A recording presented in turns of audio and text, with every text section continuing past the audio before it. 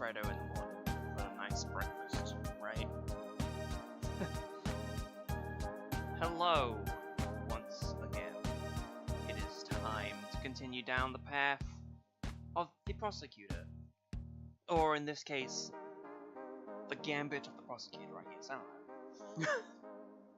So, I will admit, I did want to do this yesterday because I thought, ooh, Fridays and Mondays, that sounds like a decent enough kind of loop.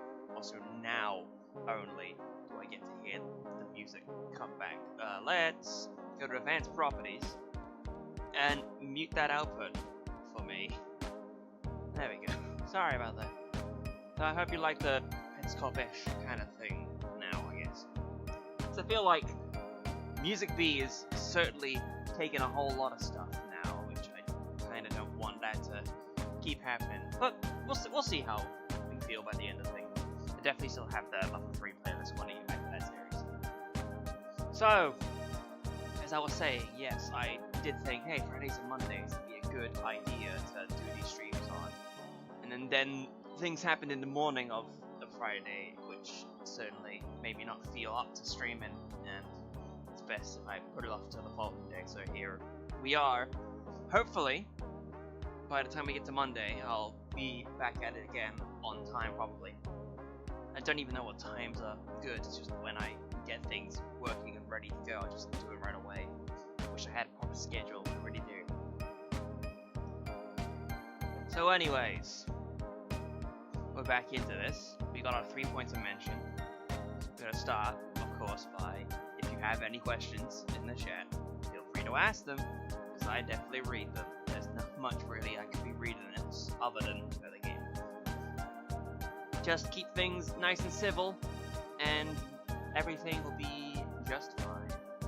Because it's a small channel, I don't even know if moderators show up every now and then. It's just me. I did have a couple of instances back in the day where there was like chatbots showing up, and I was like, okay, you guys can go now. But that's good, okay, I guess. The second point. These streams are announced when they go live over on Twitter, as well as over on Discord. You can find both those things in the channel about section, or the banner at the top of the screen. They will show you exactly where to find those two things. It's very nice to have them there, right? Very nice indeed. The Discord server is not very large, because there's not very many people in it. It makes sense, you know, all those 900 people that are sub to this channel, and barely anyone shows up streams. But we do it anyways, because it's fun, and also it gets stuff out. And also, Premiere Pro, the payment bounced slightly. But hey, that doesn't matter for now. And Twitter, you know what Twitter is like. I'm sure you do. And lastly, it's time to talk about the channel I would like to recommend for this stream. And this stream's recommended channel is the Law Hero Podcast. Now, I don't know if you've ever played Guitar Hero, but it certainly is a game that exists out there in the world. And I had already been following two creators in the field because I enjoyed their energies. And they are Jason Paradise and Size28. And then come, like, last year or so, they make an announcement saying, hey, we're starting a podcast. And it sounds cool. So I went over and had a listen to the first episode, and I found myself enjoying my time. Even if most of the things go over my head, it's still fun to have the energies of everyone talking together. And since then, they've been making tons of little episodes. They're a weekly podcast every Wednesday or so. Well, at least Wednesday in my time zone. And you can find them over at Law Hero. You can even find them on Spotify. Kinda cool. And you can find out in real time when Fortnite happened. It's okay. You don't need to worry about that too much, really. Now, Walter has joined us. He's a very wonderful person, and by person I mean Pug. He's very nice in giving us a face-to-face interview. Now, he's probably not going to contribute too much to the stream now, are you? Silly boy. I guess I could also give one extra little point of mention, given that these are the streams that I'm doing this in. I might as well, because, you know, if you do enjoy these streams, then thank you very much for being that and all that jazz. But if you do like Prosecutor's Gambit, and want to find like a full version of that, except not a full version of Prosecutor's Gambit, 'cause I'm gonna do it like this, then you can check out the most recent upload, which is a 7-hour video compiling Nintendo Capri Sun's playthrough of the series. That had a lot of effort put in, involving having to make my own GIFs of the character animations, as well as having to play Stardew Valley up to summer just for one visual gag. It's always a fun lark time to do this. Yeah, I don't know when I'm going to do Dual Destiny, so I'll eventually get to it, just not right now. So, now that that's all out of the way, we need to stop listening to Headscop, unfortunately, and we gotta transition over to the other song that's being played currently, which is Sprite Amusing Folk.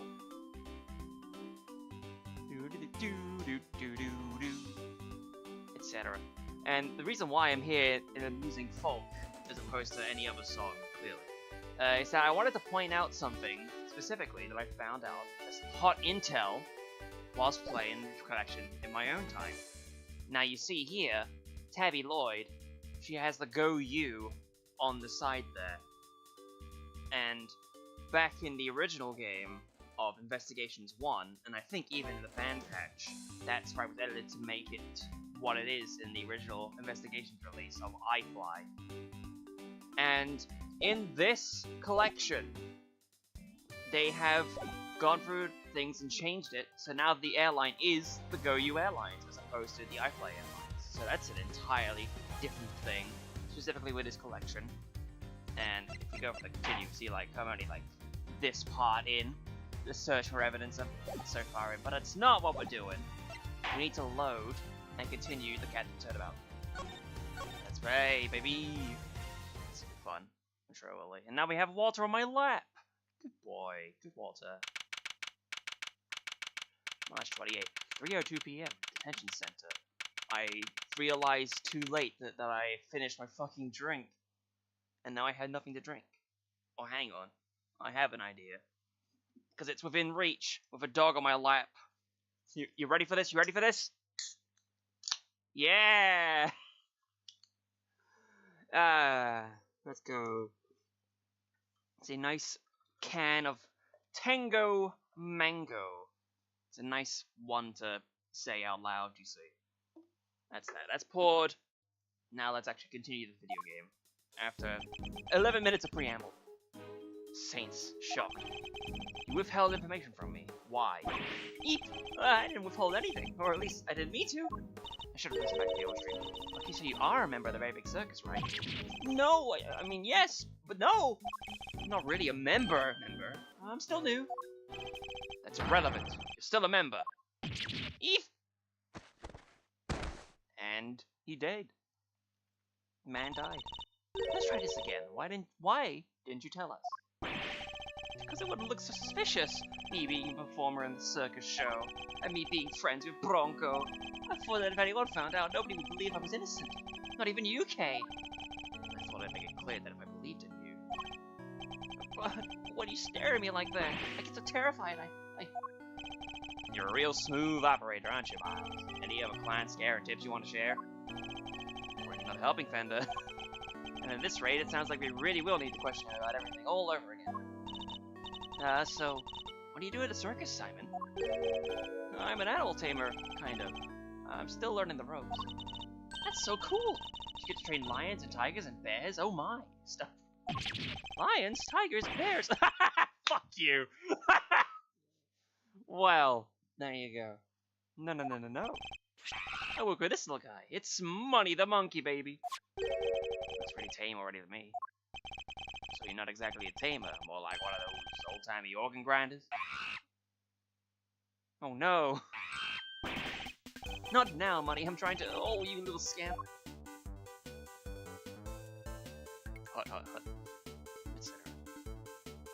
Being puppeted like a weirdo.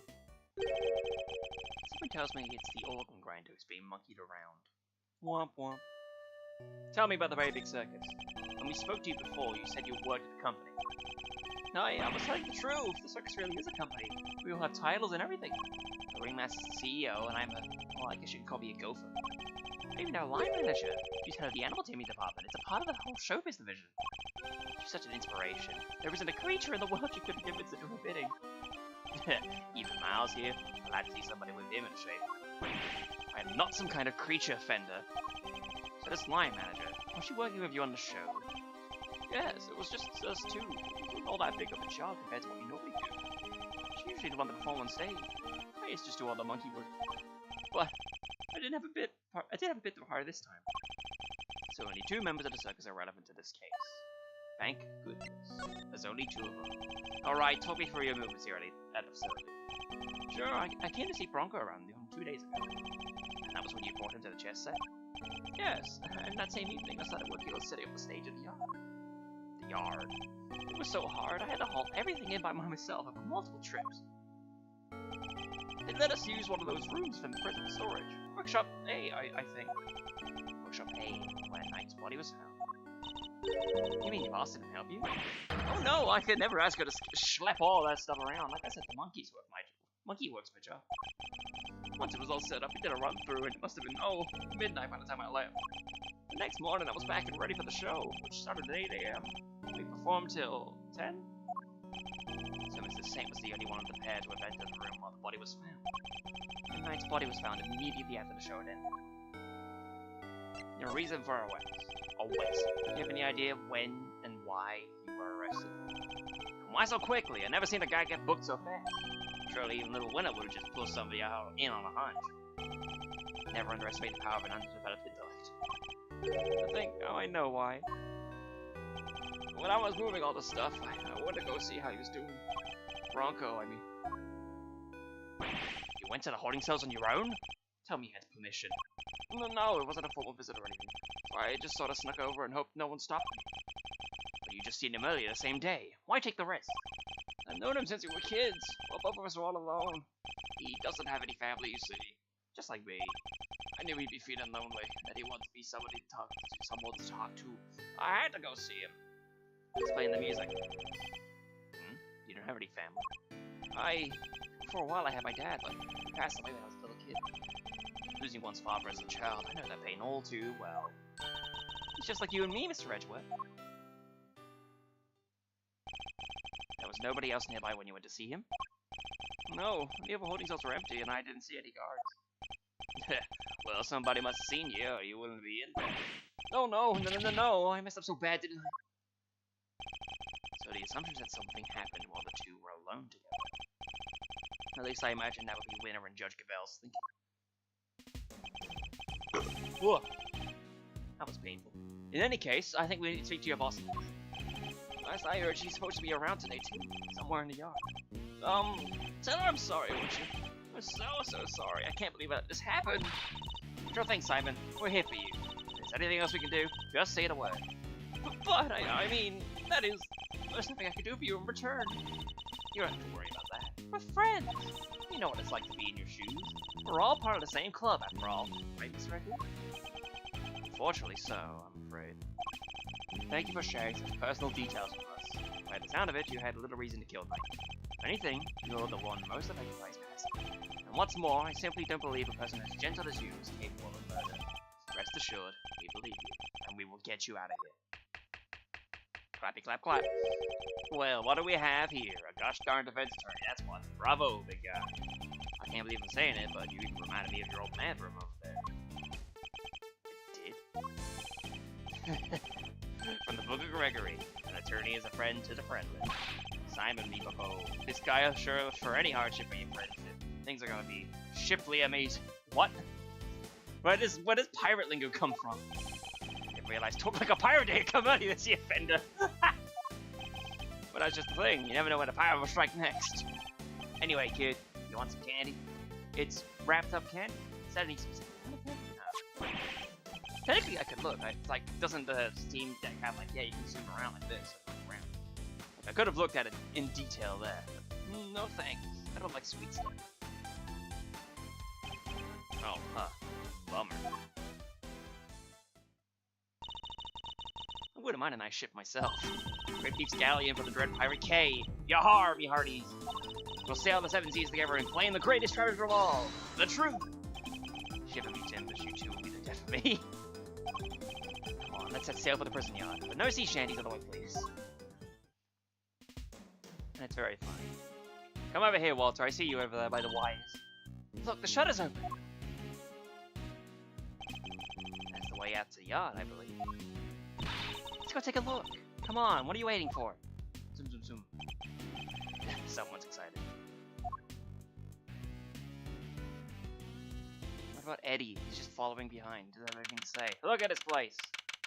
This is one of those places that they showed off in, like, promotional material. Walter, be careful how you're walking around, buddy. I don't want to lock this fucking door, because that's what happened in the first stream. So this is the famous yard. The circus performance is taking place here just before the body was discovered. Check it out! It's like the backdrop to some epic festival. Oh, okay, spotted something. Most of the residents were assembled here when the body was discovered, which means that anyone who saw the show has an alibi. Building layout updated. Also be careful. Alright, time to take a look around. Eek! Okay.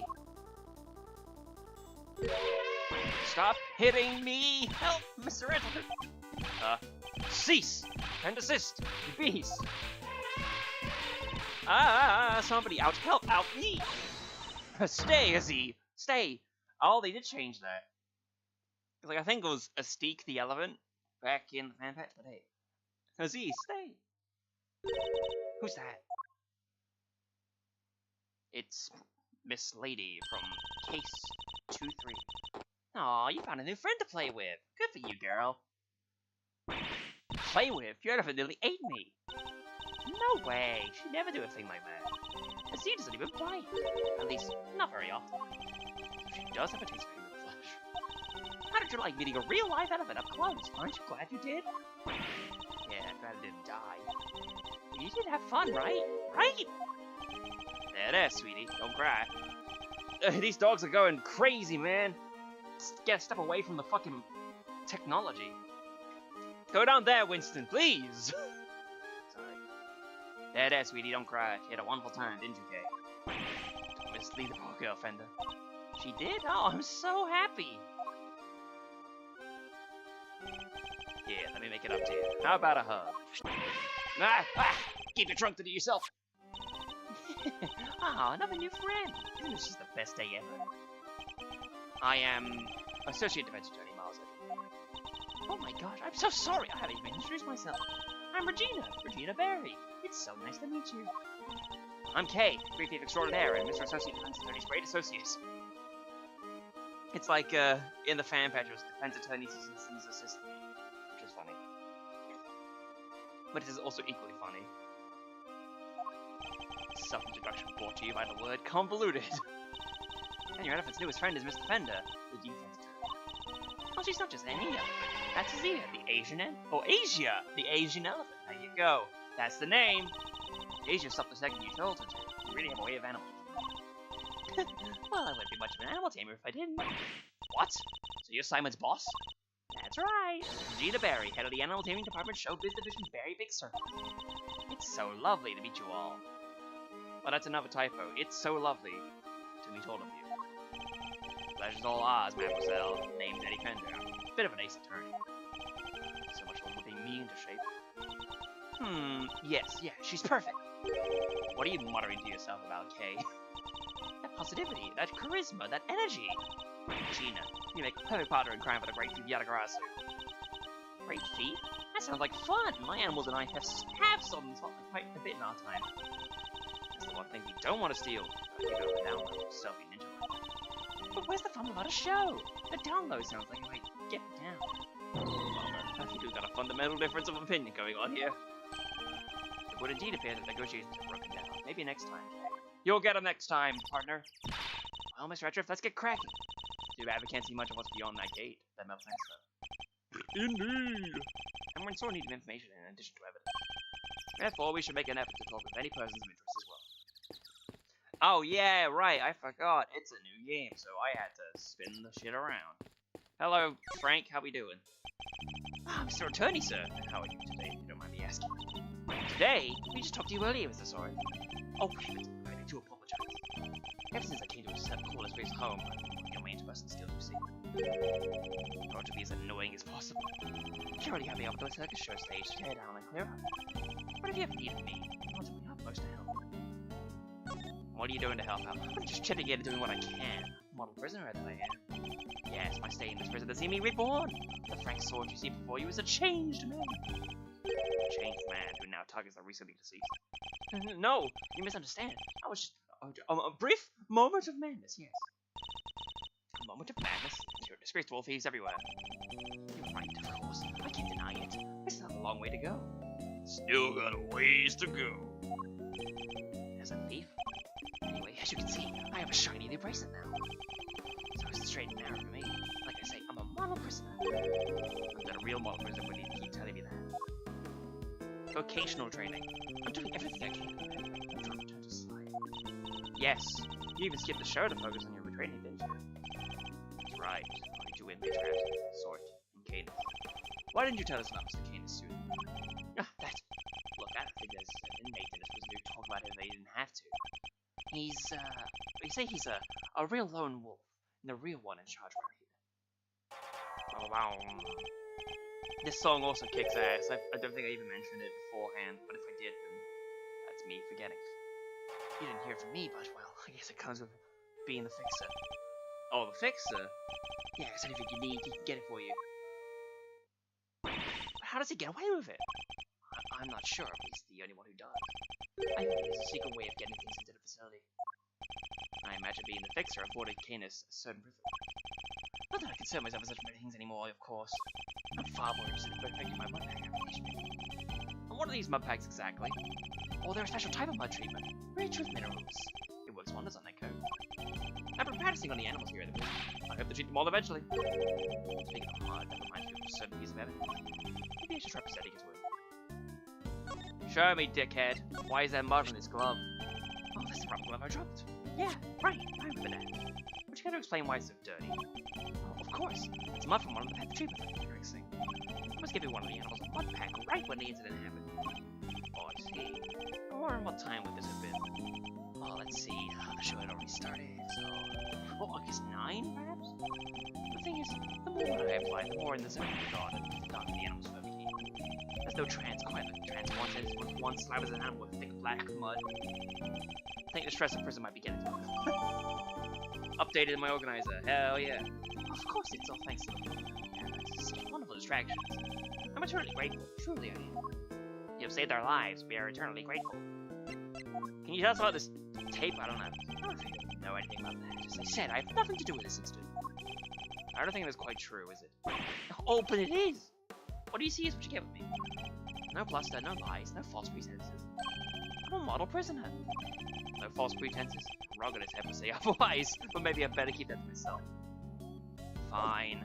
He's got nothing for us, so let's talk about it. What's here? A simple, sturdily built well. I wonder if it was the work of the prisoners. Somebody's had a bunch of tools lying around. There's a long piece of rope, a pretty heavy looking weight. Let's see, it weighs 30 pounds. Oh, and there's some pulleys too. Okay, can you stop touching everything in sight? Aw, come on! It's not like I was gonna take anything. What exactly were they being used for, I wonder?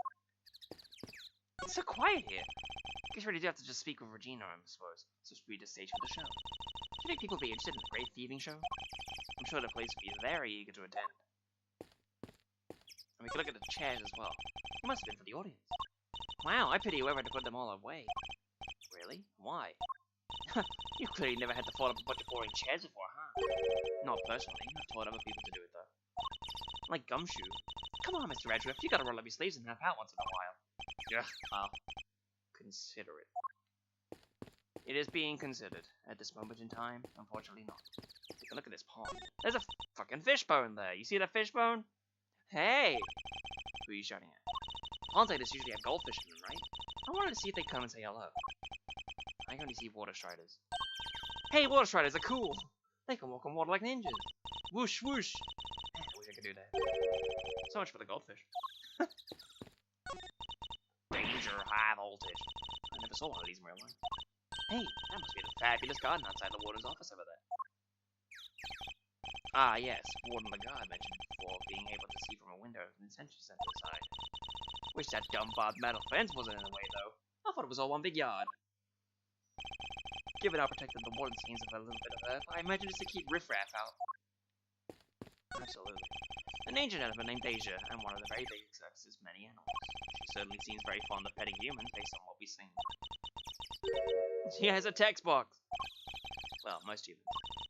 You can't just glare at her like that, Mr. Edgeworth. I don't think you're trying to show her who's boss. Are you telling me she thinks I'm one of her kind? No, just that she respects you, I guess. How comforting. And there's also this door over here. It appears to be locked. Want me to open it? Can't guarantee anything, but I'll certainly give it a try. No, if we deem it necessary, we'll simply ask for the key. Spoil sport! That's gonna be my chance to shine. Free to shine somewhere else, but do not make an audience out of me. Fine. Alright, Regina. Regina Berry, you're the head of the animal taking department. You must be Mrs. St. Boss. Well, that's right. My dad founded a very big circus, but he passed away. He was murdered. I'm sorry to hear that. But we have a new ringmaster now, and he's made the circus bigger and better than ever. He's such a nice man, and he was a good friend of my dad's too. Wow, that's great. Lucky you. I know, right? It was his idea to set departments like animal taming, magic, and ventriloquism. Only animal taming and ventriloquism we have more than one person right now. But the very big circus is getting bigger and better day by day. Sounds like you guys are really going places. They're getting on well. Like a house on fire. I'll leave it to it. Although, should you be mentioning fire after the whole case 5 of the last? Can you tell me about the show? Oh, it's a wonderful thing. It even has a story. And not just any story. It's a love story. Isn't that dreamy? Sounds like a regular riot. So who's the star of the show? Well, let me guess. You? No, silly. That would be Asia. And she falls in love with none other than Regent the tiger. It's a heart-rendering saga of forbidden interspecies romance. Whoa, Nelly. I've heard about couples, but that takes the biscuit. And that's not all. There's a love triangle too. It's so romantic. That sounds really incredible, huh, Mr. Edgeworth? So the elephant is the heroine. I suppose that's the first prime for everything. And, who's the third wheel? Oh, that'll be the big old meanie who tries to tear our star-crossed lovers apart. Ooh, what animal do you think it is, Mr. Edgeworth? Given that it's a circus, perhaps a lion? I think a raven would be cool. Like the Yadagarasu. Like the one on my bed. Oh, hey, by the way, this fucking sprite of K, I'm drawing that for the thumbnails. Just what you should know. Nope, it's a sneaky monkey. That's certainly lower to say. Oh, you mean money, right? Nope again. The role of the monkey is played by Simon. Money, nice fudge is what playing against Asia and Regent's. Anyway, the evil villain tried to tear Asia and Regent apart. What will become of the fated twosome? It's so exciting, isn't it? Wow, it sure is. So Mr. Saint was more than just a little helper, and he claims to be. Oh, poor Simon. It'd be terrible if he couldn't perform with us anymore. It would be, wouldn't it? Can you tell me about how you set things up for the performance? No, that's not really my area.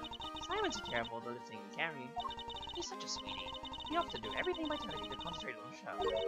I did see him doing something near the well, though. A well. I recall seeing one behind the stage. I should examine it in more detail. You should have seen him moving those huge cases around all by himself. He's a total hero. Yeah, it sounds like something he would do. Weeping all the while. He was going back and forth between the yard here and some sort of workshop with all the equipment. The prison gave us special permission to use it for storage. But he was the only one who went down there, so I don't know much more than that. The workshop must be the one night what he was with. I guess it's composed that Mr. Saint was the only person foreman to have gone to workshop A. Well, this sucks. All we're getting is information working against us. You'll have to help Simon, Mr. Attorney. We're all counting on you. Just leave it to us. You may not look it, but Mr. Edgeworth knows how to get things done. What exactly is he may not look it supposed to mean? There you are! I should have seen, like, I saw her on the very corner of the screen. Regina, cupcake! I'll warden the guard! I've been simply dying to sit down for a chat, you exquisite little thing.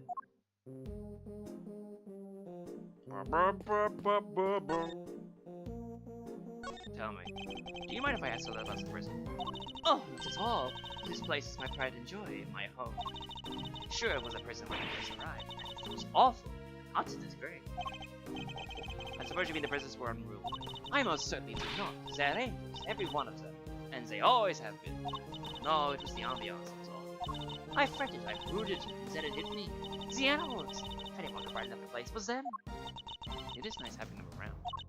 Isn't it just? And now look at my fabulous little family. Why, my darling Frankie is the very picture of rehabilitation. He's rifling for dead men's pockets. We have so many success stories amongst the family, but darling Frankie really is a marvel. He's thrown himself into the vocational training, and is always the first to volunteer for everything. What, New York model prisoners don't do that? Oh, of course they do, my dear. Of course. They're all such triers, such doers. It's just that Frankie, well, let's just say he knows what's good for him. What exactly does he mean by that? Anyway, he's a very good boy. So do try to be nice to him, won't you? I'll try. Loud, soaring music, great living animals. He's a very big circus, truly has it all. And everybody who comes here gets to see it once a month. Really? In that case, let me see. She better not be thinking of someone to confess to. This monthly show. Is it always performed by a very big circus? But of course, sweetie. I'm Regina's biggest fan. That girl's my little princess, my superstar. She's so wonderfully talented. Yes, she is. She really is. Samooch. And she's so adorable, so sweet. I could just gobble her right up. You're not lying when you say you're her biggest fan, huh? Which is why I'm worried about her. So worried. It's all because of poor Simon, you see. If he's found guilty, why, darling Regina will be devastated. So you simply must make sure that doesn't happen, Mr. Lawyer. Please, I'm begging you. If there's anything I can do to help you clear up this awful misunderstanding, you let me know. Regina, darling, you put on the most splendid show for us yet again. The stage, the stars. You in particular, my princess. You're simply divine. That's so nice of you. I hope everybody else enjoyed it too. About that, dear, I'm afraid I have something to do. There were some absences, you see. She was being Candace and Solar. We were 3 members short. Unbelievable, I know. How will you ever forgive me? I'm sorry, but you're saying 3 inmates didn't attend the show? Oh, I do count the dog. Walter, can you not look at horses outside the window, please? That's right, sweetie. I counted the seats myself. 1, 2, 3. No show. And I always make sure there are enough sheets for everybody. Mr. Edgeworth, that's alright, is it? Indeed, as far as we're aware. Mr. Canis and Mr. Sorrow were the only ones not present. This doesn't matter. Who was the 3rd missing prisoner and what were they doing? It seems we need to investigate further. Oh, I was enjoying my chat with dear Regina so much, I almost forgot. I must feed the little one. Little one?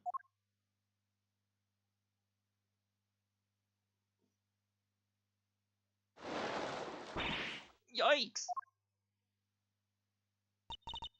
Alligator! You're looking as adorable as always, Allie, my sweet. Aw, she's so pretty! And what a cute name! Yes, Allie's the alligator, isn't she a darling? She's my favorite, aren't you? Yes, you are. I'm so jealous. Can I pet her? Of course, princess, of course. She's about to hug the alligator. Boy, howdy, these two and me for one another. They look like they'll be busy for a while. Maybe we should go back inside the prison and check this out. Now, I'm surprised how, if they keep coming back over and over again, how is this the first time Regina's seen Allie? Because I didn't notice Allie actually had animation. Okay. Yes, Lex. Perhaps we can find a clue as to who our 3rd missing prisoner might be. Just leaping. March 28th, 4:02 p.m. It's nowhere near that time. Prisoner corridor. Sir, Mr. Edgeworth, sir. Whoa, I'm sorry to catch up with you. Here comes our boy, his gumshoe. Detective, you're not needed elsewhere? No, the judge and the kid aren't here yet. Oh, but I got your message. So you searched the victim's himself. Did you manage to find anything? We struck gold, sir. What blood? It was right here on the floor. Only a tiny speck. At least it's something. Yeah, it proves that the holding cell was the scene of the crime, right? Not quite. The responsibility. That's not I thought you'd say that, sir. Which is why you ordered some follow-up one. I asked friends to analyze the blood as he infected. They're on it as we speak. Nice work, Gummy. You thought of everything. Detective, I must say, I'm impressed. Did you hit your head or something? Gee, don't look so surprised, sir. I just hope they continue to go in our favor. You got Gumshoe on your side. Of course it's gonna go in your favor. In your Flavor Flav. Take that drink. The aforementioned Tango Mango. Alrighty, so that's proof that the murder happened in a detention center. And for our next trick, we'll find out how the dog got over there. Don't worry, you can leave that one to me. Until the kid and the chaperone get here, we got the whole prison to ourselves. Which is why I brought my secret weapons along. Secret weapons? That's right, a few tools of the trade that are must pull their few pieces wide open. Behold, take a gander at Dick. The 7 secret weapons of Dick Gumshoe, ace detective extraordinaire. I missed that line. Take a gander at Dick. Well, I don't know about you crazy cats, but I'm sold. Miles? Very well, Detective. We'll try using your secret weapons. You got it, sir. Let me run you through the list. Secret weapon number 1, my trusty old metal detector. If it's made of steel, silver, or scrap, this little guy right here will try to find it. So, it detects metal. Very good, Detective. Next up, secret weapon number 2, missile. Everyone's favorite crime-fighting canine. You can track pretty much any set you put in front of him, especially food. He sure is a lot cuter than Mr. Canis' dog. And now for secret weapon number 3. Where did I put it? Am I one snap a sword of a school, or is that a fishing rod? Don't tell me we gotta fish for clues. No. I just happen to have it with me is all. I see. Well, onwards and upwards, Detective. Let's see what else you have. That's all she wrote, sir. Gummy? Your 4 secret weapons short of your so-called 7, and one of them was a fishing rod. Sorry, that's all for today, okay? I'll show you the rest next time. What do you think I called a secret? Can't you just go sharing everything all at once? That's crazy! In that case, then, I suppose the 3 of you deemed to reveal to us have to do for now. Alright, which one do you want to try, sir? Fishing rod. Let's give that fishing rod a try. You got it, sir. Just ponder the prison yard. They may find something helpful about you. Yes, sir. Leave it to me. Ah! What's the matter, Detective? You're not gonna believe this, sir, but I had something big for a moment, and then it took off with the bait and my fishing rod. There's a real whopper looking in those waters. Well, think of it as an alligator living in that water. I probably shouldn't tell the detective that he nearly lost more than just a secret weapon. Losing the fishing rod won't be much use, sir. Let's try something else. Oh, let's try something else. It's gotta be the metal detector, right? It seems promising. It's gotta establish a few jams beforehand. Alright. Coming right up, sir. I'll just crank the old girl up. And away we go!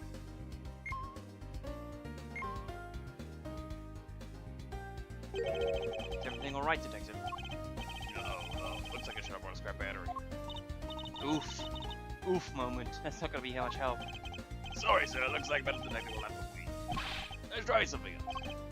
Oh, let's try it. You just said that. You got it, sir. Hey, missile. Yeah, boy. There he is! He's in HD! He really came! So what are we tracking? Trying to find out how Mr. Canis' dog got to the holding cells in the first place. I suspect the Saber was used to bring Night Sweaty back to the prison. So we give the pooch a sniff of the body. And he'll find that roof for us. Come now, Pucho. Give it a good old sniff. Does anyone else smell something sweet?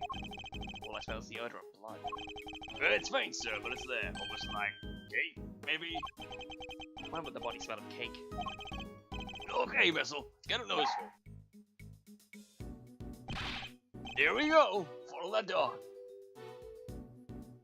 That's the way to live. He's headed for maximum security.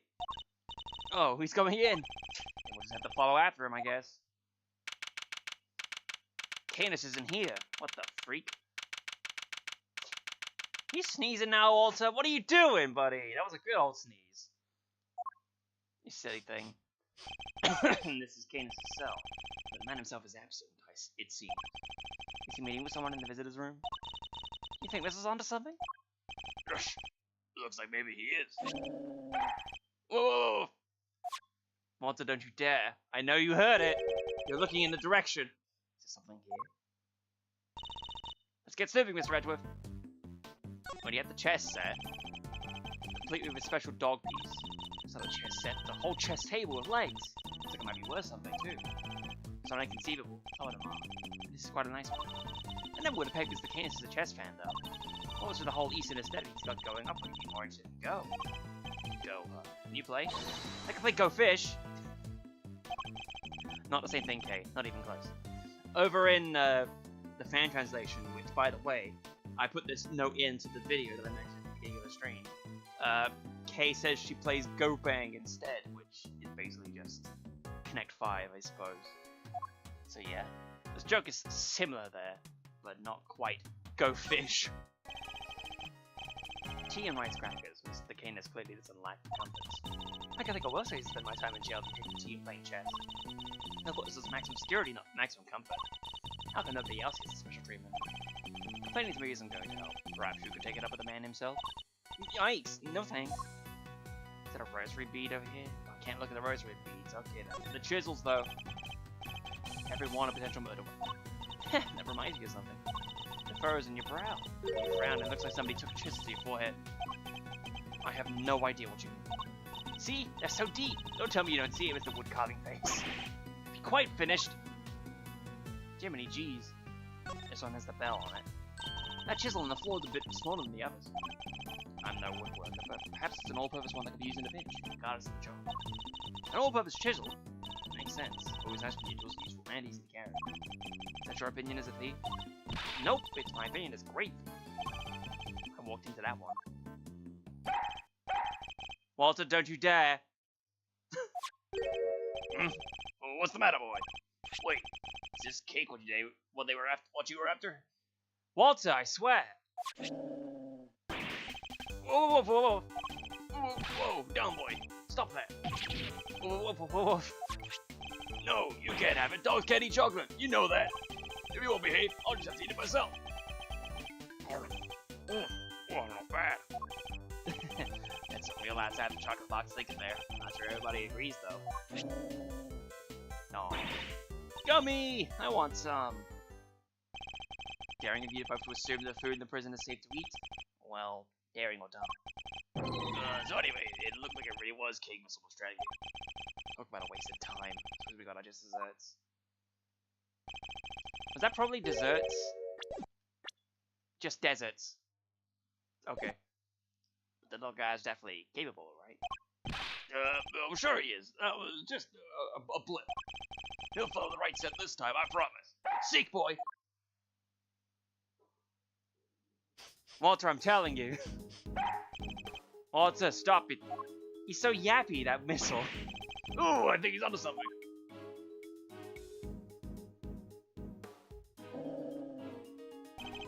Whatever it is, it's in there. It's the Carcerato's cell. We need to take a look inside. Detective, call the guard. Yes, sir. Don't you dare. Thank you, officer. A question before we begin. Is the prisoner Mr. Carcerato still in solitary? No, sir. He came back a little while ago, and he was here for the blue roll call. Guess he must be on work duty or someplace. I see.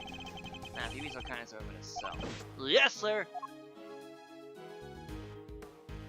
Gotta lose 20 pounds, 10 pounds. Champion. Also, this fucking bopper bag is still the same. Looks like the guard. Slash conditional. How many minutes do you think this timer is for, Mr. Richard? Well, Mr. Carcerato is in boxes, so a few minutes would be my assumption. Time is a length of a random box. Thanks for playing, but the correct answer is kinda maybe about 2 minutes. Why? Because there's a crack in it, and a bit of the sand's filled in. Ah! That's right. Damn, she's very attentive, I see. No way, he has a poster of himself. And right next to it is... Oh, this can also happen making way for a fight. Once a boxer, always a boxer, I suppose. See, he also has quite the collection of supplements. Muscle protein, hustle protein, soul crushing protein. Yeah, that's a lot of protein. Surely nobody trains like this for nothing. A lot of protein. It says Teddy in extremely poor handwriting. So this tie belongs to the bear? Is there a Teddy on this bear? What? Okay. Who wouldn't have thought it? Mr. Carcerato is just Ursine partner, it seemed like it was. Wow, this takes me back. Hey, Mr. Edgeworth, did you ever swing like this as a kid? Not that I can recall, no. So, what did you do for fun when you were a kid? Chess, golf, flute practice? Did you have any friends? Some? Why would you even think to ask that? It's like, man. I'm surprised that they give this person as heat is unusually kind or unusually careless. I wonder if he uses it all year round. Help him lose water weight, maybe. Yeesh, I hope his very friend can deal with the heat. I'm sure they burned the sweat things out together by now. I can't even look at the boxing gloves on the wall. This punching bag has certainly seen some use. Woof woof woof! Right there at that moment, he looked at the screen! What breed were you again, Mitchell? Sure it wasn't a boxer? Womp womp, woof woof woof. No way. No way indeed. Quickly, detective, move the sandbag aside. Yes, sir. Check this shit out. Boom! Ba-boom, baby! A hole. Woof woof woof woof. Whoa there, wait, missile! I'm going in too. Wait, stop. Sir, I'll go get her. That's tight. Shouldn't even that kick. He's gone. Well, I'm not going in there. Guess we'll just have to wait. Eddie, what do you think? Ring ring. Hello, Kay. Are you alright? I'm not gonna believe this, but we're in the detention center. The detention center. That hole, it's the tunnel that leads right into the Mr. Knight's cell. What? Don't go anywhere. I'm on my way. That was a terrible phone voice. Not like Kay had much of a voice anyway, to be fair. Detention center. Holding cell. It's 5:04 p.m. Welcome back in. Kay! Hey there, Mr. Edgeworth. Guess you could say you made a breakthrough. Quite. At least they came out unscathed, I think. Sir, the floorboards under the bed were torn up. That it was. So that's how they did it. There's no doubt about it. This must be the route that we've been looking for. The corridors connecting to the detention center and the prison is locked down by heavy security doors. What are you gonna do, Walter? You just turning around? With the help of this tunnel, it can be circumvented. There's a sweet scent inside this whole search. Could it be that this scent was in fact coming from the knight's body after all? Sweet scent could be detected on the body. Incidentally, the knight's body was covered in dirt. Dirt that might have come from being dragged through this tunnel. Okay, what was it like down there? Well, it was pitch black and covered in dirt, so I couldn't see a whole lot. Luckily, my camera had flash, so I took some pictures. Let's see what she captured. Spoons! And also a fork. Walter, take your steps carefully. There's cables there. Okay, buddy. Now he's shaking. Look at that. Spoons, a fork. Guess they were for digging the tunnel out. That aside, are those footprints? Paw prints, even. From a dog, perhaps? Tunnel prints data jotted down in my organizer. Secret tunnel. Fine piece of evidence. However, it begs something of a question. It does. Mr. Caserato has certainly been making a use of this tunnel. Which means... Detective, we need to find out who Mr. Caserato is, immediately. My suspicions are correct. Huh? Oh, nuts! The guards were alerted, and they began searching for Mr. Caserato right away. But after a thorough investigation of both the prison and the detention center, he was nowhere to be found. Why is she pointing? You're just pointing at the general direction of the guard. Well, has the police been notified? Yes, ma'am. We just finished listening to them with a moment ago. They set up a cordon around the entire facility. Good. It's the first blemish on the prison's spotless reputation is always the ugliest. It won't happen again, ma'am. Or a different warden of the guard, which is the one we've seen so far. Mr. Edgeworth, was it? I really can't thank you enough for finding that girl alive. Sadly, it may have been a little too late. It seems he might have already left the building. I'd say that's unlikely, Warden. After all, as a security gate at the exit of the detention center, you're not suggesting he simply walked through it. What's to say there was only one tunnel suite in? I suppose that's true. Well, whatever's the case, there is no time to be standing around chit-chatting. Mr. Edgeworth, would you mind continuing with your investigation? It would be my pleasure. And you thieves can get back to your post. Yes, ma'am. Yes, ma'am. Yes, ma'am. Detective, the results of the blood test came back from the lab. Thanks, Belle. Let's see what they have to tell us about the blood found in Knight's cell. What does it say, Miss Redwood? They have identified the blood, and it's Knight's. Intriguing. Nice job, everybody. Teamwork makes the dream work, huh? We got Knight's blood in his holding cell, a tunnel the dog clearly went through, and a security footage showing Knight being attacked by the dog in his cell. Case closed. We have all the evidence. Let's see what Mr. Canis has to say for us. Canis? Oh, darlings, are you sure? Do be careful around him, won't you? He's as well connected to the outside as he is in here. I suppose he would have to be. How else would a so-called fixer stay in business? The police has been trying to track down his accomplices for the longest time. Even if I've had to let handle myself. Go back to live.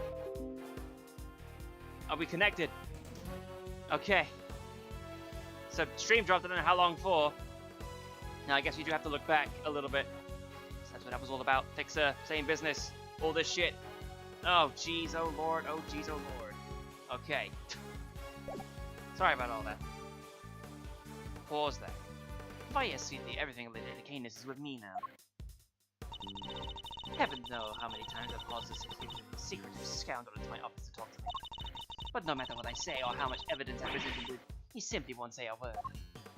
Prison warden conducting interrogations of yourself? That's irregular, to say the least. Let your guard down and he'll devour you whole. Be careful, darlings. You have been warned. Hooey! And I thought things would get any spicier. Edgelfie bows. And the dipshits, they're here. Of all places to be, of course it's them, being here. Do I want to go to intermission after that slight scare? I don't think so. We'll go for a little longer. Judge Cavell, I didn't expect to find you here. We have been conducting inquiries, which, given that we were in charge of the investigation, is hardly strange. What is strange is that you are still here, Mr. Edward. I gave you a warning, did I not? I told you that your badge was at risk. Should our paths cross again? And yet, here you are. I'm sorry that you thought that I might be so easily discouraged, Your Honor, but I am not about to let the truth slip from my grasp, no matter what you or the committee might say. I am here to present a certain someone with evidence that you yourselves should have uncovered.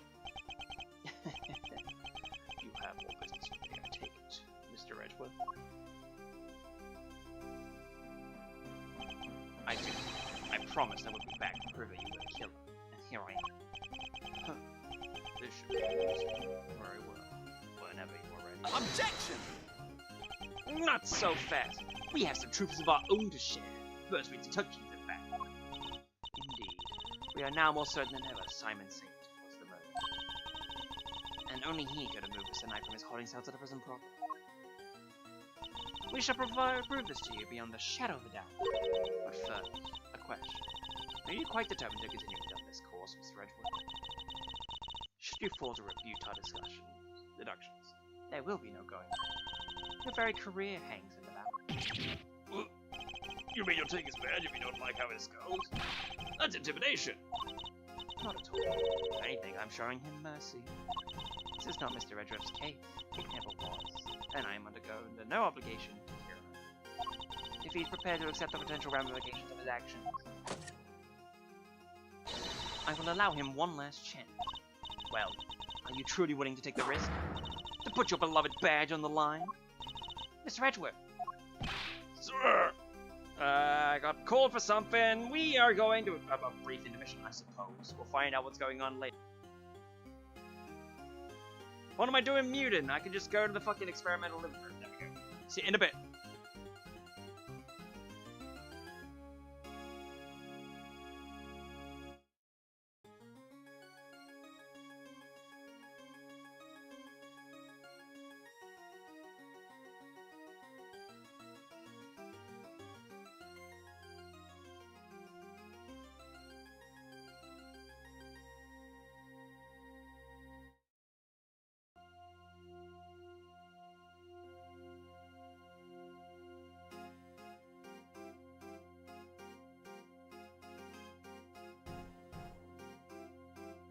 I was fucking tricked. I was not called anyway. How important? Ergo. Yes, sir. I accept your terms. I am confident in my reasoning. And what's more, I am representing the firm of Edgeworth & Co. And I do not intend to besmirch its name. My duty will be done, and I will not be intimidated. Very well. Let us see whether you are brave or simply foolish. By the power invested in me by the almighty goddess of justice, let this judgment commence. Eustace, if you will allow me. Fine by me. He's all yours, Gambit. Attack the one-eyed goblin. How Knight wound up in the prison proper. That's a long title. Okay. Alright. You are aware of the incident involving Mr. Knight the day before yesterday, I assume. He assaulted an innocent guard and stole his keys. Later, in the middle of moving a large animal cage, Mr. Saint stopped by Mr. Knight's cell for a little visit. That's when Mr. Knight stole out of his cell using the keys he'd stolen. He slipped into the cage, and then he hit his wheel to one of the prison workshops. Figured she was gonna bring up Mr. Saint going to Knight's cell. Yesterday, after you so kindly made us aware of the security camera footage, we decided to take a look at it ourselves. Perhaps you would like to see what was found? Hello, sir. What's this business? Sarada, I don't know. He says Very important. Oh god, I've moved the ship. Perhaps you'd like to see what we found? This is a still from the footage we received. It's the Saint speaking with Knight at his cell. Correct. You will also note that he has positioned the cage in such a way as to obscure the camera's view. It is the blind spot that Mr. Knight explored in order to enter the cage undetected. Found this looking this up the stream. I'm just here. Man, I just like playing video games sometimes. I just wanted to do this because I'm so very much intrigued to see what's different in this translation compared to the fan pad.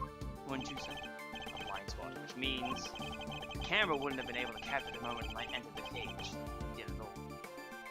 I have not played Roblox before. I might have played it in the past, I don't remember the count. I'm not share it, because what's the point of that? So, the camera would have been able to capture the moment Knight entered the cage. So it's still possible that he didn't actually leave the cell at this point. I don't get it. Why would Mr. Knight want to hide in the cage? There was really only one place he intended to escape. A prison break! It's like the movie I saw. Mr. Casarado, Mr. Knight, everybody's doing it. I have to step on my game. Okay, now it's ready for the time. Mr. Casarado's escape is no laughing matter. It is my belief that Mr. Saint helped Mr. Knight with his escape attempt. That is to say, he was his accomplice. Wow, go Simon! That wasn't a compliment. I understand that the cage was briefly taken to one of the workshops. I imagine that if things had gone to plan, Mr. Knight would have remained in the cage until after the show, and then removed from the premises, along with the rest of the service crew. Unfortunately, Mr. Knight, Mr. Saint had other ideas. He killed his friend in cold blood. Which Cabell's argument seems reasonable. There must be a fault in her logic somewhere, and I'm gonna find it. I'm gonna find it, boy. I swear to you. Hold it! So you just gotta press, I suppose, is the best option of attack. Your Honor, about this incident. You have heard about it before. Surely any attorney worth his salt would have his sources. Yes, I'm aware of it, of course. I said overruled! Overruled! And you are wasting both our time. Shall we continue? Hold it! Do you have any proof that Knight stole the keys? I mean, what's our evidence even say on the keys, right? It was just, they were taken, right? Yeah, they were stolen yet to be recovered, so there's somewhere. I can think of no other reason for him to carry out such a brutal attack. Once the guard he assaulted regains consciousness, I'm sure he will confirm our suspicion. I wouldn't be so sure. Perhaps I should press it further on the reasoning? Sure. Sorry, I believe there's a flaw in your reasoning. If Knight had the keys, there was nothing to stop him from leaving whenever he wanted. Why wait for Mr. Saint? There was no need, sure. He chose the option he deemed most likely to succeed. He stole the keys and hid them somewhere, and waited for an opportune moment to present himself. He hid the key. I'm afraid you might have had an uncharacteristic oversight, Your Honor. The knight wasn't hiding any keys. That has been proven already. It's evident the first knight didn't have the keys. The fact that they haven't been solved or found. Take that! Shrug. Since you know about the incident, I assume you must already know this, but after the assault, the guards searched both knight and his cell. No keys were found. And if the whereabouts of the keys cannot be proven, neither can your theory. I have considered the matter of the missing keys, and I do not think it is such an issue. I still believe the outcome. After all, the guards only stated that they would be unable to locate them. How unfortunate. And this is because they were cleverly hidden in the pocket chest set. Nice chest set. The same set in which the murder weapon was allegedly hidden. Oh me, oh mine. Was it? I can never wonder about it. What? But you're the one who proposed it! Ah, actually, if you recall, that was Eustace's assertion. So the two of them aren't on one mind in this, I take it. Allow me to restate the facts. Mr. Knight hid the keys he stole from the guard inside his chest set. When Mr. Saint came to see him, Mr. Knight used the keys to open his cell and climbed inside the key. He was then moved from his holding cell to that workshop in the prison house. All with the help of his friend, Anna Collins. Had things gone according to plan, he would have been taken out of the facility after the show. But they did not. Instead, his accomplice murdered him while the show was taking place in the yard. Red. Objection! But Mr. Saint was a part of the performance. He had no reason and no time to commit the murder. Overruled. How indeed? Oh, allow me to explain. As you know, many stage performances follow a set narrative. Yesterday's show was one such example. Oh, she's done her homework, I see. The suspect played the role of the antagonist's opposite, the elephantine heroine of the show. In the latter part of the performance, the heroine's love prevailed and the villain is defeated. This victory is depicted in a very unique manner, whereby the villain is sent flying from the stage with the heroine. Sent flying by the elephant? Knocked away, clearly. Isn't that dangerous? Having been ejected from the stage in this manner, the villain no longer appears in the performance. In other words, the suspect did not appear on stage for a period of approximately 15 minutes. You're saying the crime took place during that time? Ah, yes. I'm afraid so. After all, it's more than a sufficient window, wouldn't you say? Objection! Committing the crime and returning to the stage in that short 15-minute window was only possible, assuming the murder took place in the prison proper. But in fact, Your Honor, the real scene of the crime was Knight's cell. I seem to remember telling you I'll now accept that part of the security footage into evidence, you see. Objection! And you wouldn't have to. I have proof of it if you kind. Very well. Would you be so good as to present? What proof do you have that the murder took place in the victim's holding cell? Take that! Says 4, buddy. This appears to be a photograph of a floor. You really think I'm that stupid? Almighty goddess of justice, grab me, patient. The floor you so dismissive of, Your Honor, has traces of Knight's blood on it. I've been knocked away. Traces, you say? Oh, is this evidence reliable? After all, I don't believe you had access to the necessary forensics operative. Objection! I have my reasons. A certain blunt instrument, you might say, but reliable. Oh, the detective. How very unfortunate. Perhaps before you decided to circumvent the law, you might have considered that the committee's influence extends to books. No, now Gummy's badge is on the line too! Oh, forgive me, detective, I didn't mean to put you at risk at well. I will enter the fact that Mr. Knight's blood was found into the holding cell into evidence. However... Objection! Bad luck, idiots! You're really on the edge now, Mr. Worthless. Mr. Winner, I'd forgotten you were there. Nice while it lasted. I just wanted to tell you that your entire argument is one big inconsistency. You showed us camera footage of a dog killing Mr. Knight in his cell. Are you saying the mutt also wiped blood up before it left the scene? Uh-oh. What other tricks can it do, huh? A blood-wiping dog? You're a joke! You don't wipe that blood up, wouldn't you, boy? Yes, Albert. Yes, you would. What? That was one of the tricks I taught him before our work together was so rudely cut short. He's a very very tidy. Never misses a drop. It would be the evidence after all. Saved by an assassin of all people. Jeez Louise, you could have just talked to the little guy to shake hands.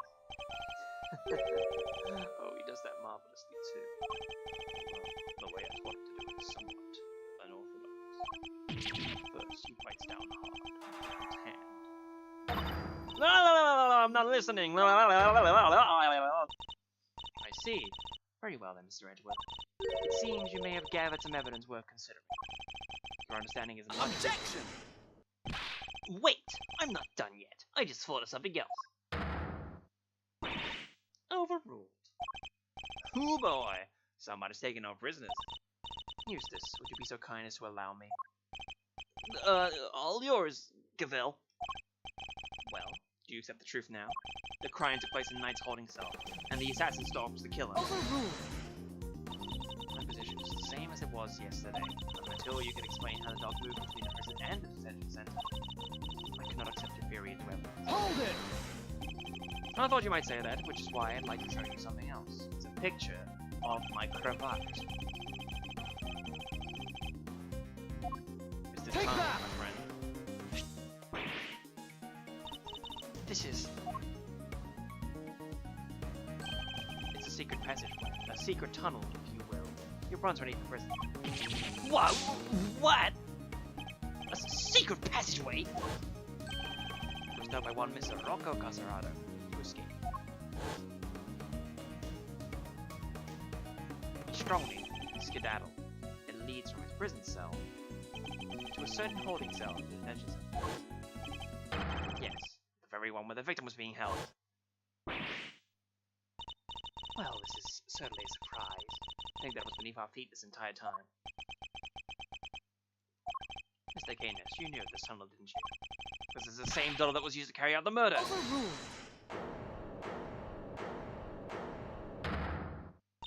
In the name of the goddess of justice, shut the fuck up! Overruled, Mr. Edgeworth. You are out of line. Hold it! How so, Your Honor? Overruled. Evidence is everything, whether in a court of law or at the scene of the investigation. Isn't that your little catchphrase? Well, it just so happens that I have some evidence of my own. Bronco Knight's autopsy report. His autopsy report? I'm not gonna play Roblox, I'm sorry. Not even for the first time. I've done obbies in the past. I remember this vividly. When did we get that? How do you not know you had it? The police handed it to me only a short while ago. The findings are so preliminary, but there's something about you to know. The goddess of justice speaks to us through these pages, Mr. Edgeworth. Cause of death, stab wounds at a throat. And the weapon is said to be a sharp blade of some sort. Unfortunately, Mr. Serrata, this stream is themed to one thing. I can't swap it over because I don't think this computer runs it well. You don't even know what happened in the first and second streams. Buddy, I'm sorry. I have to disappoint you in this way. This channel has never been about Roblox in any way, shape, or form. Look at us screaming! Boy is screaming. A sharp blade of some sort. It seems to be people stabbed repeatedly in the same spot until they are ugly. As such, the police have yet to identify the exact shape of the weapon. It is overruled in nature. It seems to be beyond question. It is a bladed metal instrument. In light of this evidence, do you truly wish to continue with your flight of fantasy? Or will you now claim that the dog used a knife instead? Ugly stream then, fine. This is not the audience that... I don't know, man. The court is adjourned. Objection! But a tunnel, the paw print. What of it? Helmet is something. Perhaps you just happened to come across this tunnel one day. Although I couldn't say for certain, I myself cannot wonder quite so frequently. That'd be quite a coincidence, but I can't prove this on the case either. Sure knows how to keep a secret, huh? Kinda wish she kicked us in the teeth a little earlier with that. She was waiting for the perfect moment to crush her with that autopsy report. And I fell for it. Hook, line, and sinker. You are lead attorney with the defense, correct, Mr. Benton? This is the interim autopsy report in question. I do apologize for the Yeah, no sweat. Thanks for hooking us up. The interim report says the cause of death was a stab wound to the neck inflicted by sharp blade. Death was... Yep, this all checks out. Yep. Mr. Fender, a handshake is not necessarily official confidence. So please feel free to let go of my hand. It's not a holy relic. It's just trying to be friendly, Your Honor. Had you lingered a moment longer, the goddess of justice would have spoken to you through my gambit. Alright, I got it. Nice work, Gavel. Just like we planned it. I didn't mean to instruct you to use this, but thank you. This report came from the police. I have no choice but to accept its legitimacy. But if the dog didn't kill Knight, then that takes Canis out of the running. The goddess of justice speaks to me, Mr. Edgeworth, and she is merciful. She tells me that you might keep your badge, or you'll finally abandon this fruitless quest. What's a move, sir? I think she really means it this time. What do you think, Detective? My answer remains the same, Judge Cavell. I will see my duty done, and I will not be intimidated. Even with how things stand, you still refuse to concede? This may very well be your last chance. Your badge hangs by a thread. Then let it fall if it must. I have something far more important to protect as an associate attorney. My client. The goddess of justice is no doubt saddened by your refusal to accept yet another offer of mercy.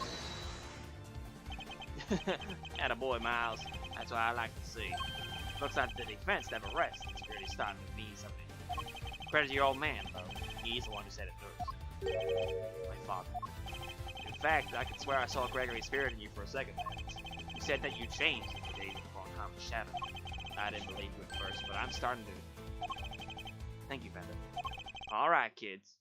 This is where the rubber really hits the road. Put your thinking caps on. It's make or break time. Oh, let's just check at least. Because you compare Raid Shield, he's 36. And he's still, yeah, he's definitely old enough. Older than Edgeworth. Kinda crazy. If it's true that that was an off-road bladed weapon, does our whole case really fall apart? Bladed weapon. Of course. There were 5 chisels in Canis' cell when we last looked. A former assassin considered it would struggle to quit with a tool like that. In which case, the weapon that killed Knight was... Have you quite finished? It would be in your best interest to consider. Hold it! Evidence is everything. It may well be my little catchphrase, but it's also true. So the murder weapon was a sharp blade? Then where is it? The guards didn't find it. Why can't you let this go? So what if they didn't find it? What are you driving at? What if I were to tell you that I now know where the real murder even was? And it was right under our nose the whole time, indeed. It was one of Mr. Canis' chisels! What? Overruled!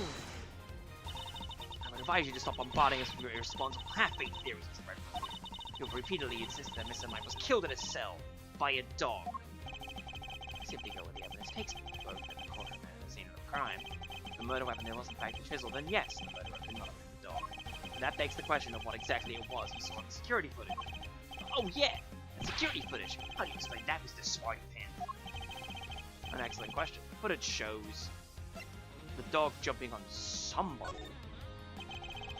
Mr. Canis' dog jumping up at Knight. The dog attacked Knight, but he didn't kill the man. He didn't? No, Knight was merely knocked out. The dog didn't drag the corpse through the tunnel. He dragged them alive, but unconscious Knight. Real killer was the dog's master. No, I get it. By bringing Knight here, Mr. Canis could have finished the job. And he could definitely use one of those chisels to do it. Correct. You bodied armor Canis. You're the only one who could have done it. Objection! Hey, Mr. Edgeworth, you ever get this on your report card? Refuses to listen, must learn to respect others. Are you asking me to confess into what's on yours?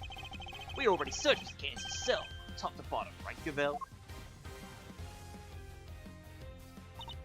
Yes, we even inspected his chisels, all 4 of them. That wasn't a single speck of... Hold it! Why, thank you, Your Honor. You've just confirmed my theory. I have? What exactly did you... The last time we were here, there were 5 chisels, not 4. Oh yeah, I remember counting them. Definitely 5. The one that's missing is a small one. You thought might be a pocket chisel. Mr. Canis, where'd you hide the chisel? Pocket chisel. And what use might I have for such a thing? I'm rarely allowed to leave my cell. In which case, we shouldn't have had a chance to dispose of the weapon. Pardon me. You dug your own grave, Mr. Canis. You seem to have an idea where the missing chisel might be, Mr. Redworth. Would you enlighten us? For a man who can't leave his cell of his own volition, Canis could only leave his cell here, within maximum security. Take that! Mr. Canis is still a prisoner, despite the comfort he enjoys. He's rarely allowed out of his cell. He could have given his chisel to his dog to leave somewhere, but that would have been far from ideal. He would have no way of guaranteeing where it might have been. Intriguing. Do go on, Mr. Redwood. Furthermore, this room is the one in the place where a bladed instrument wouldn't raise an eyebrow. 4 chisels, 5 chisels, who's counting? In fact, you took full advantage of. He'll keep the infuriating evidence closed, routine. Classic. Objection! But I looked! I searched the whole damn cell myself. And there's just no way he could have hidden it. Objection!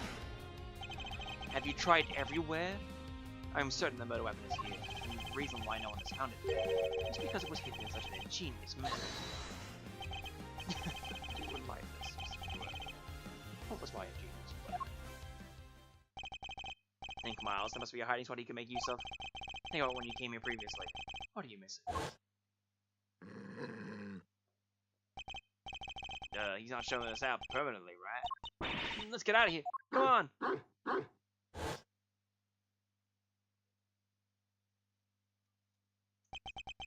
The boy! Dog! He hasn't made a sound today. And we were here previously. You barked and growled repeatedly. Can't even encourage him to do so. That must be it. I knew something was off. I can hardly believe it. I think I know where he hid the murder weapon. Giving up already. I expected more of you, Mr. Redwood. Hold it! As well you should, if you would give me a moment. So this piece of evidence shows where you hid the murder weapon. Right, it's in the evidence as dog. Your dog. He seems unusually quiet today. Oh yeah, unlike last time when... Mr. Canis, if you'd be so kind as to open Helmet's mouth. Oh, come now. He isn't barking because he's a well-behaved boy. I had to order him to last time. And order him again, this instant. It's not like we're asking for the world, Mr. Canis. Nor do you have something to hide. Very well, if you insist. Come on, Helmet. Open up. There it is.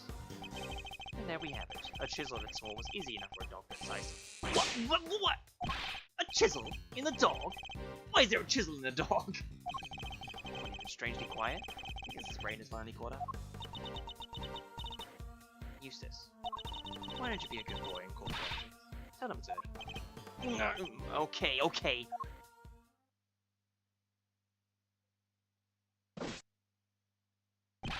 Our findings are as follows. First is a water detected on the journal. What?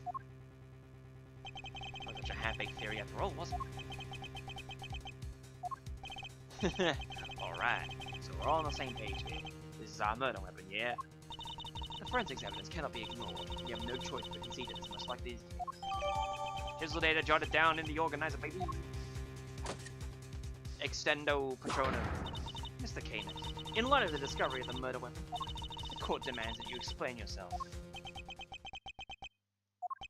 We found the route your dog took to the holding cells, and now we have the chisel. How do you propose to talk your way out of this one? You never fail to entertain, Mr. Edgeworth. Why does he always laugh like that, even when it's not funny? Poor help. How could they suspect us? You leave me little choice. I shall simply have to share with you the truth. I did not kill anyone. I have grown tired of killing. Something's not right. Why is he so calm? Very well. The court will hear Mr. Canis' testimony. If you would be so kind.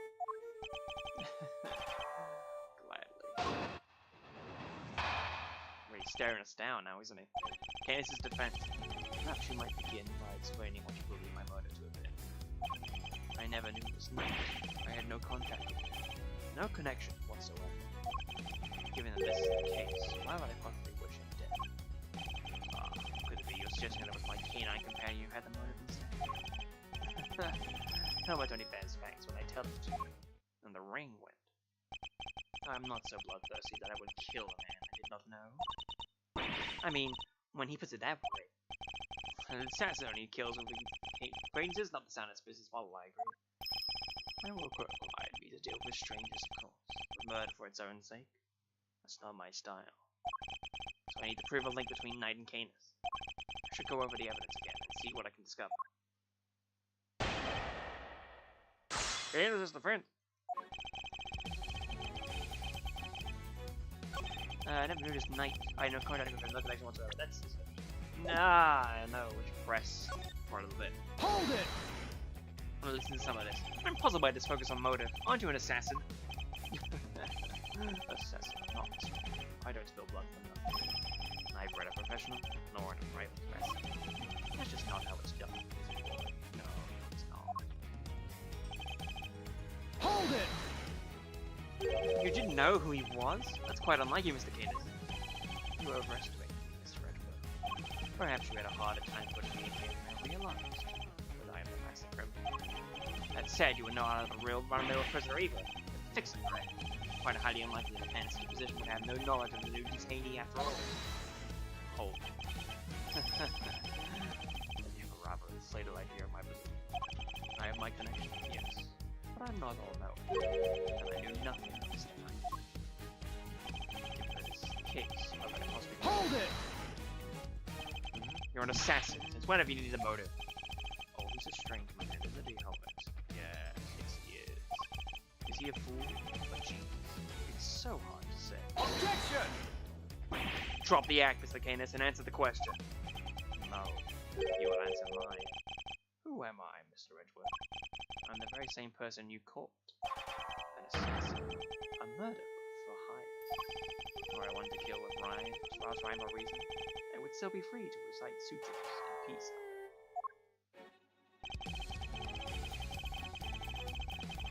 Hold it! Of course not. But your dog was trained to kill. What is this man talking about? Why would he say such an awful thing about you? He's a silly man. That's what he is, yes. Then perhaps he killed the wrong person. That would explain the lack of motive. Hold it. Your precious police dogs attack people willy-nilly. Have some respect, Mr. Edward. If you're going to accuse Helmet of something, at least show us some evidence to back your claims. Ugh. What if I had any? Hold it! Then you must have done so, didn't you? You ordered Knight's death. Oh, Mr. Edward, you're not trying harder than that. Have you gotten what I just said? I did not know, Mr. Knight. I did not even know that name. If you are going to insist otherwise, the least you can do is show us proof. You must show us some proof, mustn't he, Helmet? Yes, yes, he must. There was Canis for his dog, including the claim. Knight wouldn't have been dead if Canis himself had wanted to be. So the first order of business should be to prove that Canis and Knight knew each other. There is a way! You know what that way is? It's his fucking chest diagram.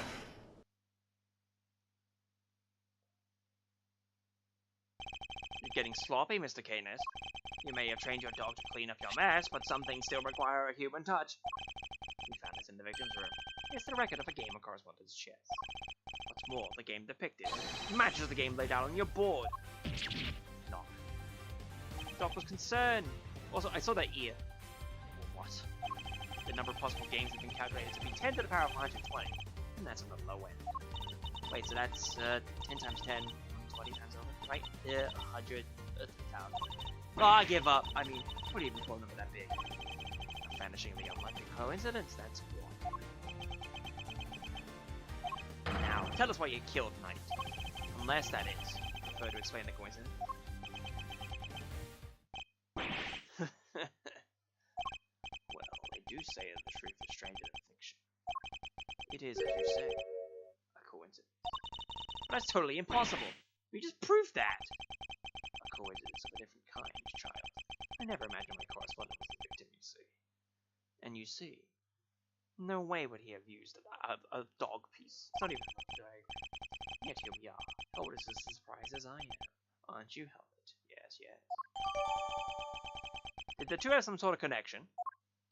I suppose there's nothing for it but to finally tell the truth. Boy. The other prisoners had all gone to the yard, you see. There was a show of some sort, I believe.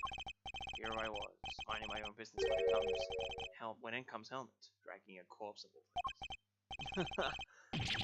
Quite the shock, not the least because of the murder weapon still on Morpho's neck. Of course, I was not too keen on becoming a suspect, so I had Helmet to take the body to the workshop. Once there, he removed the murder weapon and brought it back to me, just beside the desk. The dog pulled out the murder weapon in the workshop.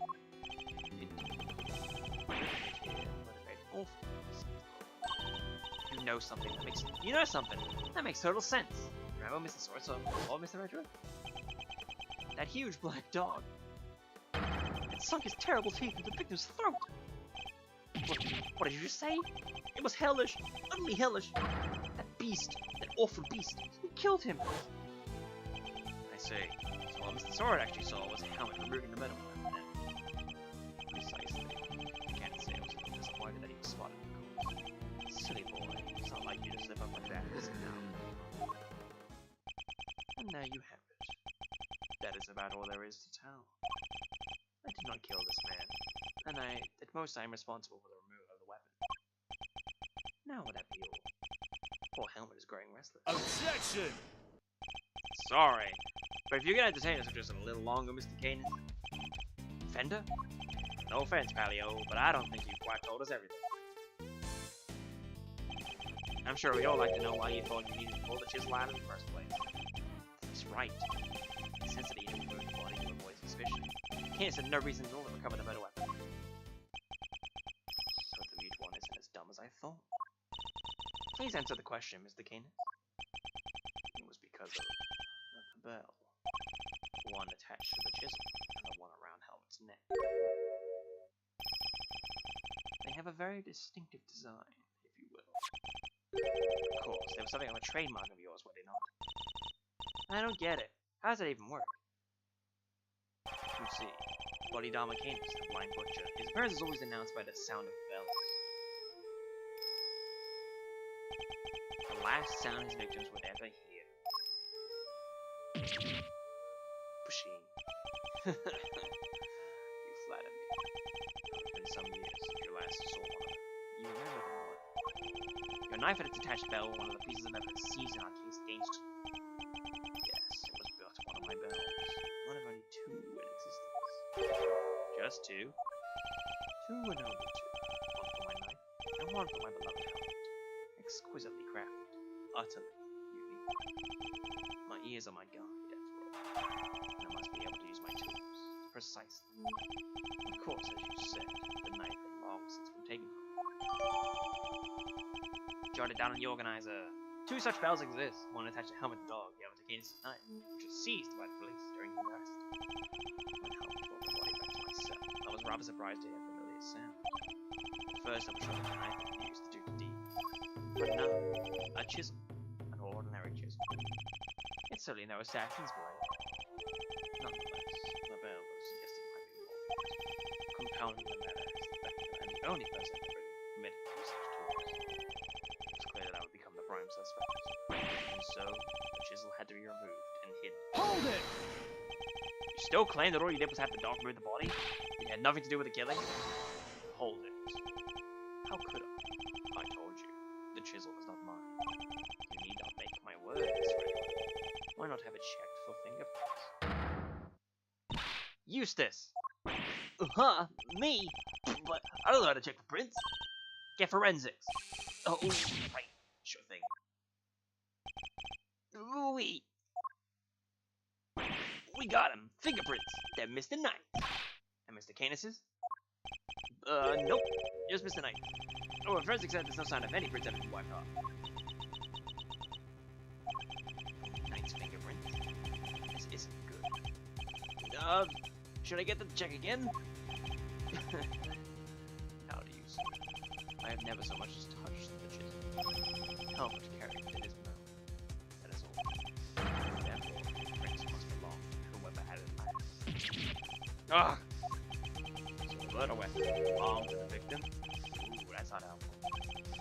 As I said, I cannot touch the chisel. Therefore, I cannot be the killer. Or do you wish to suggest otherwise? Ugh! Nothing to counter with. But what could this mean? Is he not the killer after all? he actually telling the truth? No, he can't be. I'm sure this goes without saying, Mr. Edgeworth, but if you do not find a solution to your current predicament, and quickly, I will have little choice but to relieve you of the badge. Even my patience is a limit, and I will not tolerate you throwing this investigation into chaos. Am I clear? You've done it now, sir. She's serious. I hate to admit it, but the fingerprints turn everything on its head. Without more evidence, I'm back to square one. Wait! Something doesn't add up. A few things, actually. Why would Mr. Knight have need of the chisel for? You can do a lot with a chisel kit. Break out of prison, for one. Alright, then how did he get in here? There's no way the guards would let him bring a super sharp tool in. Right, Mr. Edgeworth? Hey! Earth Edgeworth! You can't stand there hemming and hawing just because of a little setback. The important thing is finding the truth, you know? Doesn't matter how we get there. As long as we save Simon in the end. Can't give up now, or ever. Yeah, what she said. I'll second that. You want me around that, Kay. I'm half tempted up to you a job for real. Like I said, the defense never rests. Or rather, like your pop said. What do you think lies at the heart of those words, Miles? Any guesses? The heart of those words? It's like this. As defense attorneys, our client's fate rests on their shoulders. We're the only ones they can turn to. Simon's our client. We're the only ones who can save him. So we can't rest. Not while he's counting on us. I'm not about to turn my back on your old man's legacy. Are you? I'm an associate with the defense now. No, I'm an associate with my father's firm. That's the role I've chosen. And that means that if I fail to save my client, I have failed at my duties. I will honor my father's vision and save Simon Saint. No matter what setbacks I face, I cannot admit defeat. If one path is blocked, I must simply find another. I must simply find another. There we go. There's the Mars at your liner. Now let's find a new path forward. Let's start by trying to figure out how Mr. Knight brought that chisel into the prison. Right, how would I manage to bring a chisel in here? Perhaps through the pocket chest? Take that! Usually it wouldn't be possible to bring a metal object to this facility undetected. Because of the security gates, right? Correct. But we already know the checks at one of the gates haven't been entirely thorough as of late. Namely, the gate at the entrance to the detention center. That gate is only used to scan people, and the items they bring into the facility are only subjected to a cursory check. Are you telling me that the chest set wasn't put through the metal detector? It should have been.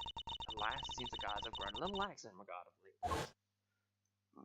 Ooh, jeez, pardon. I took advantage of this little oversight and had Saint bring the chisel. Hidden inside this pocket chest set. That does answer one of my questions. And it's just the chisel was indeed Mr. Knight's, and not Mr. Gaines. Chest set updated. However, we still have one rather pressing problem to address. That of security footage in which the Knight is attacked by a dog. How does one explain it if Mr. Gaines was not the culprit? But then, how do you explain his prints not being on a murder weapon? This one's a real free piper. Court 2 finds itself wanting for a satisfactory explanation. Well, sir, I think it might be time to show you another one of my secret weapons. Introducing secret weapon number 4, Lil V. What sort of name is that, Detective? I came up with it myself, sir. Anyway, you can use it to analyze the footage. Put it in the video, yeah. Excellent idea. Perhaps then you might finally see the man telling the truth. Who knows if there's anything to be found, but it has to be worth a try. Alright, want me to talk to you how to use it, sir? These are not exactly familiar with video analysis techniques, or I should hear them out. Yes, please do. If you could run me through its functions, Detective, that would be most appreciated. Yes, sir. I think now's a good time to have a brief pause. Just a brief one. A little intermission, you could say, as always. Back to the experimental living room, where there's things not there. And I will see you in a hot minute after a little intermission. Go piss, girl. And other people, I guess. See you in a bit.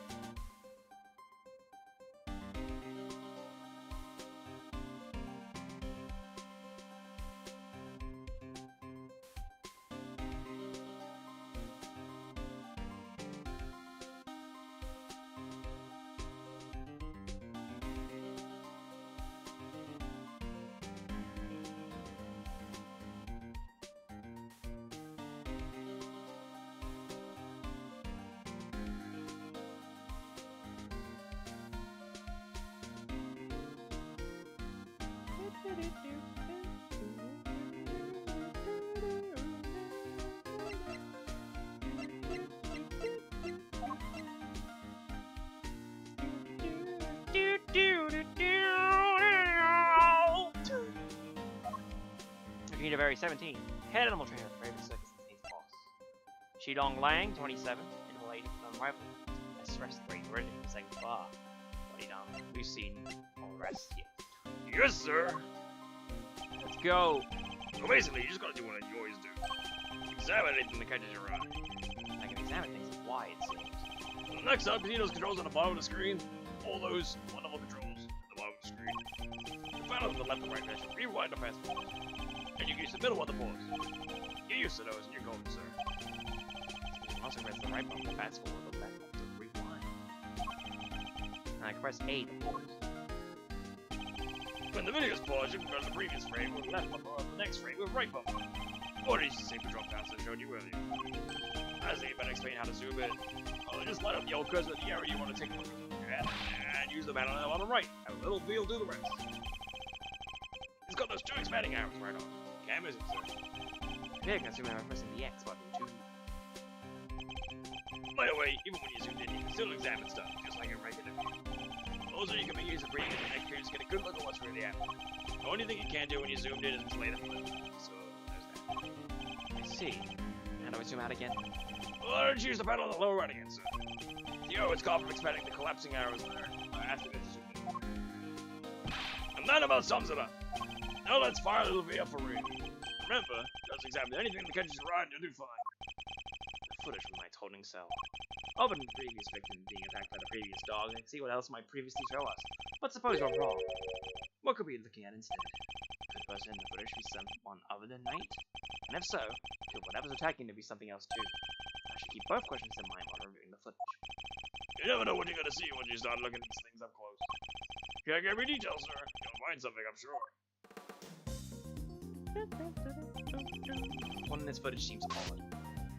It's in frame per second. Look at it, so smooth. There we go. There's one right there. You see. Zoom in. Maybe can we get a better look at this? There we go. That's one. The figure reflected in the mirror here too. Is that a hat? Say, doesn't that look like the hat the gods wear, sir? Oh, jeez. This is what I think it is. Are there any reports of one of the animals attacking a guard or something? None that I heard of. This may not be a guard at all. Somebody dressed as one. This might shed a little light on the matter of the hat. Not this. And you can't even present for a puzzle. Like, hang on. They even do mark on the top left there. Which tab you need to be looking at for presenting evidence. Interesting. It's one of the last pages. Take that! So no guards are reported being attacked by an animal as far as we know, but we did hear about a guard's uniform being stolen. Could the person in the security footage perhaps be someone disguised as a guard? Someone attempted to escape without being noticed? A guard disguise? I guess it might work. Wait, weren't we just talking about someone? We were indeed. I want to see if it successfully made his escape. The person in the footage isn't Knight. The creature may not be a dog either. You're right, sir. Let's zoom in and check.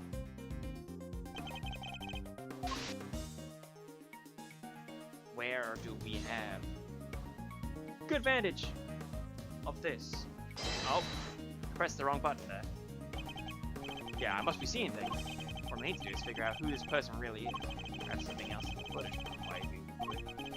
Keep looking. Really? Okay, zoom in. Aha! Look at this. Sir, look! What do you mean, sir, look, from Edriff? That's supposed to be a gumshoe line, I guess. Sir, take a look at this. Look may have made a critical error on judgment. What we're looking at here is no dog.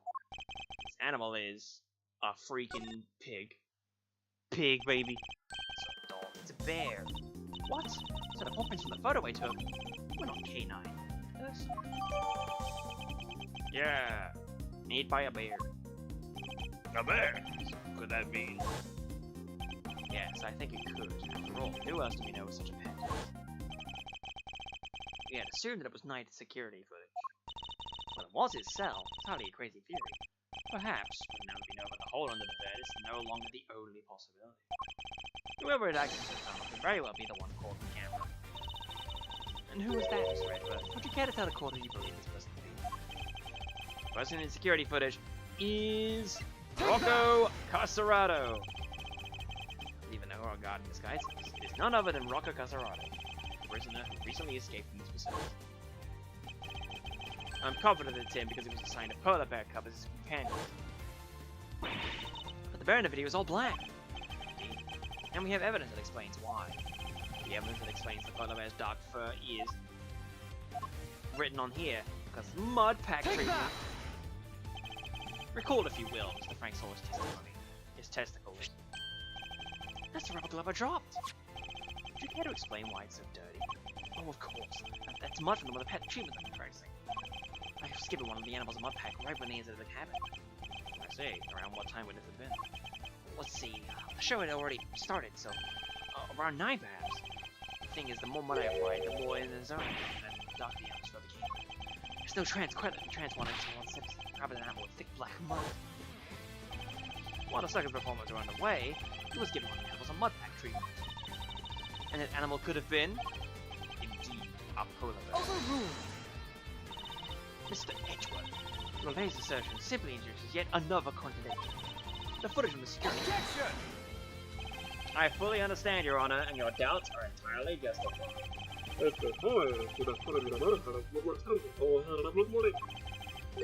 Okay. Oh god, I hit the microphone. And this does indeed introduce a new contradiction. Is that in security footage?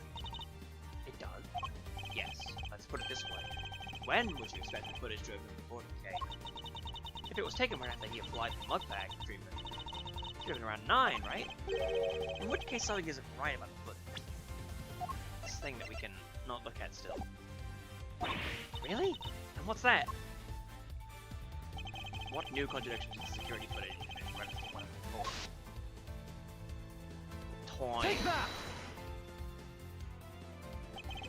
Sword said he administered treatment in around 9. In which case, the security footage should also show a time of around 9. However, the timestamp says 6:42! On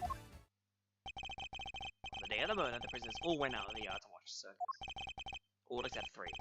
Canis, who remained in the cell for maximum security, Soit, who was administering a mud pack treatment in the workshop, and Rocco Casarato, who had been awaiting in that precise moment to put his escape plan into action. I believe he entrusted the bed to Mr. Sawyer before entering the tunnel. And he scarpered away! The bandit slipped out of Mr. Sawyer's grasp and ran after its human.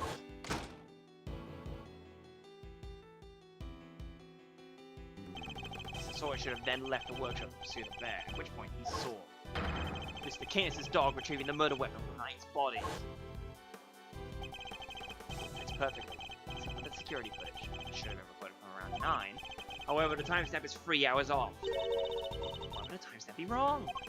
Detective, I would like you to have the security camera examined. Right away, please.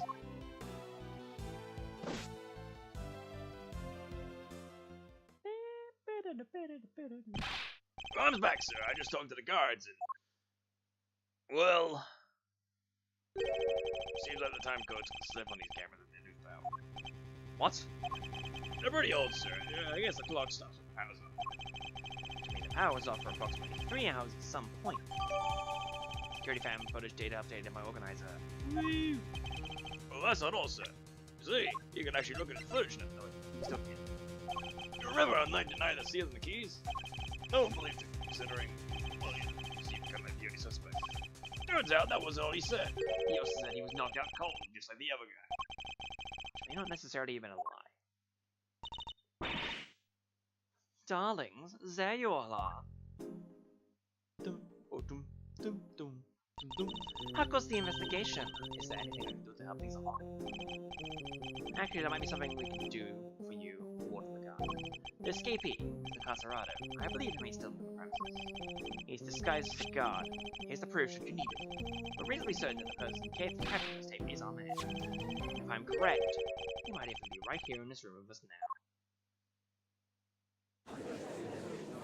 Just spinning around. Hey, Mr. Casarato will be wearing a bracelet, right? Yes. A bracelet that could easily be hidden under the sleeves of a stolen uniform.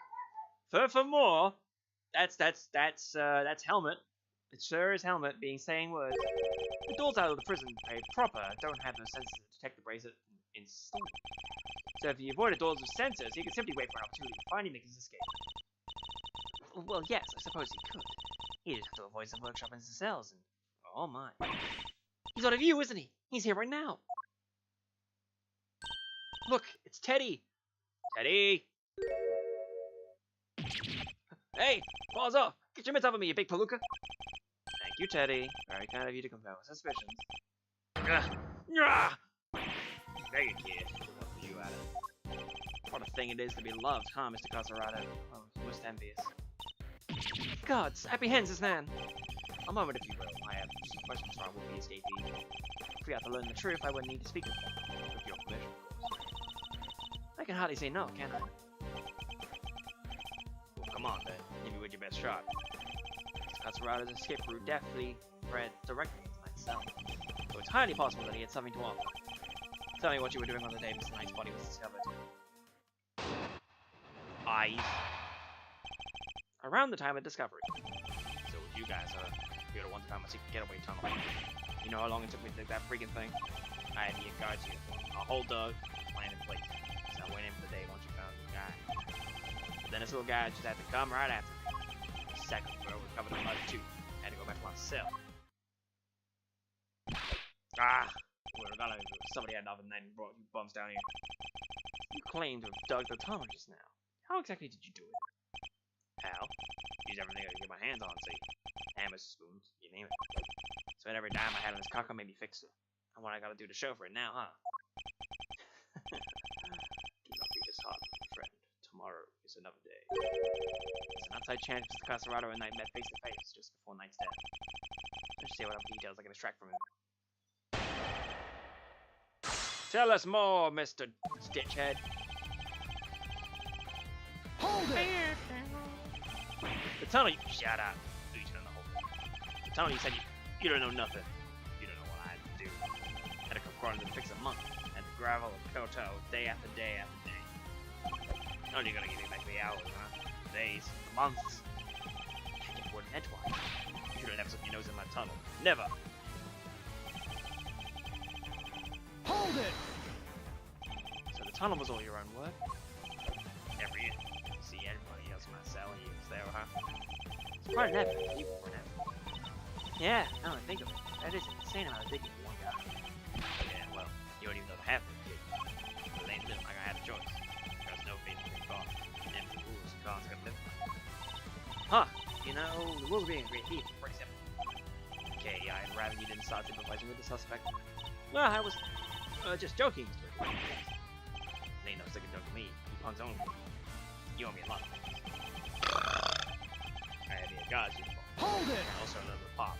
Sort of pop. Uniform, was that from the Fixer 2? Like what? Only had 7 on 1 guards. Had this guy inside of the power block. Why are you wearing it when you were crawling through the tunnel? Had to hold on to it until I got a hold of it. Once I was out there and all dressed up, opening the cell door, it was a piece of cake. Here we go, I thought. Nothing. Freedom beckons. And Furball, he jumps up at me. Which would be the capture on the camera. See, I'd be grateful if you could add it to your testimony. Once I was out in that tunnel, all dressed up, opening the cell door, it was a piece of cake.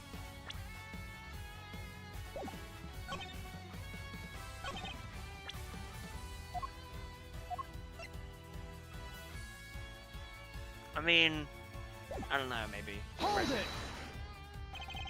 Opening the door should have been a piece of cake, you said. Sure. You have to barricade yourself through a hole in the ground. You were familiar with the layout of the detention center, even though you live in the prison? You dodged! Why wouldn't I be?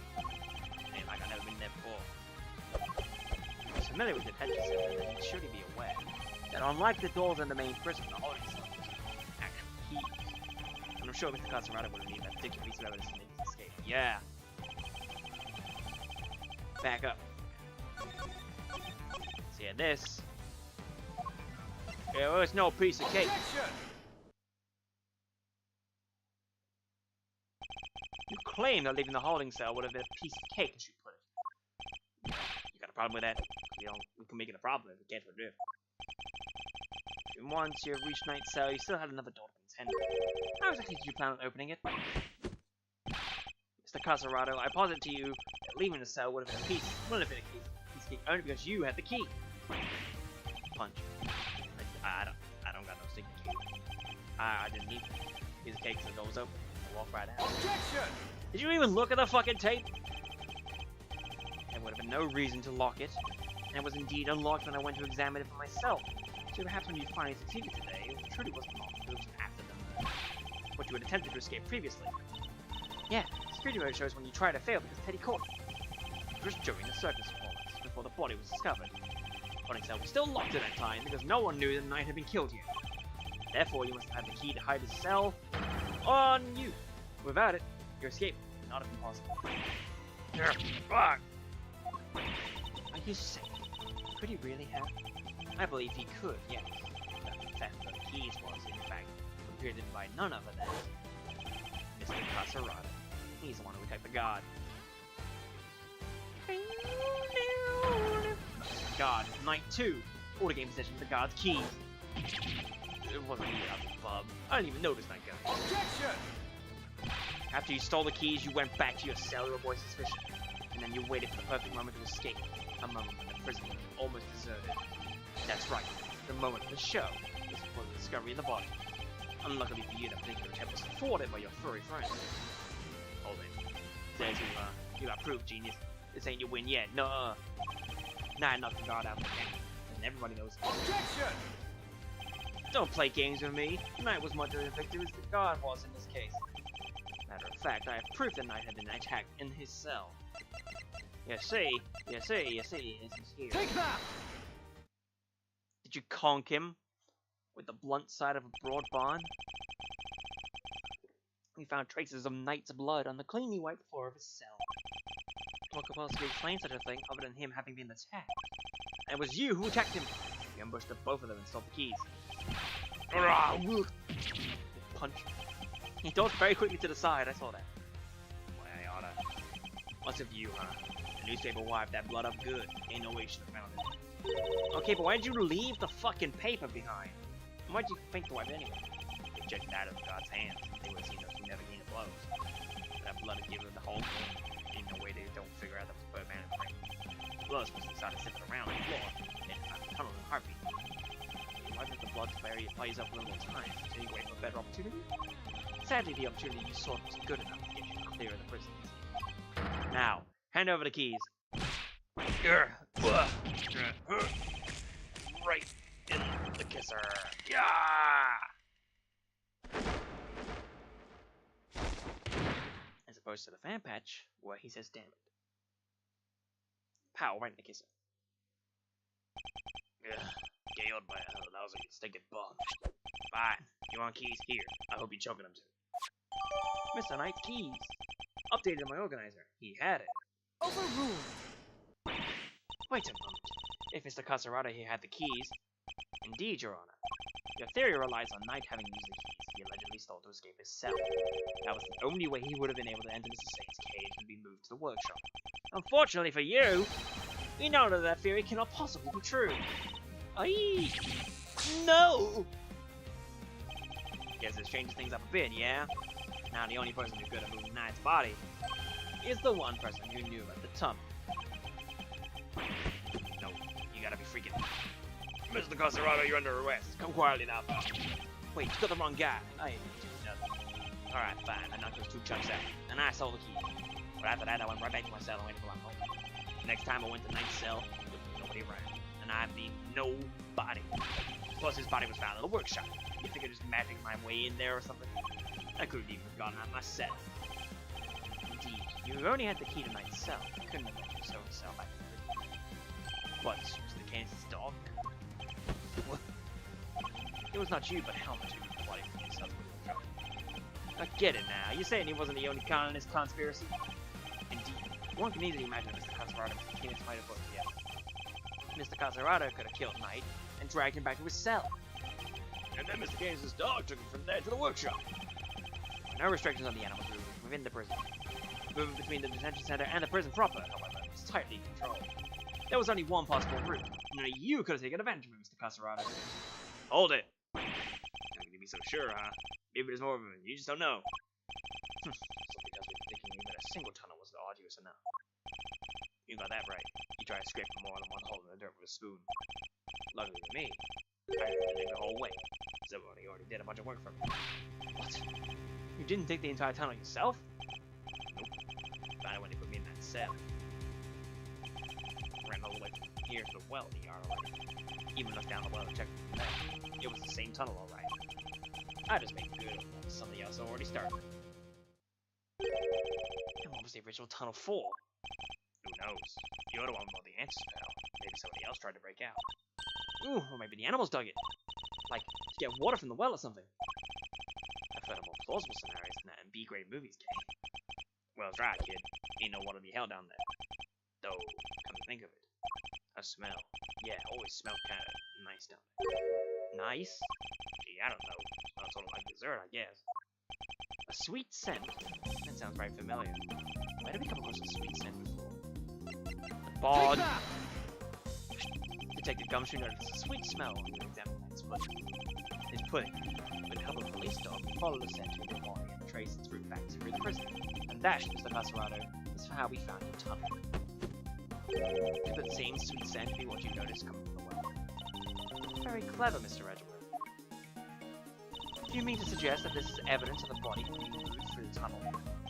I do. Furthermore, Mr. Casarada, you're the only person who could have done it. Nobody else had access. You have our thanks, Mr. Casarada. Truly.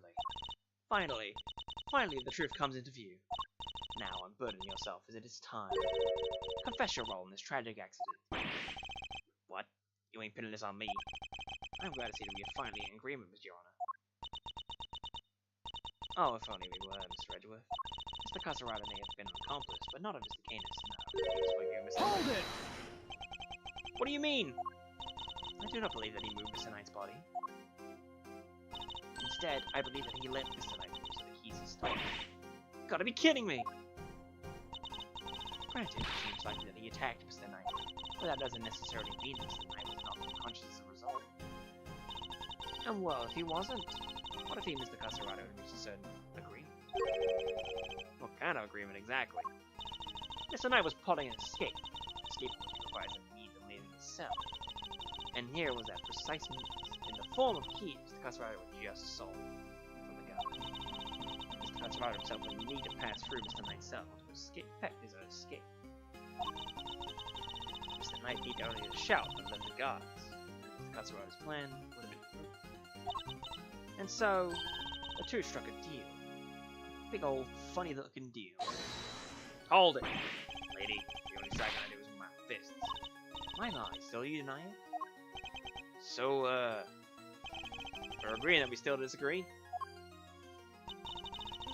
Mr. Knight, Mr. Casarado will lock his cell so that when Mr. Saint arrives, he could escape into the cage. Mr. Saint was then able to move him into the prison proper, just as planned.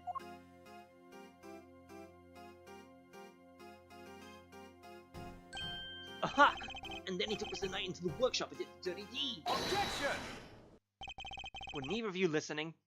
The scent on Knight's body proves that it was taken through the tunnel. It was moved from his cell. Overruled! Perhaps if you would let me finish, Mr. Edgeworth. I'm not denying that Mr. Knight, his body was moved through the tunnel. Then what are you driving at? Is this a trick question? As you say, Mr. Edgeworth, the sweet scent shows the root body tunnel. However, it's not into the tunnel of Mr. Knight's cell. Huh? And how did it get down there? There's another possibility, one you seem to have overlooked. The well in the yard. Could a body not have entered through the tunnel from there? Well, in the yard? Oh yeah, that thing! Mr. Saint did not take the cage to the workshop. He took it outside. There, he killed Mr. Knight. And threw his body down the well.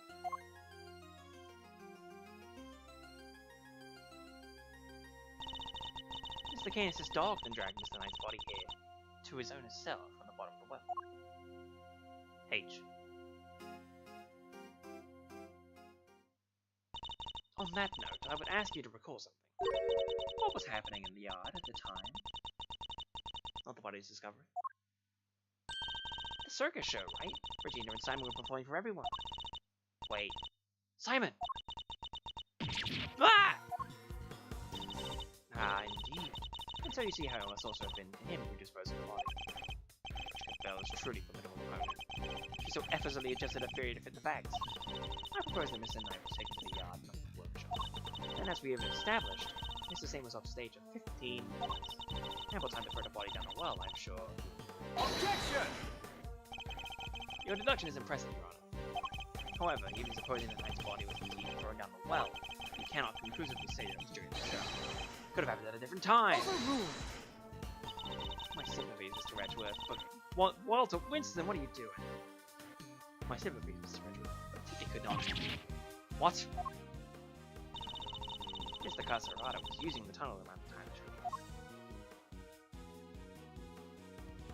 Mr. Caserata, did you happen to trip over a corpse while you were down there? No. The place was clean.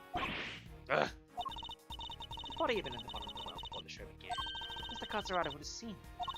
However, he saw no such thing.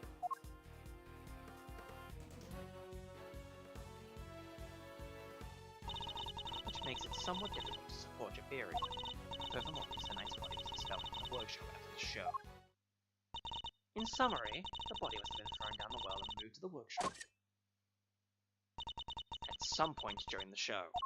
Tell me, who else could have done that but Mr. Saint? Ugh! What did we do, Mr. Edgeworth? The body did indeed enter the tunnel from the well. Things didn't look good, Mr. Saint. Still, Your Honor, your theory is still just that, a theory. And I posit that you lack the evidence to back it up. I concede that, for the moment I do not. May I suggest that we investigate the yard again? Very well. May the goddess of justice go with you. Now then, to the yard. Perhaps you can finally put this case to rest. What's that sound? Yikes! Is there a fire? Did somebody else escape? Shall we maybe skip down too? Hold it! Darlings, please! There's nothing to be alarmed about. By which I mean, that's not an alarm. It's Zenabel. Although I suppose it is rather alarming if you aren't used to it. So you scared the heck out of me. I'm so sorry, sweet pea. I hope you can forgive us. Alright, you two. Back to your posts. Chop chop.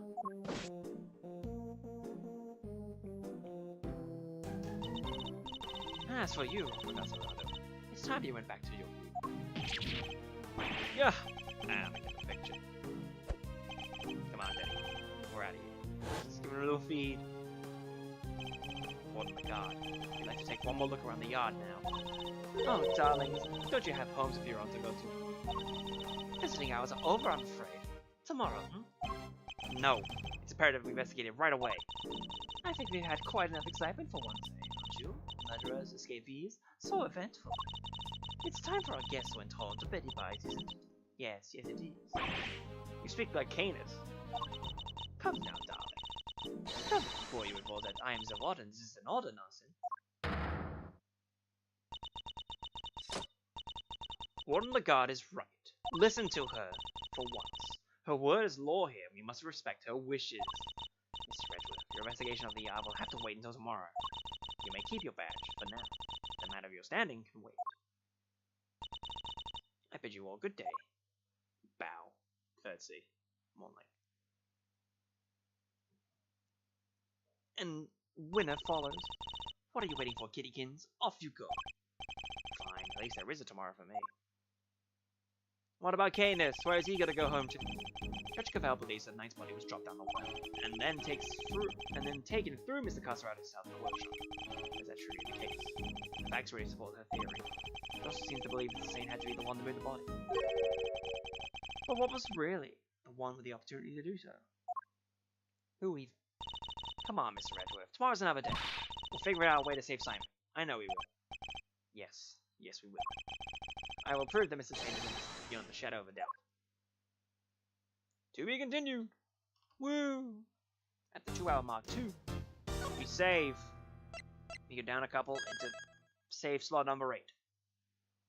The ladder crime scene recreation. Yeah, 2 ladders, man. Which one's the true ladder? I don't know. March 29th, 10/12, prison, yard. There's some music. Here we we are again. We can find something this time. Finding the true candle. Let's take a brief moment. Now it's like another hour mark. I don't remember. Actually, it was a while since the last break, but we should still do a break, I suppose. It's probably better to have that happen now before things go too out of hand. So, grab some food, and we will return momentarily with another thrilling adventure in the Prosecutor's Gambit.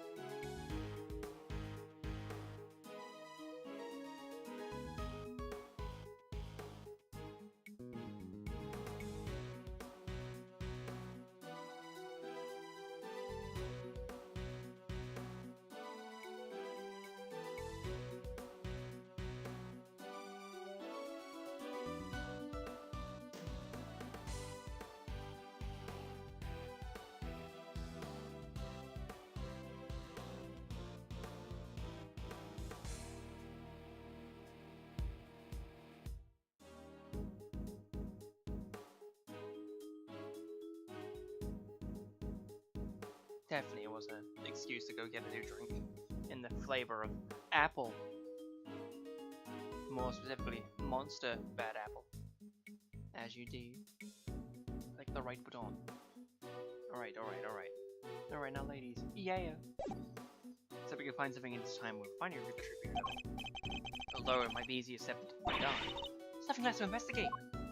Everything's disappeared. About seduction yesterday. There was another possibility, one you seem to have overlooked. It's Walter looking outside at a fucking horse! Go down, Walter, buddy! Stop looking at the fucking horse! Do I have to close the fucking blind? Fuck. The well in the yard. Could a body not have entered the tunnel from there? In summary, the body must have been thrown down a well and moved to the workshop. Shut up, Helmet. At some point during the show. Tell me, who else could have done that for Mr. Safe? Had Knight's body already been thrown down the well? The answer to that question will surely show us the way forward. Before we begin, I should tidy up my organizer. Extraneous evidence has been removed. Any evidence has been rearranged. There we go. We have 3 pages. It's been rearranged. Now we don't need the freaking doggy. Let's see here. Ah, there's a cover on it. Tried up while slap bang in the middle of the prison? I think it's gonna be odd. Oh, luckily I'm a master lockpicker. Want me to do my stuff? I think not. We'll do the investigation by the book. Come on, don't be such a stick in the mud. Whoa. What is it, Kay? The lock's broken. From the looks of it, it's broken for a long time. If that's the case, then anyone could have overthrown Knight's body down that well. Down well? Video games? Who would have guessed there would be video game references in this video? Judge Cavell's theory was that Mr. Saint carried out the murder here in the yard, and then during the performance, he threw the body down the well. What do you think, Mazzarino? Plausible or no? No! Why don't we see if this can help us out again? He'll be able to tell if Mr. Knight's body was here, and which way it went. Good idea. I'll call Gumshoe. Hey, Gummy! I'll deliberately calling. Yes. Gumshoe speaking. Detective, I need your assistance. Come to the prison yard, and bring Missile with you. You bet, sir. Gumshoe's 7 secret weapons to the rescue again, huh? Faye, sir, Missile belongs to the precinct.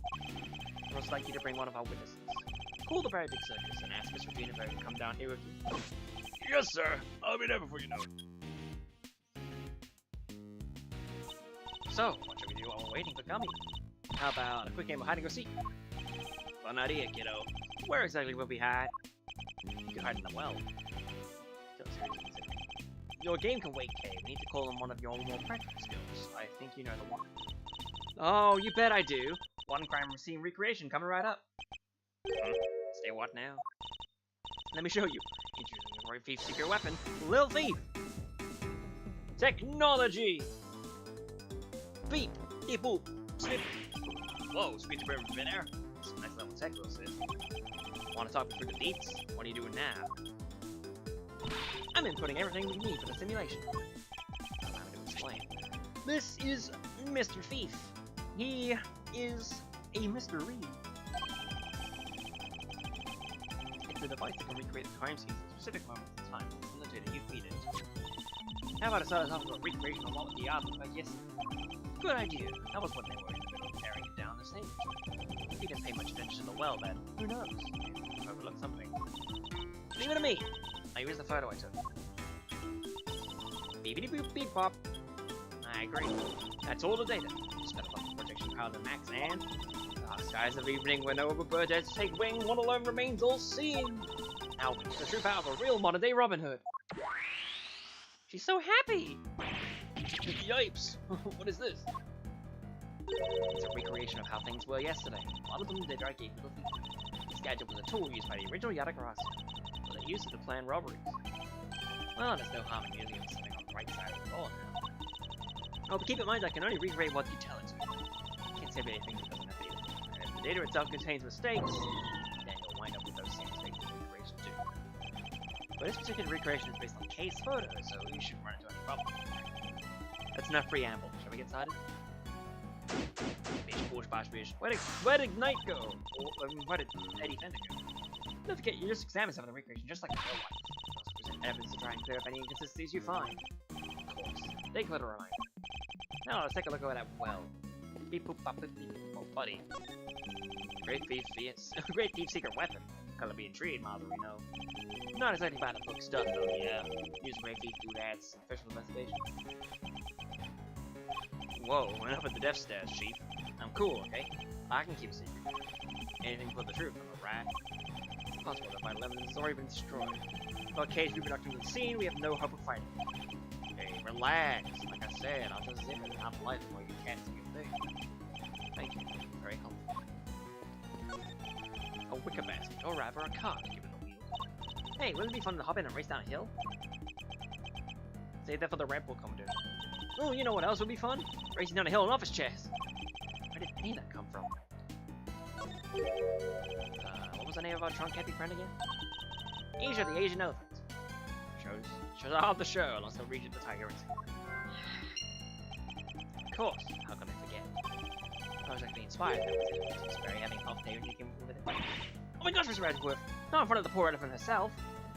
The elephant's not here, it's a free creation. The door appears to be locked.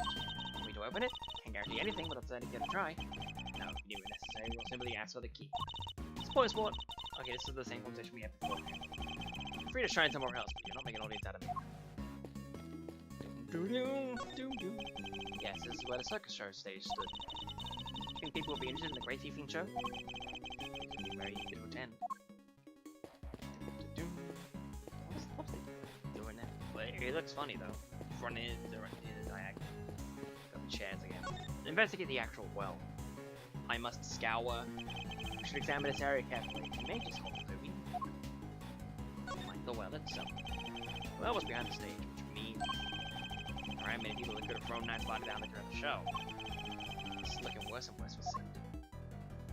Can't look at the well. What are a bunch of pulleys doing here? They don't seem to be well pulleys from lifting buckets. Really nothing there? Just nothing for the top? Sturdy looking hand rope lying on the ground. Kinda reminds me of the ropes we used for playing tug of war at school. The answer is no, Kay. What? I didn't even say anything! Yeah. See, there's this metal stake attached to one end. Oh yeah! This is something we used to pull up a tent. There was no tent, was there? In which case, what was it used for? Could have been used for something. It's a metal weight of some kind. Looks like it weighs... Prediction makes it a little tricky to read. Do you remember how heavy it was, Kay? Sure, it was 30 pounds. I think the 30-pound metal weight was found by the well. What does anyone need such a heavy weight for anyway? This is related to the circus show at any rate. So what do you think all the stuff around the well is used for? What would it be used for? Question mark. I can't see anything else using it for that part of that performance. Indeed, nothing immediately strikes me as a likely purpose. We'll have to ask Miss Berry later. I suspect that's about all there is to find for now. The Gumtree should be here soon too. Okay, you can power down Mr. Beef then. Sure thing! Prepare to return to normality! Beep! Oh, just one beep. I thought it was beep, boop, beep, but just one. Sorry, sir. I came as quick as I could. And missiles here. Speak of the devil. Ah, detective, that was indeed impressively quick. You know me, sir. Never did like to keep you waiting. Things are coming along this way too, Regina. No problem. That seems way more fun than the present, so I picked it for the day. It's very much appreciated. Alright, detective. Let's get started with missile. Yes, sir. Hey, missile. Over here, boy. What's the matter? Come on, boy. Come on. What's wrong with him? Looks like he's scared of something, sir. He spies a ghost. No, it's the alligator. Eek! Alligator! Guess he's not a fan, sir. Ugh, I doubt I'll be off my childless like this. Any other bright ideas, Mazarino? Yes, actually. Miss Barry, would you mind lending us a hand? Oh, I'd love to! Just tell me what you need. Do you want me to teach you how to some tricks? I don't doubt you could do it, but nothing quite like that. I'd simply like an account of what the output was during the show. I like where this is going. I'm thinking of using little thief again, huh, Miss Barry? If you'd be so kind.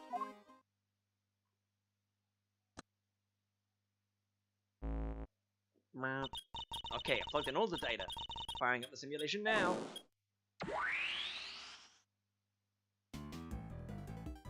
Look at fucking Simon, right there. This is what the yard was like during the show. The time at which the body was reported to have been thrown down the well. Oh wow, this is so amazing! It's like magic! No magic here, just sweet, sweet data. Which is why... The area behind the stage is a bit shaky. Yeah, Regina said she wasn't involved in getting the stage set up. So we don't have any data on what's like back there. No data, no simulation, huh? Brutal. I'm so sorry, you guys. It's all because I let Simon do everything by himself. Oh, no, no. It's all my friendly associates' fault. Objection, Fender. Anyway, we got the first simulation now, but we still have the other two, too. I can switch back to whenever you want recreation of them taking down the stage. So we examined the scene both during and after the show, and switched between the two at will. We can recreate by using the Y button to talk with K. Now then, let's continue our investigation, shall we? Performance. Wait. Yeah, no, we're missing some data from this point in time. Yeah, that's about the size of it. We gotta steal some data. Steal data, K. I use logic and deduction to get what I need. Well, I'm more of an act first, think later gal.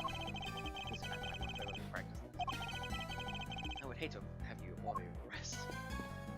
Regina! Regina! Regina, please! K, you're hiding behind me. Did you come here to visit prison often, Regina? I sure do. I have so many little friends here. It's wonderful. They're all such sweeties. The old faces and the new. I made a new friend only yesterday. Ali is just the cutest. Full-grown alligator looking in the depths of the pond. Are you sure about that? Can't help worrying you could have woke up and chomp, you know? Well, don't be silly. She can't do anything like that. Especially since she's not so great. She hasn't been herself since yesterday. I'm so worried about her. You guys are worried too, right? Right? Yeah, totally. Super worried. Right, Miss Redruff? Yeah. Super. Don't rub me into this. Gumshoe! Wow, it's control stick clicking. Don't say a word, sir. I know just what you were looking for. It's written all over your face. Missile may be temporarily out of action. My fishing rod is good to go whenever you need it. Oh, whatever you want to give the metal detector a shot. I have that too. I've never seen her so excited. I'll be sure to let you know if I need any more detective. Either metal. Whimper. It's as it looks, one of the guys scared out of his skin. Oh, it's just scare out of his skin. Yeah, scare out of his skin. I hope that I haven't tracked that center game, but clearly they're making cards now. Aw, cute buddy. Chairs are lined up neatly for the show. Oh, we know there were a few empty seats during the performance. Huh, sorry about this space, the way the seats are arranged. Reminds me of a karaoke concert I entered as a kid. You entered a karaoke contest? I sure did, and I came in second. Even in the depths of night where oh of a bird tears to take flight. One alone soars to shine, and light of the righteousness on the world fight. Tell me you didn't actually sing that. I sure did! Well, I take second place. Or perhaps you stole his moral. Or is it more that she failed to steal first place? I'm overthinking this. Over stinking more. A story of forbidden love between the tiger and an elephant. Wish I could have seen. Wish I could have seen Simon up there on stage too. Oh, he was wonderful when he flew off that stage. Ah, yes, that scent, that scene. This victory infected quite a unique manner. I said, flying from the stage. Having been ejected from the stage in this manner, the villain no longer appears in the performance. You're saying the crime took place during that time? Roughly how long would you say Mr. Saint was off stage for, Miss Fairy? Let's see. I guess it was around 15 minutes? Just as Judge Bell said. Isn't it pretty hairy health and safety-wise having a husband fling a guy off stage? Not at all. Age is very gentle. I'm not sure it changes much if she flings him gently or roughly. Too gentle, in fact. When we first rehearsed it, she barely nudged him. In the end, he was flying off that stage. Not because of age, though. Simon had figured out some kind of trick, apparently. Isn't that amazing? A trick? Do you have any idea what kind of trick? Who, me? Oh, no. What's Simon's big thing? I wouldn't know where to start.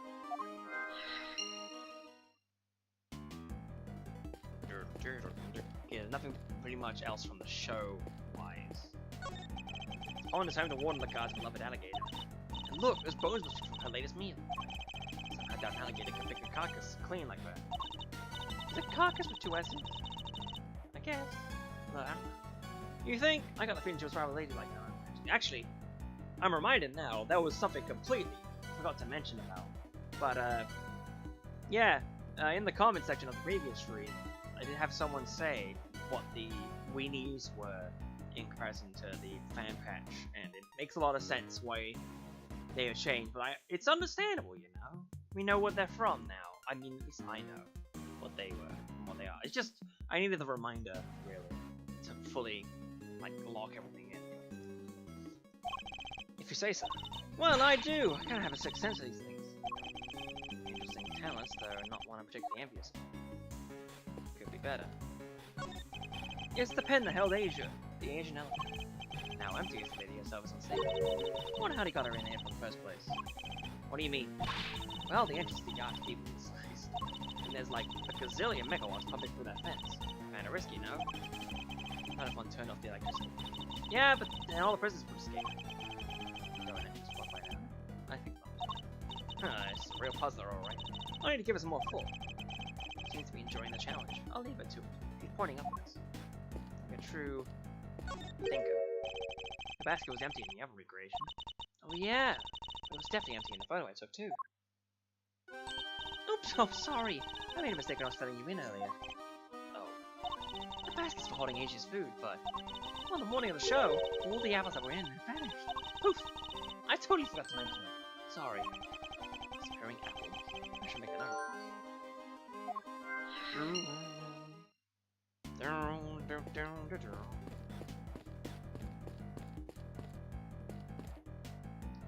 Let's see.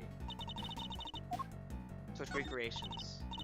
I'm going to change the recreations. Yesterday's stage turnout. Wedding. Here you go. This is how things look when they were taken down the stage. Look at these again. I don't think there's any more to be found here. Oh. Yes. Bamboozled me. We can let logic, I guess. Oh, it's pink! What do you mean the pink logic? Okay. Let's think.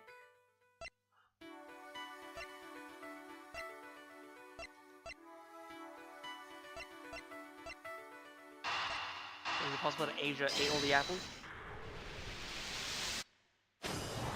Indeed! The apples in the basket were likely eaten by Asia. Really? Oh, that's strange. I made sure to put the cart where the trunk couldn't reach them. Are you sure about that? Oh yes. It was still full of apples the night before the show. Yeah, we must consider the possibility that the cart was moved to somewhere when Asia's large basket full of apples could have been moved by the wind. Which likely means somebody moved it for a reason.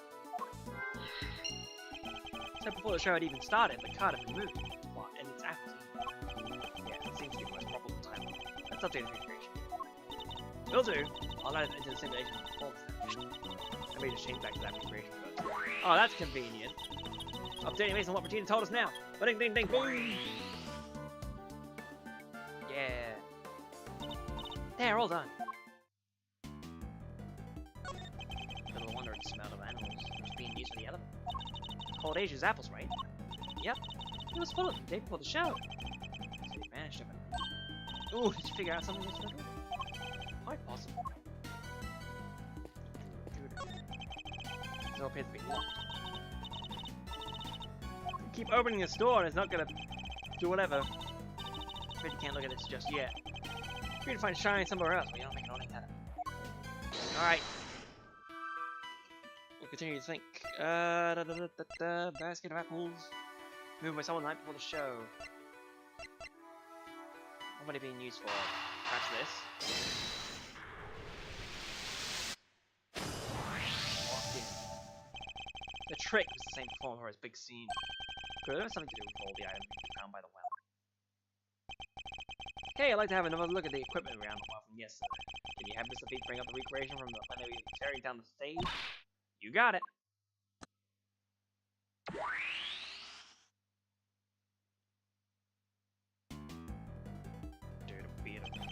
Take another look at these items. Could they not have been used for this trick for Sister Saints? Sounds plausible enough. Hey, maybe I can add it to the simulation. Good idea. Go ask Mr. Saint for details. Roger that. I'll be right back. She ran!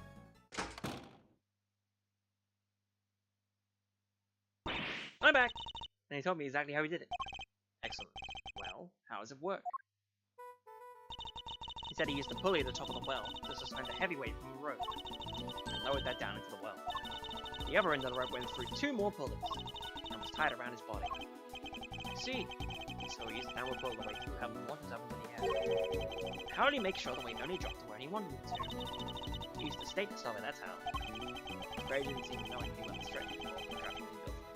In which case, I suppose it must have been the same himself who pulled out the stake. That's right! To do that, he used a second length of rope. He tied it to the stake, and then when he gave it a sharp tug, thump, the stake was released, and the weight dropped down the way. It's a great trick. I'd have to steal it. This one has to go in the Great Feast repertoire. It may not be quite that easy. These kinds of circumstances tricks require years of practice to master. If you see that the item won't be enough. Alright, practice as it is then. Well, before you run away to do so, would you mind updating the simulation? Oh, right! That makes you have it all work for ourselves. Okay, I'm switching back to the recreation of the performance now. Got Jimmy rigging my bag for a moment there. And now, out of the data. Little feature, David, will reproduce the trick now. There it is. This is how Mr. Saint performed his trick. Why is the fucking thing there still? Simon's full of surprises, huh? Dropping the weight down well and helping fly up the stage like that. That's genius! Indeed, but I imagine he would have needed quite a lot of weight. More than him at the very least. Would take some serious pulling in the air like that. Pulling force. Yeah, probably a ton of practice. Well, if he needed pulling force, then maybe he's just really fucking light.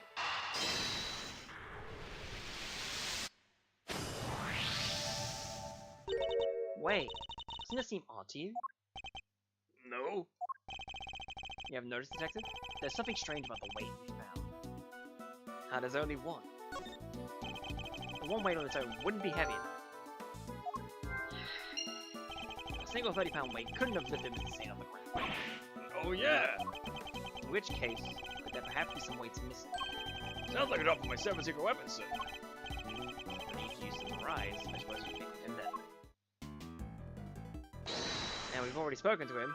He was talking about his metal detector, ergo there's insufficient weight to talk about the Walter. It's fine. Detective, I need one of your secret weapons. Roger that. The metal detector, if you please. Oh jeez. I'm never gonna get to use my fishing rod. Oh man, I just noticed I dropped 144 frames.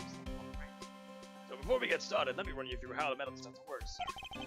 It's simple enough. It uses this sound and this cage to tell you how close you are to something made of metal. The closer you get, the more strongly it will react. When it starts going on like this, just give me the order to examine the spot where I'm standing. Say, what do we got here? The fence. Anyway, that's how it all works. You tell me whether you want me to look, sir, and I'll get right on it. Good old gumshoe. I'm able to play his hand for a moment. I found something. There's something here, sir. I don't see anything metallic. What did the detective pick up? I guess I would have just picked this iron sand. Iron sand? Sand you can pick up with a magnet? Well, that's the stuff. You can find that on the beach sometimes. And I got just the thing we need right here. Introducing secret weapon number 607. You're making this up as you go along. It's even the only magnet I found in the hardware store. Watch this. I just bring it close to the ground and... oh, ta-da! It's picking out the iron. Ooh. Come on, little guys. Cut the popcorn. Naturally, so easily entertained. Regardless, the investigation must continue. Alright, let's get back to it. Okay, so they take it away, so it's not like you immediately check it again.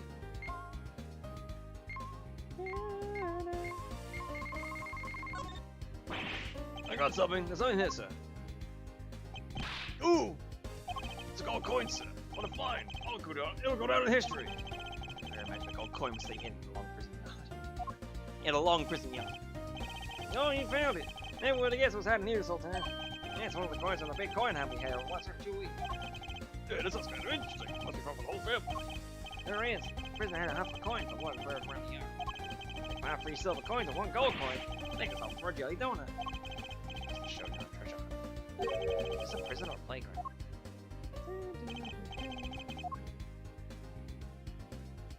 Oh, fish just it just wildly waves around for no reason. Because I know that a couple of things are findable with the stuff besides, you know, events. We're close, sir. There's something metallic nearby.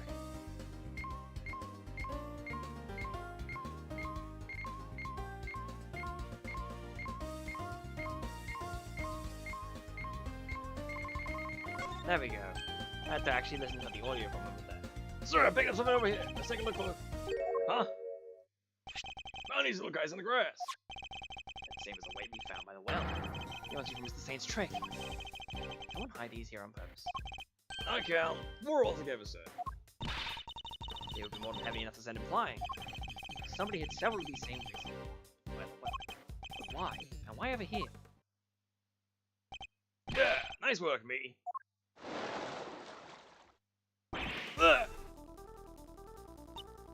Oh, alligator! Oh, that thing that'll give me a heart attack. God.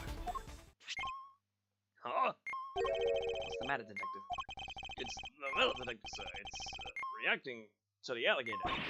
What? How? You know, they say this thing's made out of leather, but I guess that maybe some kind of wallet he has in hand. Not responsible for the weights that you just found. No, sir, I'm sure it's something completely different. I'm sure it's coming from the alligator.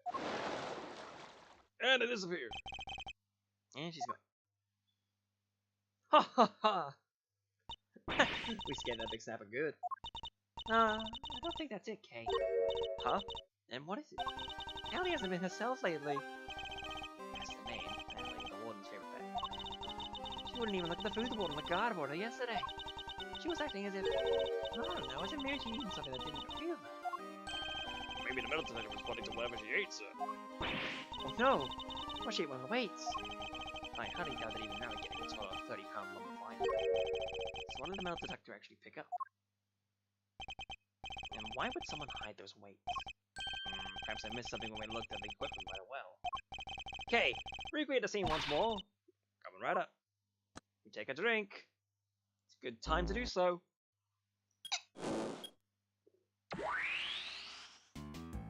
Delicious. Take a look. Scour the scene. Anything that catches the attention. Oh, with deducing. Wrong button, because we only have the one piece of logic. What can we be deducing here? I mean, the Saint's trick. Let's,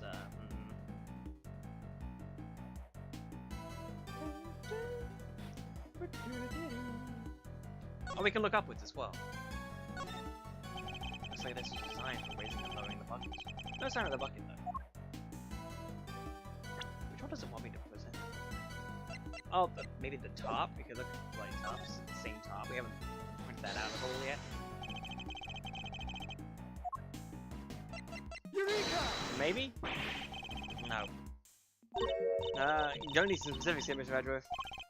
I'm gonna say I don't get a lever, sir. Well, if you look here. Come on, sir, you gotta give us more than that. Yes, this is contraption. Well, imagining things, it's missing something.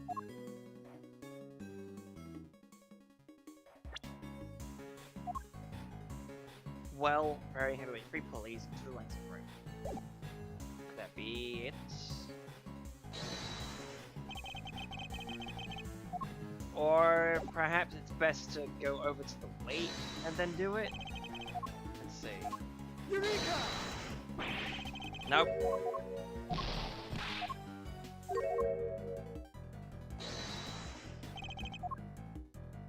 Oh no, this rope. Eureka! Nope. Oh god, oh god. Gotta remember how this went.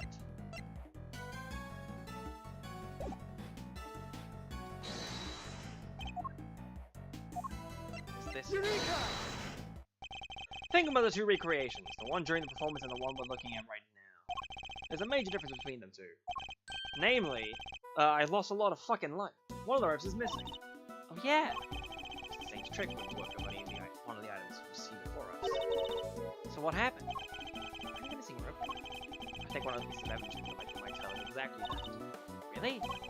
Shows us where the missing rope is. Take that! I was a bit too early for that. This rope was found beside Knight's body. Wait, you mean? Yes. It must have been the rope used as the Saint's trick. So you're saying, yes. But this rope did indeed have a weight attached. But there wasn't any of the iron weights we found. Those were hidden in the bushes and replaced with something else. Wasn't it, Stranger? Come on, I'm dying here. Think about what the rope we found in the workshop was related to. Do that and you'll soon figure out the answer. The weights dropped down the well in place of the iron weight was... Take that! Knight! Not even Knight's body was dropped down the well. What? This Knight's body was the weight? Yes. Somebody first swapped out the weights used on Mr. Saint's trick. Then Mr. Saint used the contraption to make his exit from the stage! When he let the rope around his body loose. Both the rope and Knight's body fell to the bottom. That rope was never used to restrain Knight. It was used to suspend his body halfway down the well, in a manner that could potentially be seen as construed. From this, we can easily see where most of the weights were hidden. I don't realize they were replaced with the body. Precisely. And then further deduce that they were hidden by the killer. Whoa there, gang. Wasn't poor old Bronco stabbed in the neck? Wouldn't there be blood everywhere? Even down the well? Down well, like a reference to down well. Oh, the killer thought of that. Why they used this? The freaking bloody tarp. I've scarfed her head again. This tarp was found with the body. I think it's like the man's corpse was wrapped in it.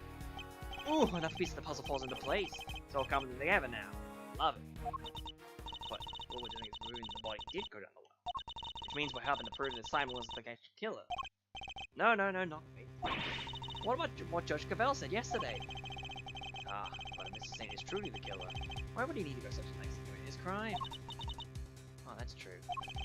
Knight's body fell down when Mr. Saint uses the contraption during the show. The show! Therefore, it reveals nothing about what the real body killer actually was or where they were doing at the time. It's only designed to first suspicion onto those who were not at the show.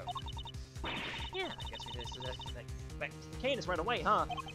He looked like he had to shift the eye, despite the fact that he couldn't really shift his eye. That was the killer's goal, to make us think that the crime took place during the show. In other words, they used the well contraption to construct an alibi. It's very... When exactly did Mrs. Saint put his contraption together? Yeah, it would have been the day before the show. The night before, actually. Yeah, we started getting ready for the show at around 9. And I think we finished around midnight? In which case, the killer must have switched the weight down the body.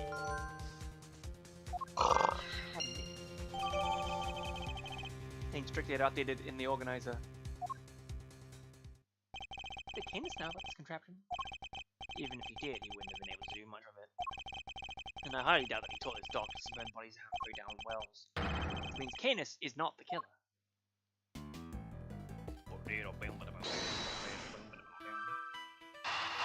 Basket was moved somehow. The body was left dangling in the well.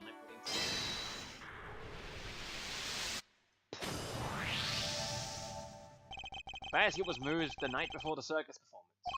Absolutely. We deduced that the weights were switched out for the body at around the same time. Hard to chalk that up to coincidence, huh? And the next question we should be asking is, why was the cart moved? I think I can hazard a guess. The cart would have been blocking the door. Which can only mean somebody needed to open it. Now, let's see what's... Oh, great. Locked. Let me ask a guard for help. Hey, Mr. Guard! Yes, miss! What can I do for you? That was fast. God, where's the key for this door? Oh, the warden keeps hold of that. I'll go else ask her for it. What is? Warden God is the only one with the key. Meaning if somebody did open the door, they would have had to get it from her somehow. Thanks for the help. Don't mention it.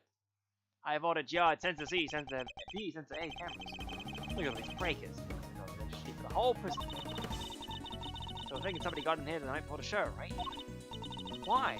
What were they trying to do? I thought they came here by mistake, thinking it was a break room. They must have come to tamper with their switches somehow. They must have tampered with their tender switches. You turned off the power or something? Come to think of it, wasn't it something that lost power? might have lost power had a break been flipped. The freaking footage! Take that! There was the 3-hour gap in the security camera footage. Oh yeah, there was! So somebody flipped the breaker it was connected to. It seems very likely. Do you think it was the killer? It's true that shutting off the cameras would have made things easy for them. It would! Which means the killer would have had to be someone who would access our breakers. And it seems only one person has the key. It couldn't be, could it? Breakers data jotted down in the organizer. Alright, little thief, your work here's done.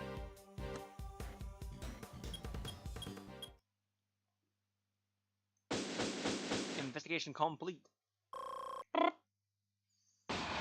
Healed up just in time. Huh? Just in time for the birds. First on the scene, the early bird wins the worm. Good morning, Mr. Winner. What? You? How did you get hit before me? Good morning, Mr. Edward. I see you've made an early start. And I see you've made a late one, Judge Goodfell. This is not my only case. I'm a very busy one. Not all of us enjoy the freedom of the prosecutor relieved of his only current responsibility. Oh, I do apologize. I meant, of course, an associate attorney. Associate? More like asinine. We'll see about that. Eustace, let us begin the investigation of the yard. Okay, I'll get some officers to help. Hold it! That won't be necessary. Why not? We've already finished investigating the yard, and we won quite the prize in the process. Won? But I'm supposed to be the winner. Your Honor. Winner's a fucking idiot. I like to revisit your theory from yesterday, in order for you to disprove it. I would caution you to choose your words carefully, Mr. Edward. As I'm sure you remember, your badge is in my hands. Like, physically, I've taken it from you. How could I forget? You told me several dozen times already. I love pressing buttons with my foot. Perhaps you'd care to try a different front. Overruled! You have been warned repeatedly, yes, and each time my words seem to fall on deaf ears. Let me make this crystal clear. The committee cannot and will not tolerate insubordination. Objection! The fate of my badge and the whims of the committee are of no concern. The only thing that concerns me is proving Simon Saint's innocence. Interesting. You've spoken like a true defense attorney. In that case, I shall be equally uncompromising. In the name of the goddess of law, or the justice, I was too into the character. I will strike down the case without mercy. And when I am done, your career as a prosecutor will be over as well. I hope you did not come to regret this. Confrontation El Numero Dos. Judge Cavell's theory. My theory remains the same as when it related to you yesterday. Mr. Caserato did not see Mr. Knight's body when he passed through the tunnel. As such, the body could only have been dropped down the well during the show. We both know the only one who could have dropped the body down during the show is Mr. Saint. It's still your assertion, and you can prove it, of course. Of course you can! Who do you think you're up against? What Eustace means to say is that we received the final autopsy report just ahead of our arrival. She really is a very busy woman. Busy looking at the baby winner. Baby Dwabble. The victim appeared to have died the night before the body was discovered. Stop pressing buttons with your fucking foot. In other words, the night before the show. The cause of death is as stated. It seems the wound is 4 inches deep. Simon Saint was off stage for a period of 15 minutes. There was plenty of time for him to throw the victim's body down the well. Judge Cavell hasn't investigated the yard yet, which means... I fear that may be something off the floor of your theory, Mr. Your Honor. You seem very confident of that. But do you have any evidence to back that shit up? Yes, I think I just might. I'm telling you, boy, Judge Cavell's theory is credible at best. Did not see Mr. Knight's body when he passed through the tunnel, yes. The body could only have been dropped down the well during the show. Yeah, you only could have dropped the body down there during the show, just the same. We'll just use the presses. Hold it! Can't prove anything yet. That theory being that Mr. Saint was the killer, was certainly clinging to it rather stubbornly. And you were certainly clinging rather stubbornly to the idea that Mr. Saint wasn't the killer. Do you have any conclusive evidence that he wasn't? Any idea who the real killer might be? I'd like to see what evidence you yourself have first. I'm an adversary of the goddess of justice. are her words. But her words are wasted. You would challenge me if I said the sky was blue. It's a quarter of a cult. You truly need to refute the word. Then come. Show me your evidence. Hold it! Isn't it possible that Mr. Kasarada simply failed to notice the body? Since being such an attorney, you have been through the secret passage, have you? Whoa! How'd you know? I noticed muttering yesterday on that charming key in your head. Oh, that's incredible! You could be a great future device like that. Answer me truthfully in the name of the goddess. Would you or would you not have noticed the body at one present? Well, I guess I would. There you have it. Mr. Kasarada did not see a body, which means there was no body in there to see. Hold it! Could you talk us through the S3, your reasoning on that a little more? Just a little tiny bit more. The day before the performance, Mr. Knight borrowed the keys from Mr. Kasarada. Specifically the key to his cell. Mr. Knight then used the key to leave his cell and into Mr. Saint's cage. Mr. Saint took Mr. Knight to the yard in the cage, and that's where he killed him. The following day, Mr. Kasarada crawled his way through a tunnel. There was no body there. Wait a second, that doesn't add up. Mr. Kasarada smelled that sweet smell, so Mr. Knight must have been in the tunnel. No, his body did not pass through the tunnel until sometime after Mr. Kasarada was removed. Mr. Kasarada used the tunnel right around the time the show was starting. The body was discovered just after the performance ended. From which you deduce that the body could only have been thrown out during the show. Yes, and who the culprit must be. Hold it! Are you sure about that? Can nobody else have done it? I understand that Miss Barry was on stage for the entire performance. Most of the prisoners were watching the show. Those who were not have plausible alibis. What about the guards? They too were watching the show, as was the warden. How could he be so sure? A guard could have easily approached the well unnoticed. None of the guards left their posts during the show. I have checked this one myself, I took statements from each and every one of them. Ah, she's thorough, I'll give her that. Are you finally ready to accept the truth? The killer could only have been Simon Singh. Judge Cavell hasn't carried out a full investigation of the yard yet. Which means we got the advantage for a change. I should review the evidence we gathered during our investigation of the yard. There'll be stuff at the very end. Like the breakers, no. None of this either, so...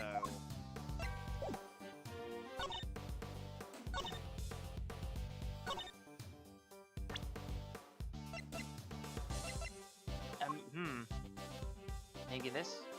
Objection! Yeah. We did it, boy. Singular. I'm sorry, Your Honor. There's something else you're going to have to take into account. The well in the yard was rigged up to create a certain unique contraption. A contraption? Go on. You will recall that Mr. Singh was sent flying from the stage, buddy. I do. His point was to be absent for some time. He was only able to fly through the air thanks to a weighted rope he tied around himself. Dropping the weight down and weighted end down the well on the ground allowed him to complete the trick. Objection! Wait! Would that send him flying as soon as he set foot on stage? Hold it! It's simple. He kept the weight from falling by using the stake to keep the rope in place. With the second rope, he was able to pull the stake free, thereby controlling when the weight was dropped. We have found evidence suggesting the original rope was replaced with Knight's body. This was done by the real killer in order to create an animal. The estimated time of death tells us that the murder took place early in the morning. The killer could have tampered with the contraption in the time between the murder and the show. Objection! You're saying Mr. Saint himself set this contraption up, right? Well then, what do you think the number one? Who do you think is the number one most likely person to abuse it to dispose of a body, huh? Even you must see how this looks. Objection! Could you please? Mr. Saint was the killer. He could have simply done it, Judge Cavell theorized, without these extra steps. Miss Barry? Yes? Does anyone else know Mr. Saint's trick worked? Well, let's see. We had to get the president's approval on what we were going to perform, so I don't think Simon's the only one who knows. And there you have it. Overruled! Interesting. You have certainly been diligent in your investigation, and yet I fail to comprehend your actions still. Why do you not work to do what's right? Is what I'm doing wrong? If so, what is it that deems it so? How can you not grasp even that? How can you not see that you're doing wrong at this very moment? You're a prosecutor and you aid in defense. Ha! This flies in the face of common sense. You're breaking every rule. I think only of what is right and just, and act as I see fit in each situation I am confronted with. This is the path I have chosen, the prosecutor's path, and whether you can comprehend that choice is immaterial. Immaterial? If you want to stand in my way, I'll fight that cavort I can bring to bear. Perhaps the goddess of justice is testing me. Very well. This is her will that we must fight.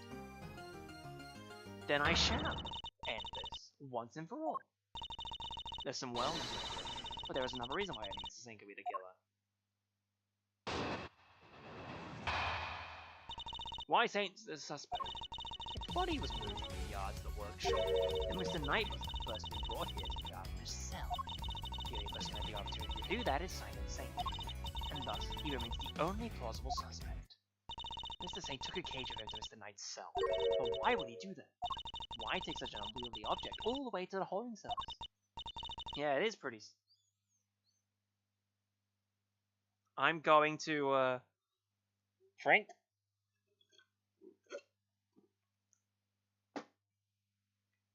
I'm going to take this can. I'm gonna pet the dog. I'm gonna look on my phone. They don't say anything that important since the last time I checked it. Yeah, it is pretty suspicious. We've all met Mr. Saint. That's exactly the kind of thing he would do. It's entirely plausible that he took the cage of him out of absent-mindedness and nothing else. It may be plausible, but it is no more or less plausible than him having helped Mr. Knight to escape. Ah! I need some real solid evidence if I'm going to get her to a budge. Get her to budge. I'll shove you! Football tackle her into the ground. Lord. Hold it! You seem to think that Mr. Knight was killed here in the yard. When do you think he was brought here? Sometime between midnight and 8 AM, the day of the show. It could only have been during that time. In other words, between the end of rehearsal and the start of the performance. As I was saying, the body was moved to the yard to the workshop. Then Mr. Knight must have first been brought into the yard himself. Hold it! Was there really no other way he could have come here? Mr. Knight was awaiting trial. If he, a random non-inmate, openly entered the prison proper, he surely would have been noticed. And presumably, none of your witnesses have testified to having seen such a thing. Precisely. Praise be to the gods of justice for granting you this insight. Though as you agree, it can only be that Mr. Knight was brought here, over here, in secret. Hold it! You're certain nobody else had the opportunity? Need I remind you that we were in a prison? The entire facility is monitored at all times. Anything out of the ordinary would have been spotted. Hold it! But Mr. Saint was under the same scrutiny, was he not? Overruled! The warden had granted him members of his troop special access. As a member of that troop, under the supervision of Miss Berry, he is the only person who is free to wander where he will. Objection! It seems you've forgotten something, Your Honor. Overruled! Will you shut the fuck up and let me say my point? Forget it's not a word of my vocabulary, Miss Reggie. Oh hey, that's funny. And record this fact, if you will. You claim that Mr. Saint is the only person who is free to walk around prison. But that was a brief period of time on the day of the crime in this prison. A time where it would have been possible for anyone to move through the prison lot entirely unmonitored. You two has Take that! Oh fuck. Who's there into that fact? Well, Eustace, what do you make of this? Yes, interesting. Well, as we know, most people have legs. Therefore, pretty much anybody could have walked around the prison that day. Yes. Could they have walked around freely? Oh, no, impossible. By the way, Mr. Winner of all people. Ha ha ha! Have you learned your lesson yet, Edgeworthless? Stop calling me that. I think in the fan patch it was like Hedgeworth, he said there. Patrick Bell's latest assertion relied on the prison security system having been in full walking order. Some inference that it wasn't the case. So we press that again. Hold it! Zoom over. Hold it! And try it a second time. Objection! They just bicker back and forth. Take that! Mr. Saint is far from the only one who had the opportunity. Which opportunity are we talking about again? We'd previously established that the time code on the security window was off by 3 hours. And from this, we can deduce that there must have been a power outage lasting for that time, during which anyone could move around the prison undetected. Do you mean to say that our killer intentionally created a 3-hour gap? Nobody knows. That also a simple camera malfunction. Is that even possible?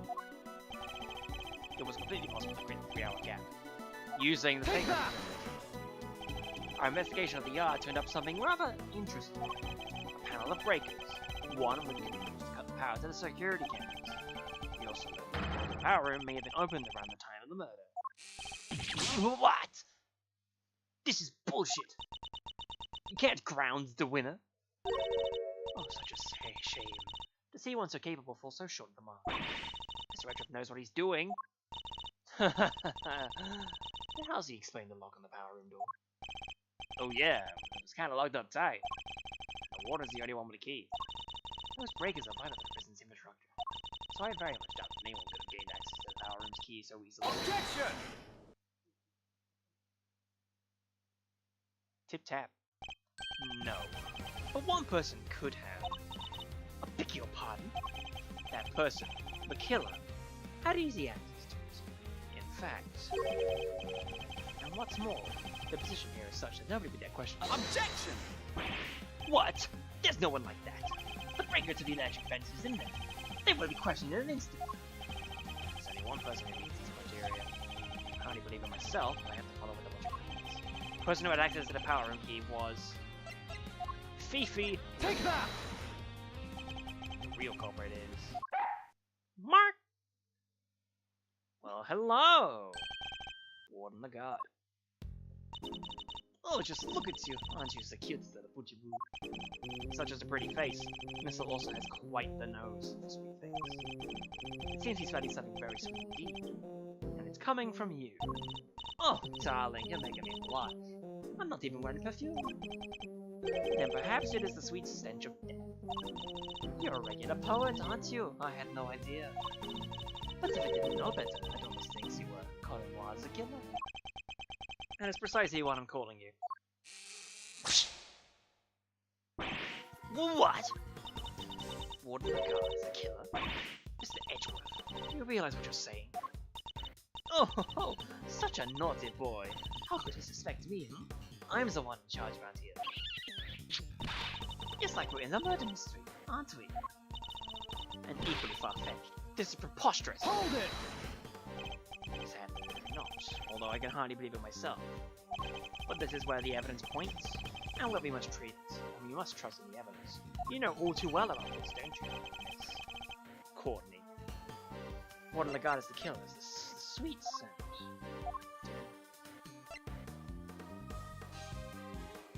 I mean, that's the only thing that... Maybe? Take that! Your scent betrays you, Warden. And here is your accuser.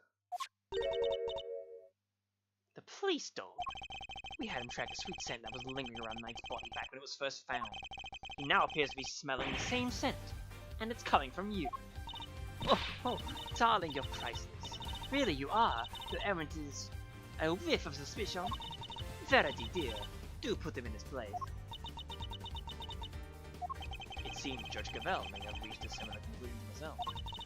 You believe this to be no mere coincidence, Mr. Redford? I do.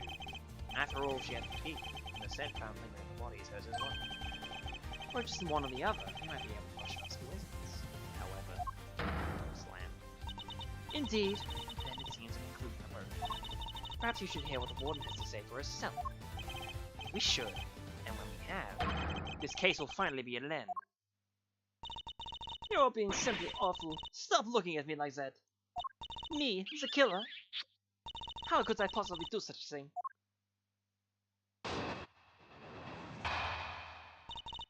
I didn't do it. Verity told me everything she knows about the case, sweetie. The victim died in his hell. So by your logic, I would have had to kill him there. But how am I supposed to move the body? Especially as I never went into the prison. I was too busy with work, you see.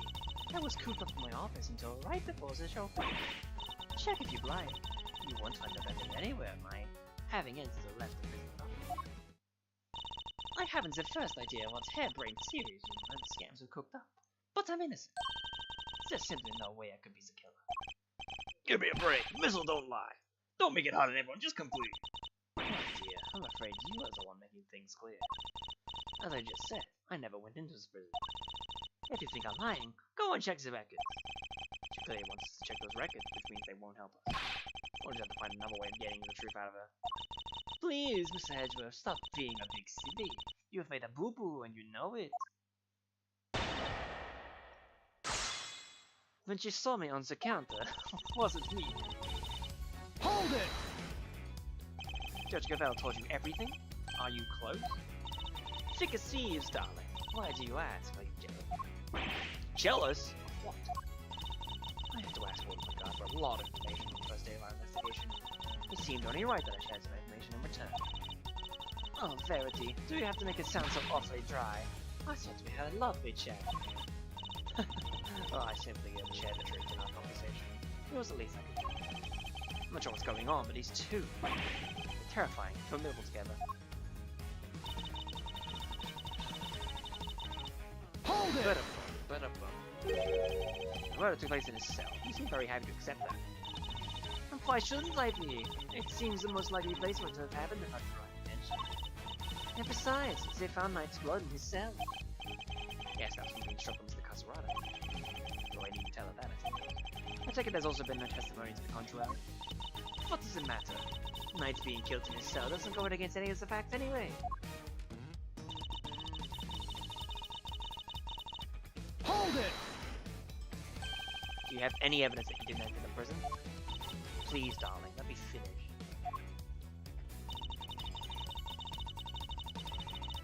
Hold it! So you were in your office the whole time, and you didn't notice anything unusual? No, I can't say that I did. And you didn't notice anything missing? I must confess, I'm a rather messy girl. As a forgetful one, it's that. I put something down, and it's lost forever. It's a curse, darling, a curse. I even lost some important evidence recently. It was gone. Poof! Just like that. What? She still has a job? Honestly, if somebody gave it to my office or something, it might be years before I noticed. Ah, I don't need more power than you. Just to scared to expose her. Once a day or something. I was working in my office. Oh, now look at me setting on display.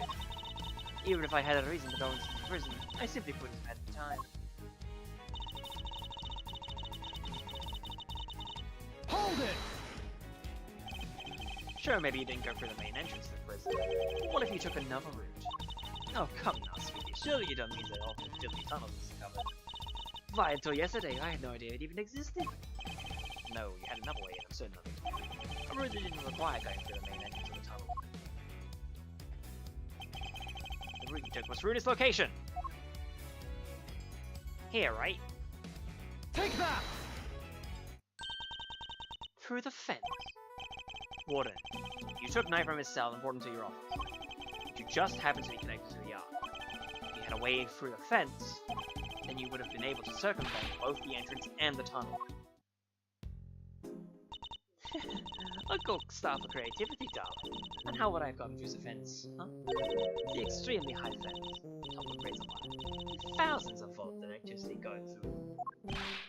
Yeah, how's she supposed to have gotten through that, The fence's electricity supply getting cut off from the power rail. And only you have the key, Warden. No, you could have done it. Overruled! Utterly ridiculous. The power room was on the prison side of the yard. Warden McGar was on the detention center side. How would she even reach the power room? Exactly, Verity, darling. Well, clever puss, you've stuck yourself over your hole now. Ugh, like... There's a record of Warden McGar having entered the prison proper. Then the idea that she could have shut out the fence by using the breakers out of the question. Ah! There must be some way she could have done it. Take a deep breath, big guy. Lose your cool and you've lost everything. If you don't find a solution, she might wriggle out of this. Hey, I said take a deep breath. Not freak out and completely lose your cool. There is nothing to be gained by banging your head against the same wall, yeah? Especially if it's the electrified fence. That'll definitely do a number on us. No matter how you look at it, Warden the God couldn't have done that alone. Huh? Mr. Edgeworth, if you cannot find... Objection!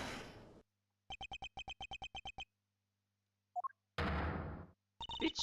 You aren't doing yourself any favors by obstructing justice with your silence. That was a reflexive objection. And then, like, yelled it. If I don't come up with an answer, and it's all over. I have one more thing to add, if you'll permit me. Something that explains how the warden could have shut up the break from Yes, because it's not as impossible as it seems. What enabled her to shut off the breaker? The time of the murder. She couldn't have done it alone. But what if she wasn't alone? Ooh, now we're talking. Way to flex the old grey matter, kiddo. That Warden the Guard had in the conflict. Overruled. Enough. You disappoint me, Mr. Edgeworth. What do you mean? Mr. Edgeworth has said nothing wrong. The inmates of this prison are all issued with security bracelets. The ones that raise the alarm if people go where they're not supposed to. Ah! I see that you have realized your error. And we are, of course, within the prison grounds. Well, not only are the bracelets worn, but even the guards surveil each other for signs of wrongdoing. And despite all that, no one noticed Mr. Cusseratta's escape. The only ones who are free to roam are the animals. And they most certainly could not have operated the breaker. No. So our accomplice must be human. Overruled. Then who did it, given that it cannot have been a prisoner or a guard? Objection. I wouldn't be so quick to rule out either, Your Honor. The fact is, there is one person. Someone whose movements weren't restricted. And I have just the evidence to show who that free-moving person was. Why, it's our good old friend, Frankie. This is one of the prisoner's bracelets? Indeed, a broken bracelet, belonging to a certain self-proclaimed model prisoner. What do you mean? And who is this prisoner?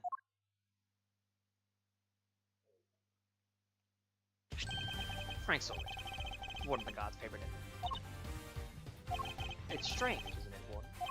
That he was able to keep his broken bracelet hidden and wander freely around the prison all the while. That is pretty funky. I don't mean the good way. I would know. I come from the 80s.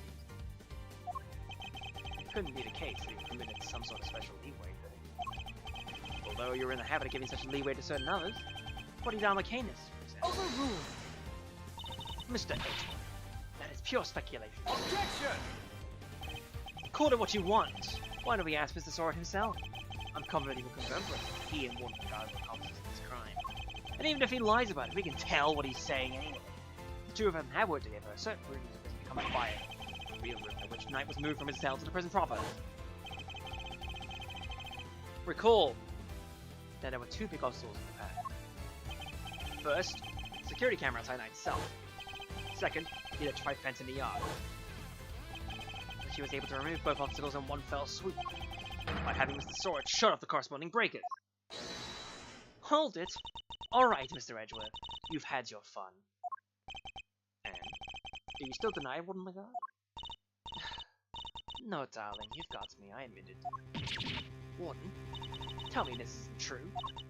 Sorry, Verity, honey. I'm afraid it is. Frankie helped me do it. No way! You did it, Mr. Edgeworth. You got her. Nah, shooting, cowboy. You won't be wriggling out of this now. As Mr. Edgeworth said, I had Frankie switch off the breaker.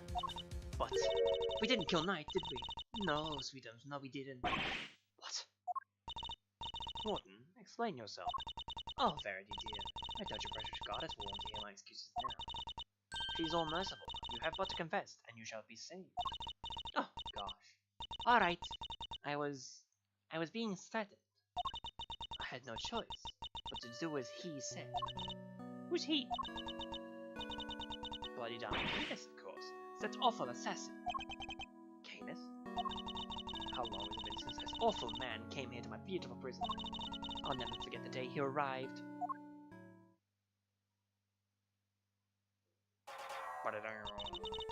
The moment we were alone, he says this to me. You should know that I have other dogs. Dogs are confined to this fine institution. Others? Yes, very loyal dogs. Dogs who will do anything I ask of them. Of course he wasn't talking about the real dog. He was talking about his very human cronies.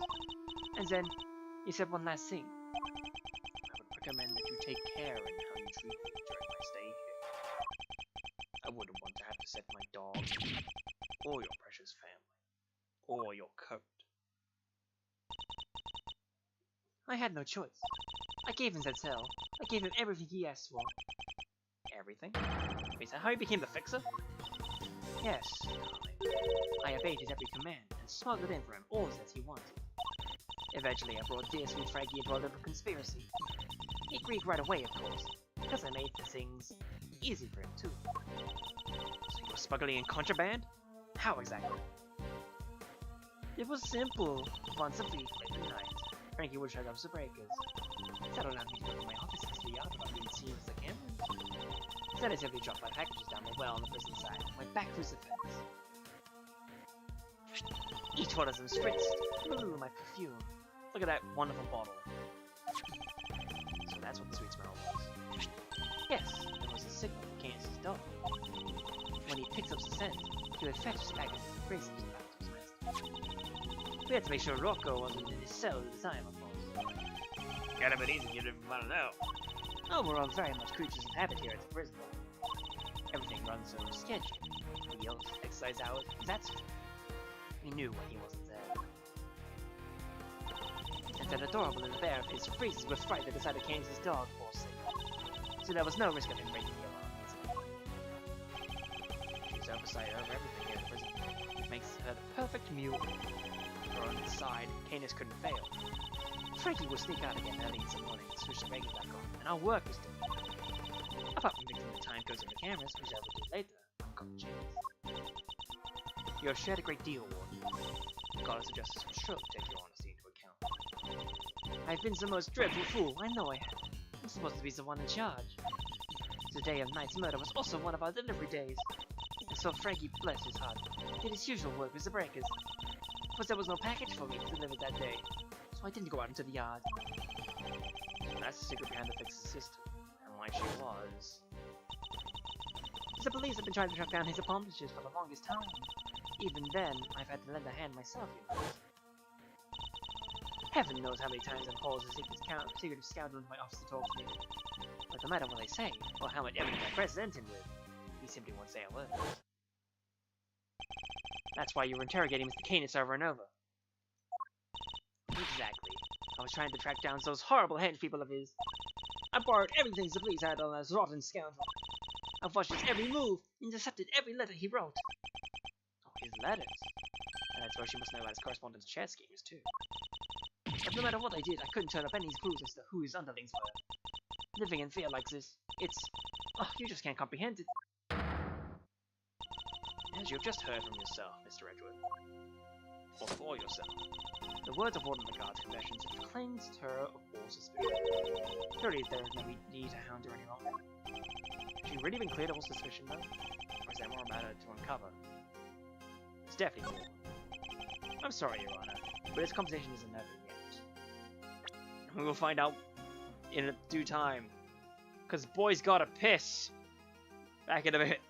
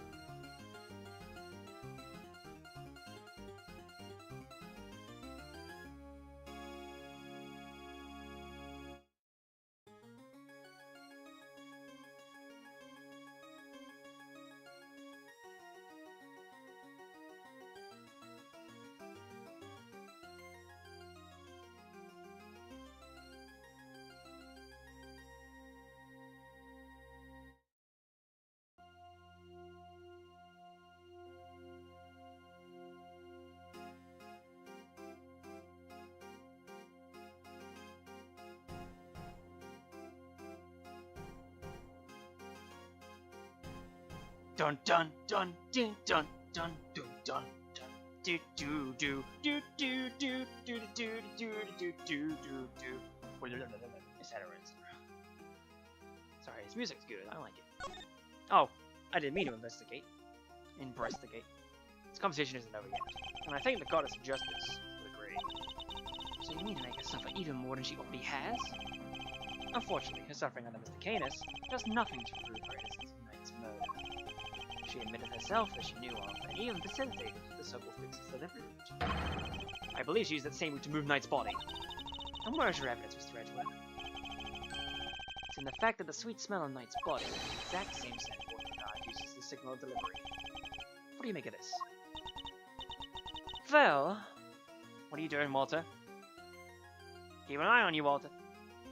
That's because we've done it so many times now. There's the whole well probably smells of it. Some of it must have just rubbed off on his body. That's not how smells work? Question mark? It does match the statement Mr. Custerrider provided. The smell.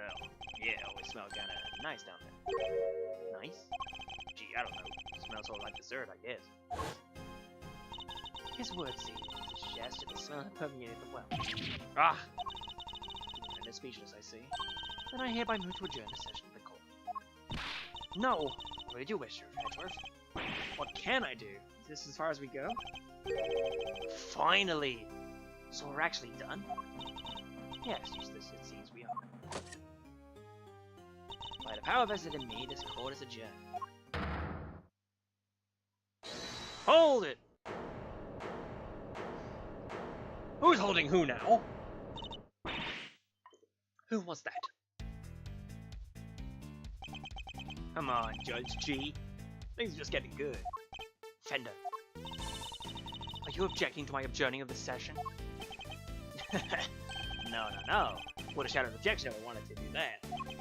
You do you, G. Adjourn, don't adjourn. Whatever, vote you vote. What are you doing, Mr. Fender? Don't worry about what I'm doing. Let's all just take a chill pill, shall we? By which I mean a square of chocolatey goodness. Anyone? Are you trying to get yourself charged with contempt of court? No, my man. I just had a quick request to make it wrong. That's Simon Saint's lawyer, then. Ah, yes, I'd forgotten you were his real attorney, Mr. Fender. How could you? You're killing me here. Can you blame me? Can you blame us, even? We're making this out to do everything this whole time. Right you are, which is why I figured the time to put in some work. Work, you say? Somehow I don't believe you work today, no more. Well, that's the joy when you enjoy your job. Let us say this is me doing the prep work for the upcoming trial. I have a question for you. Now? Amusing, but what is there left to ask? I've got a feeling in my funny bone that the thief scare is something more to tell us how to kill him. Do I? Yes, indeed. See, as a major player on Team Silent, I can spot a sympathizer when I see one. And you don't think he did it, do you? So tell us, who did? Come on, spill the beans. We're all ears. Mr. Edgeworth, what's he doing? He's trying to coax Warden of the Garden to give him something away. Ask yourself, why would you go through all the trouble to set the Knight's body in such an odd journey? Because you wanted to frame Mr. Canis. She did? Oh, no way! She was convinced of committing murder here. That could have been grounds for a transfer to another prison. Most likely a more secure facility. Will he be out of her hair forever, huh? Precisely. She saw her opportunity and seized it. No! Saint can't not be the killer. That's not fair! I was all ready to prosecute him. No, right. Maybe we should find out what she thinks first. Don't want to get the wrong guy, yeah? Nice. Now Mr. Wynn has to go along with it too. Well, Warden, are you happy to testify for her? Of course! How could I refuse this silver-tongued devil? Eddykins, you have such a way with words. Just doing my job, thief. You're a thief. Besides, one can't tell the truth without telling the whole truth, can't one? I'm simply dying to tell all there to die. Do say you'll let me. As you wish. Court is unadjourned. Can't believe you pulled it off, Mr. Bender. Me either. Thank you for your timely intervention. Hey, the least I can do. He's not wrong. I've been leaning on you hard. And besides, the defense never rests, right? So I've been depending on this. Sadly, I think I just about goes to my reserves for cool water check. You can't foul this up now. Which means you're up to bat, Miles for Smiles. Show them the death never rests spirit. I shall. I'm intrigued, all these Fender nicknames. Fabulous, then let's get started. I'm here to tell you all about the birds and the bees, my plea. I really don't think anyone could have done it but that dreadful man. There's no telling what went on between him and the victim. Perhaps he simply took a disliking to him, and certainly the type. But whatever the sort of details, it was him who stabs that poor man to death. And then he had his dog close in the body. That simply has to be what happened. It's the victim, Mr. Knight, yes? I did him the most terrible disservice. Yes, you killed him. I suppose you could put it that way. If I weren't such a sorry excuse for our wardens, this never would have happened. And that is why I've had to clean up these terrible months.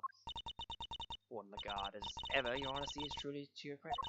I am certain Mr. Knight is looking down and weeping tears of gratitude. You clearly never met Mr. Knight. He's like, objection! Or objection! from this game.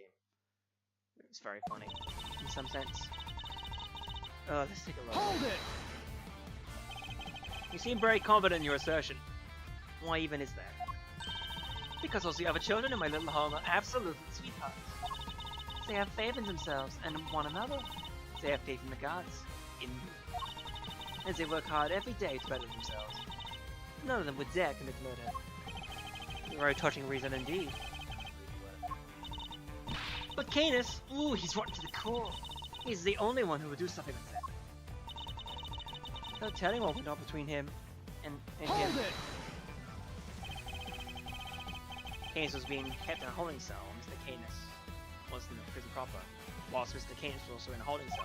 What could possibly have happened between them when they were at the facility? Prison does it because they see, all kinds of awful things can happen. But Knight only arrived 2 days before he was murdered. I can't imagine anything significant happening in that short space of time. Then you don't know Canis, my dear. He'd find a way, I'm sure of it.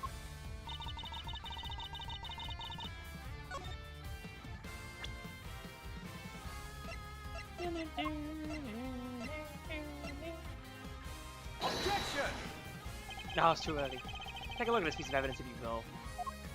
Oh, sweetie, aren't you just adorable? You don't need an excuse to talk to me, you know? No, that's not what I... If it's a chat and a hug you're fishing for, all you have to do is ask. Watch out, Marzo, incoming!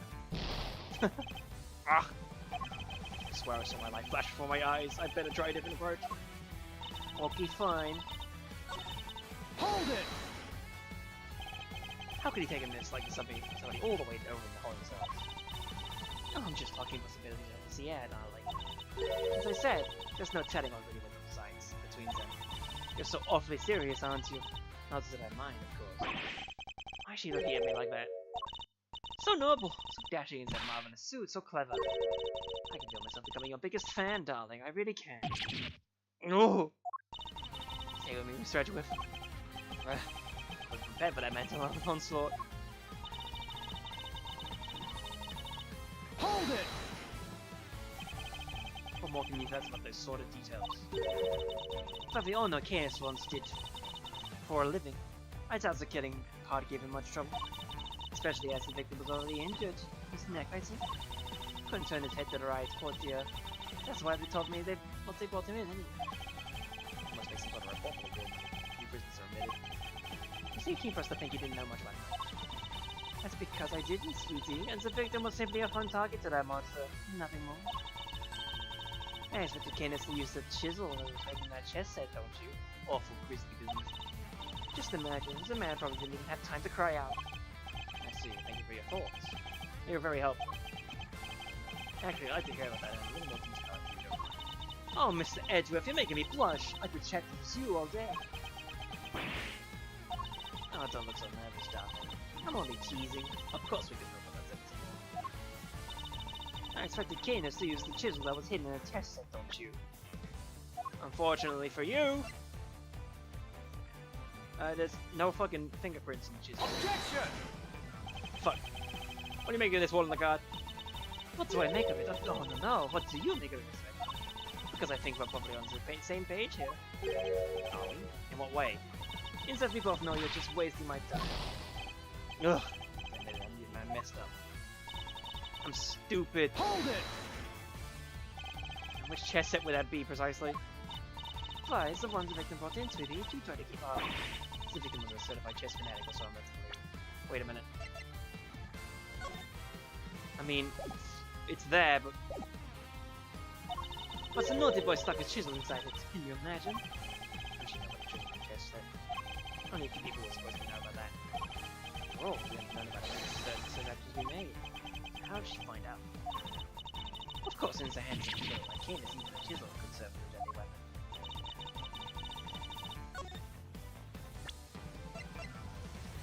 Objection! There we go. We have solved the problem. Warden Lagarde, you strike me as being more careful than the image suggests. Oh, Mr. Edgeworth, please. Call me Fifi. Or Sweetie Pie, if you prefer. However, I think he may have been a little less careful than he realized in this instance. Tee, aren't you just the most adorable little creature? Don't be embarrassed. We're all family here. No. Come on, Mr. Edgeworth, don't let it get inside your head. You said earlier that you didn't know much about his night. In which case, I find it rather strange that you know about the Trizzle. Well, of course I do, darling. Do you think we don't check prisoners once they come in? Objection! You're not talking your way out of this, Warden. That is entirely irrelevant. You know it. Knight didn't bring the chest set into the prison himself. It was brought by Mr. Saint when he came to visit. Knight would have had it with him when he arrived. What? I mean, of course. When Mr. Saint came in, Objection! You checked him? I find that hard to believe. But if you did, that makes your story all the stranger. When you found the chisel, why did you not confiscate it there and then? Eee! Judge Cavell, did you tell anyone about the hidden compartment in the chest set? I did not. If no one leaked our findings, then how exactly did you learn about the chisel? Because it certainly could have been when you checked Knight on Mr. Saint in your life. Indeed. The thing would imply an intentional oversight that found, yet left foot. Precisely. So Warden Lagarde, and I answer truthfully this time. Where and when did you learn about the chip set? If you want an answer, then allow me. I submit that you hold it! Alright, darling. There's no need to rub it in. You've got me, alright? I questioned Knight. That was when I learned of the chip set. But please, you have to believe me. I did not kill him. One moment, Warden. This is a significant development. The court requests that you make a detailed statement on the record. Any objections, Mr. Redwood? None, Your Honor. Thank you, darlings. I'll clear up this awful misunderstanding, I promise. Very well. Go ahead, Warden Lagarde. And please, tell the truth this time. Eliza's starting to wear thin. This is my chance to expose her. I mean, I know. My true part too. I said I questioned Knight, but it wasn't anything serious, you understand. I make a point of talking to every newcomer, well, at least at home. Knight was no different. We just had a little chat, you might call it. And after we talked, I had him taken back to his cell, straight away. The more she lies, the more thoroughly she seals her fate. So it was simply a conversation with a new detainee, and that seems entirely above the board. Exactly, Verity, darling. I knew you'd understand. Objection! Well, I don't. What proof do you have to back up your statement? I suppose we shall see, won't we, Mr. Edgeworth? You may begin your cross-examination. Rebut. Hold it! Serious, then. So am I right in assuming you talked to Knight the night before the show? Exactly, darling. It would have been, around 3 AM on the 27th. 3 AM? Squarely from the window time laid out in the autopsy report. That seems rather late for a friendly check. Wouldn't he have been asleep? Normally, yes. If you remember, a guard was attacked on the scene. We had to examine the scene of the crime, gather information. These things take time, sweetie. I assure you, he was wide awake. We all were. Regardless, I find it somewhat odd that you choose the question at such a late hour. Oh, you're such a cheese, aren't you? Ugh. Anyway, no matter how odd you think this is, your head's been brought to me, and that's what's happened. Must you really insist on questioning every last thing I say? Alright, Thieves. He's like a dog or a bone sometimes. I'll be sure to scold him once we're done. So, would you mind giving us a little more info? Like where you had him brought to? My office, of course. Smooch. Farewell. Her office, which is where we believe the body moved from. Do you mind appending what you just said to your testimony? Anything to you, darling. 3 at night before the show and great complaints. Hold it! Remind me where your office is. You've seen the sign in the detention center corridor, I imagine. The one that says no entry? That's it, sweetie. My office is just upstairs. A short walk from the holding cells. Understand you also have access to the yard? Why, of course! That's where my gorgeous little garden is. Oh, I see where you're going with this. You're saying that's how I moved the body. You had the means and the opportunity. That's Hardly impossible. Overruled. Hardly impossible proves nothing. You have no evidence for his assertion. Objection. There is no other way that the body could have moved. Overruled. Surely you haven't forgotten that it was Mr. Singh who dropped Mr. Knight's body down the well? Yeah, what she said. You're miles off, Edgeworth. Probably shouldn't push this any further now. I make a point of talking to every newcomer. Hold it. What did you and Knight speak about? Oh, it was nothing much, just some small talk, really. I asked him about what animals he liked, what his hobbies were. His hobbies? They might be talking about chess? Oh yes, I couldn't stop him talking about it. In fact. He even had a piece of paper covered with little notes about it in his cell. At least I think that's what they would go about. Have you seen Knight's correspondence, Chester? That was the difference. Hold it.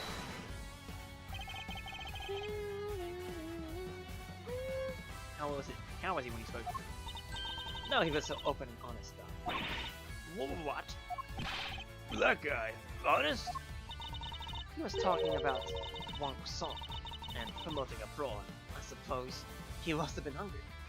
It's en passant. And promoting a prawn, yeah. It seems he spared no one from his obsession with chess. That's funny. Hold it. If really had got back in his cell, he would still be alive today. Hold it! So you really think I murdered the poor man right there in my office, don't you? Well, what would my motive have been, darling? I told you I barely knew him. I'm no angel. I have my grudges against Cadus, but Knight had nothing to do with that animal. But he does hate game. Oh my god, I must insist that you append that thing.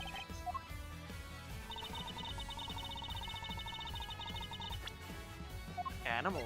Animals. Animals and animals.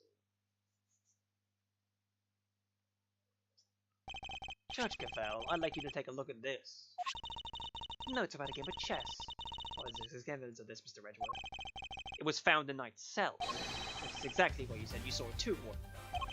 But you didn't just see this game in Knight's cell, did you? You've seen it in Mr. Canis' cell too. Hold it! What do you mean? Objection. Oh, come now. Don't tell me you haven't taken a look at the chessboard in maximum security. I imagine you watch his every move like a hawk. Or rather, I imagine you feel that doing so is your only option. She wants to find out what these cronies are, right? Personally, interrogating your own business is highly irritating, to say the least. But as you said, Mr. Canis had threatened you. You put your precious home at risk. That's why you took it upon yourself to question him. You wanted to find out who his dogs were. So what if I did? You also told us you read his letters. Which means you must have known about one key fact. That he ate lettuce! And he was writing correspondence checks. Ah. And then who should appear but Knight, carrying with him a diagram of a very particular game. We ourselves had that diagram to infer a connection between the two men. And it seems you came to the same conclusion. But in your fear, you took everything one step further. You surmised that Knight was the Canis' henchman, sent to kill you. Which is the real reason she had that chat with the Bronx. If Ross wouldn't crack, maybe he would. And when you questioned Knight, you made another discovery. There inside his chess set, you found a hidden chisel. The murder weapon itself! As far as you were concerned, that chisel meant one thing. Canis. Thus, you convinced yourself that Knight was working for Canis, and that is why you killed him. I see you have no more excuses. Judge Gavel, your verdict, please. Much as it grieves me, there would appear to be little room for doubt. I hereby give my verdict. Bronco Knight was murdered by... Hold it! In the name of the goddess of justice, that's 3 times!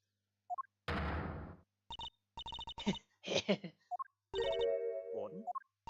It's a joke! It's all a big stupid joke! You people just don't get it, do you? Can you prove that it's you who didn't understand things correctly? Me? Please, darling, I understand it all perfectly well, thank you very much. I understand that there's a glaring contradiction in your theory, Mr. Edgeworth. Her eyes also blanked, like Canis. You're just as grasping at straws now. I have no time for this. You're on to the verdict. Overruled. I'm curious to hear what the warden has to say. What? You're a doll, Verity. I just have one last thing to say, then Mr. Edgeworth can declare himself the winner. You rang? Does anybody remember a certain autopsy report? Of course. See the finalized version only this morning. That's right, and I was listening to what you told us about the parody, even if nobody else was. You said the wound was 4 inches deep. 4 inches? Wait. Riddle me this, Mr. Edgeworth. How does a tiny chisel make a 4-inch wound? Ooh! Forgive me, O goddess. I came perilously close to making a terrible mistake. Looks like your theory is the one that doesn't hold the water, Edgeworth. What now? What do we do? It'll be fine. Mr. Edgeworth always comes through. Right, sir? Bollocks. Yeah, looks to me that the Malzatrons were out of commission. You're an attorney here too, aren't you? Why don't you do something? Turn things on the head with a desperate plot. Blur to the first mind-blowing thing that comes to you. Do that turnabout thing, dickhead. Look, Detective, I'm as much of a man as action as the next guy. But without evidence, we're up a creek without a paddle here. This might be the end of the road. We can't give up now. We have to do something. I'm certain that Warden McGard is the killer. It's the only explanation that fits the facts of the case. But if the chisel wasn't the murder weapon, what other bladed weapon is there in this facility? It seems we do not now have all the answers, nor the evidence to provide those answers. Alas, we must wait until the trial to see this matter resolved, I'm afraid. Objection! Thank you, Eddie! Oh, come on, G! You were just giving the killer a chance to destroy the evidence. Overruled! Are you calling the judicial process into question, Mr. Fender? Eep! Nope, not me, no. I tried, Miles. Any bright ideas? What is a real murder weapon? It's clearly not the chisel. Confound it. This question first everything we deduce out the window. Nothing to add, Mr. Hedgehow. Allow me to remind you that the claims not supported by sufficient evidence are subject to the harshest penalties. Well. It's an awful lot of thinking. It's hopeless. I can't think of anything. I need more time. Loath as I am to admit it, Hold it! You can't give up now. Remember what Mr. Fender said. Simon's counting on us. Without us, he's... Remember how upset he was? He was devastated. Nobody's in more pain than him over Mr. Knight's death. There's no way he did it. But if we can't save him, who will? And what's more, he believes in us.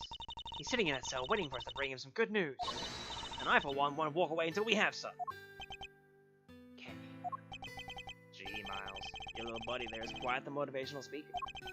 And she's right, too. When you find yourself on the ropes, thinking your client, picture them pleading for you to help them. Doesn't that make you want to fight back as hard as you can till the very end? Make your old man. Good old Gregory. No matter how bad things looked, he'd always find a way to turn it around and save his client. And you're just like him, right? If there's any way to force a turnabout here, you're the one who'll find it. Simon's counting on you.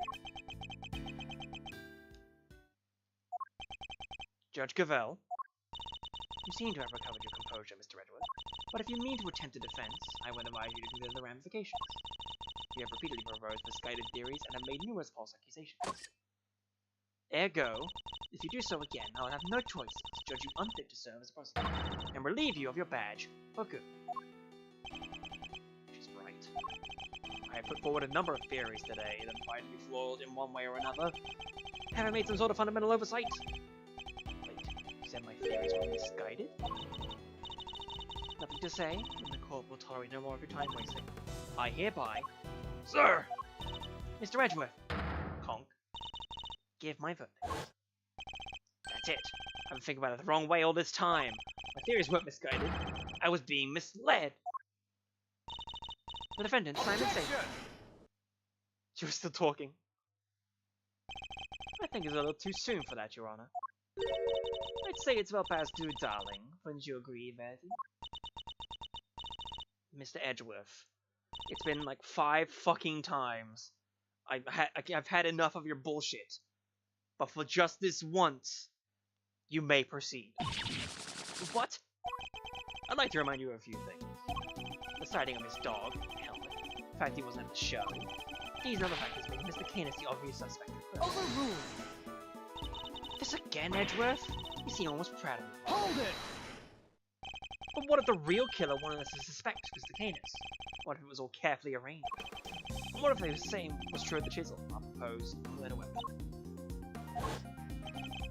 I'd have been stabbed in multiple times in the same place with a bladed instrument. What if he was stabbed with the chisel after the real murder weapon had been removed? Just leaving traces of blood on us for us to find. That was how the killer misled us into thinking the chisel was the murder weapon. But why mislead us in this way? Why make us think the chisel is the murder weapon rather than whatever was really used? In order to get Canis transferred. You took advantage of what the chisel was seen to suggest. But it suggested? What are you talking about, Doc? Hold it!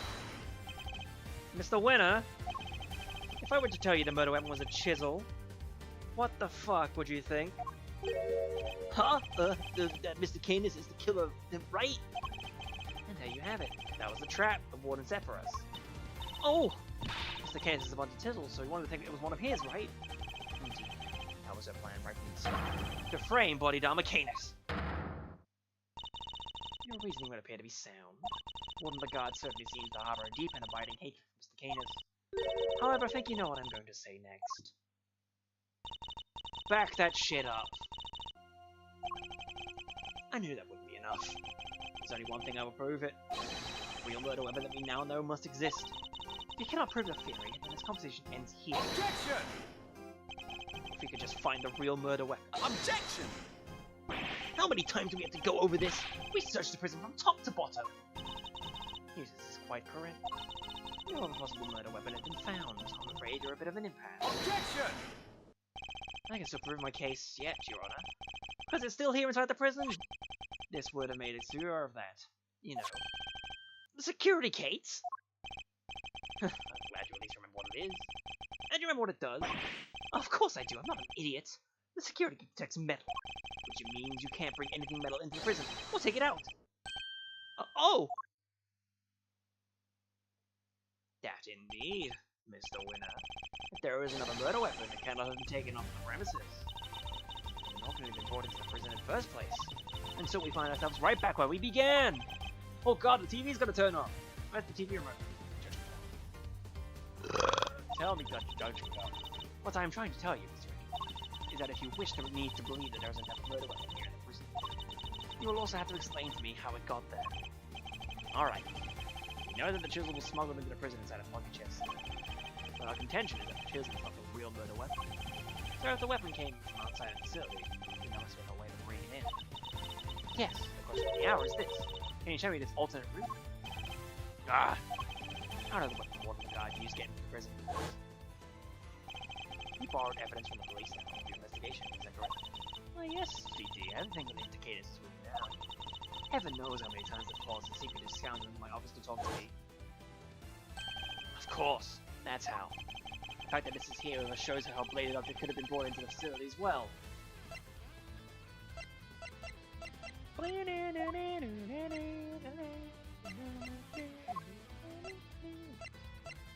god. Via the chest set. Like, right? Take that! Nice thinking, it's a great way to get something made of metal into the prison. Indeed, even a metal item. Overruled! Before you congratulate yourselves any further, would you care to explain your thinking? Wait, you mean you can't use that at all? Mr. Radriff believes in you. So worth believing in. So there's no way someone made the metal could have gone in here less undetected after all?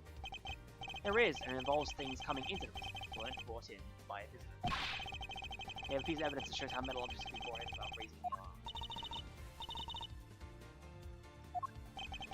I need to put that down again so I can see here.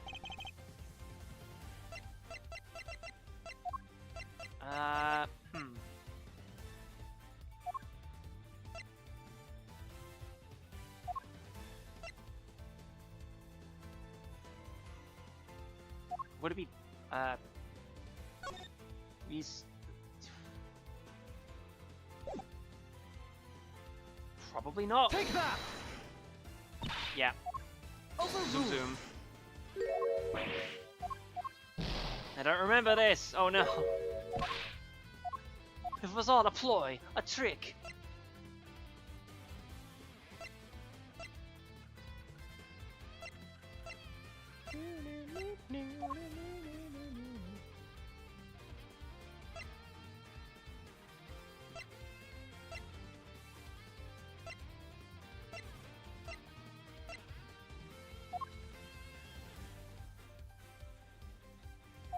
Wait, we did a tunnel? Take that! We did about half of the tunnel. Nope. Overruled! Oh, bloody hell.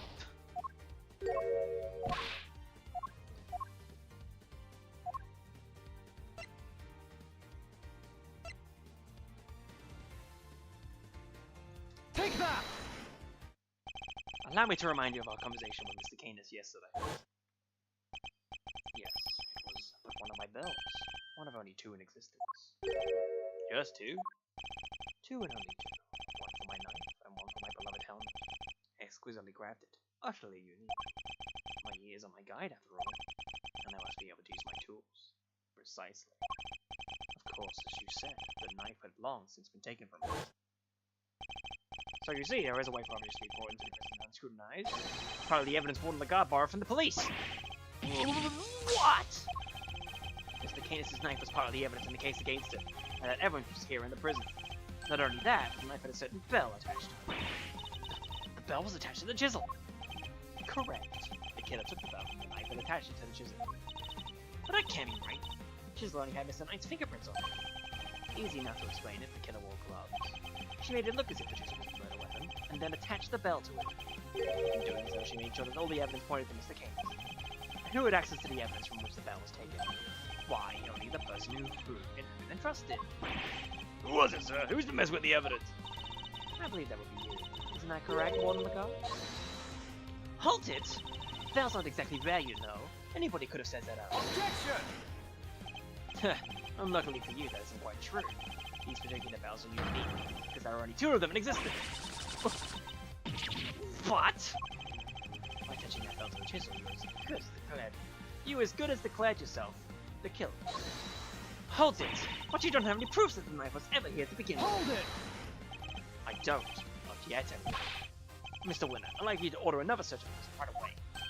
Huh? What if you do something? That's going to make things awful good for me. This isn't about what's convenient for you. You need to find the truth. You're a prosecutor, aren't you? Well, yeah, but, you know. It's a perfect excuse for a prosecutor. If I had investigated before, I wouldn't be sitting on it. Anyhow, it's not my decision to make. The warden would have had to authorize it. You know full well she would do no such thing. You'd be proud to insist on the search. Use it! Sorry, darling, but not without that evidence. Guards and justice cannot bestow blessings on those who lack proof to support that claim. Our work here is done. The rest of this matter will have to be settled in the courtroom. No. If we give the guard the opportunity, she'll destroy whatever evidence is left. Ah! I have to object. I have to stop them. But what do I say? I don't have anything concrete to offer except that one hiccup. No, I think it. No, this record. No. I can't back down now. I've got to put everything on the line. I'm not a prosecutor right now. I'm an associate attorney who declined to defend. Only I can rule my land, and that means... even if my chances are 1,000,000 to 1, it's still worth a shot. It's now or never. Should I object? I suppose this must be how a certain serial bluffer always feels. Regardless, I cannot walk away. Objection! Wait, Your Honor. This has better be good, Mr. Edgeworth. 6 or so times! Not that I've been counting. I've got it. Got what exactly? Gonorrhea. The real murder weapon, of course. I know where Mr. Canis' knife is. So you ready, Mr. Edgeworth? I do. Not at all. If we did not know better, I would say that you were bluffing. Ha! You wounded me, Your Honor. I don't know the meaning of the word. God, this is terrible. There's no way you could... It's not here, I tell you. Well, would you be so kind as to enlighten us? Where is the real murder weapon? Think, Miles, think. Somewhere not even the police would search. A blind spot in this zoo. A hiding place that the warden could be absolutely sure of. A hiding place? No. If you insist. Come on, Helmet. Open up. Murph. Did you use the same trick? No, it's ridiculous, isn't it? But the more I think about it, how many foolproof ways of vague detection could there be? Mr. Edgeworth, how long do you intend to keep us waiting? It's a faintest possibility I'm right. Unless I'm wrong, we stand to lose everything. Your Honor! This is where the real murder weapon is hidden. Take that! In the semicircle. Here, in the yard? Indeed. I don't believe I understand. Would you care to explain a little? Where exactly is the real murder weapon hidden? Over there! Take that! Of course. That's what it must have been. What's the matter, Detective? There's the metal detector, sir. It's reacting to the alligator. What? How? The metal detector was reacting to something inside there after all. Your Honor, I'd like to remind you of this piece of evidence. The chisel? What of it? Do we just figure out that this isn't a murder weapon? You might recall that Mr. Canis hid the chisel in his dog's mouth. Would you believe that the real murder weapon was hidden in much the same way? That's right. The murder weapon is hidden inside the alligator in that pond over there. What? No way! We detected the presence of metallic objects during our earlier investigation. Judge Cavell, we need to know what's inside of that alligator. Understood. Then we will need to summon a veterinarian. I'm sure I can get the little sweetie to open up for us. I'd be happy to give it a try. Eugene is still here for some reason. Pray, please, by all means.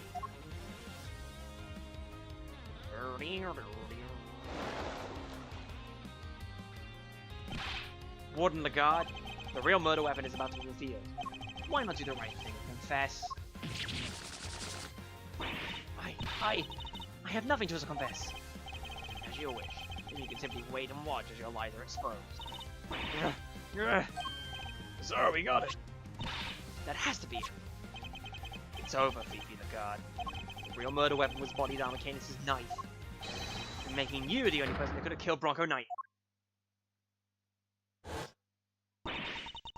I'm not so criminal here. This is all Canis is doing. I did the right thing. Knight was a threat. He was Canis' lapdog. Because that despicable man Canis, why didn't he hit the common room of my perfect little home? We could have been happy forever if it wasn't for him. He ruined my paradise on Earth. He ruined everything.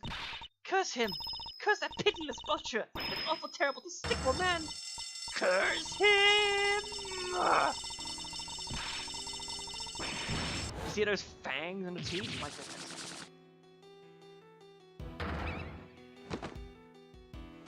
There goes her coat!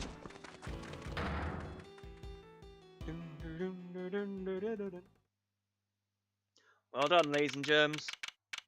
12:34 p.m. Hey, you can count. The corridor. Prosecutor Thwinner, sir. The test results have just come back.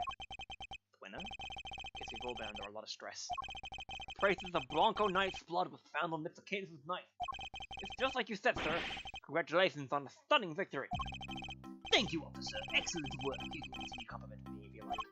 Yes, sir. Thwinner wins again. I think I'm well able to... Rage. Excellent work, Eustace. Just a few loose ends tying up and we're done. Huh? What are you talking about? I just solved the case, didn't I? We have yet to confirm whether or not Knight really was working with Mr. Canis. Bollocks. It'll be final to know if one can't just simply jump into conclusions on that front. Huh? Huh!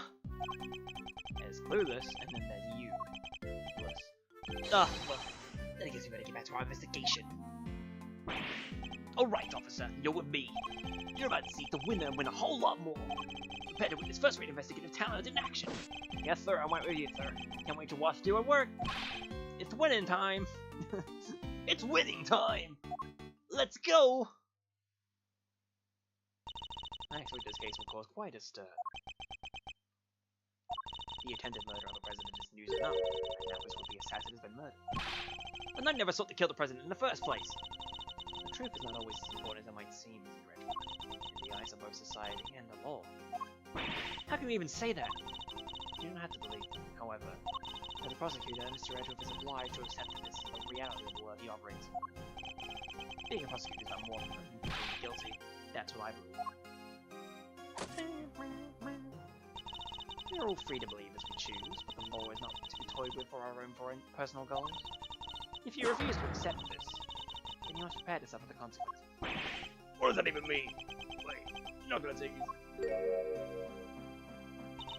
I'm afraid I must be going now. Farewell, Mr. Edgeworth. I'll be seeing that badge much later, I assume.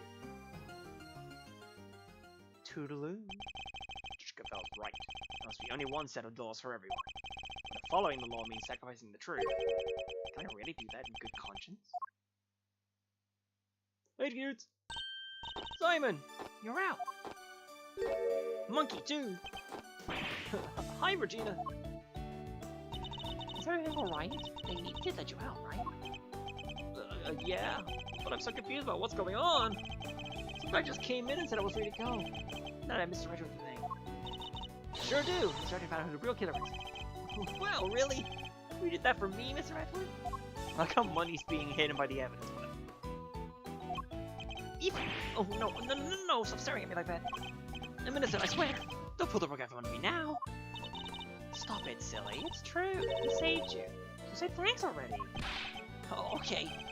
Thank you, Mr. Edward. Thank you. And a great big Regina Berry thank you from me, too. Talking directly to me? Small big reasons. Can I ask just one question, Mr. Ken? Sure.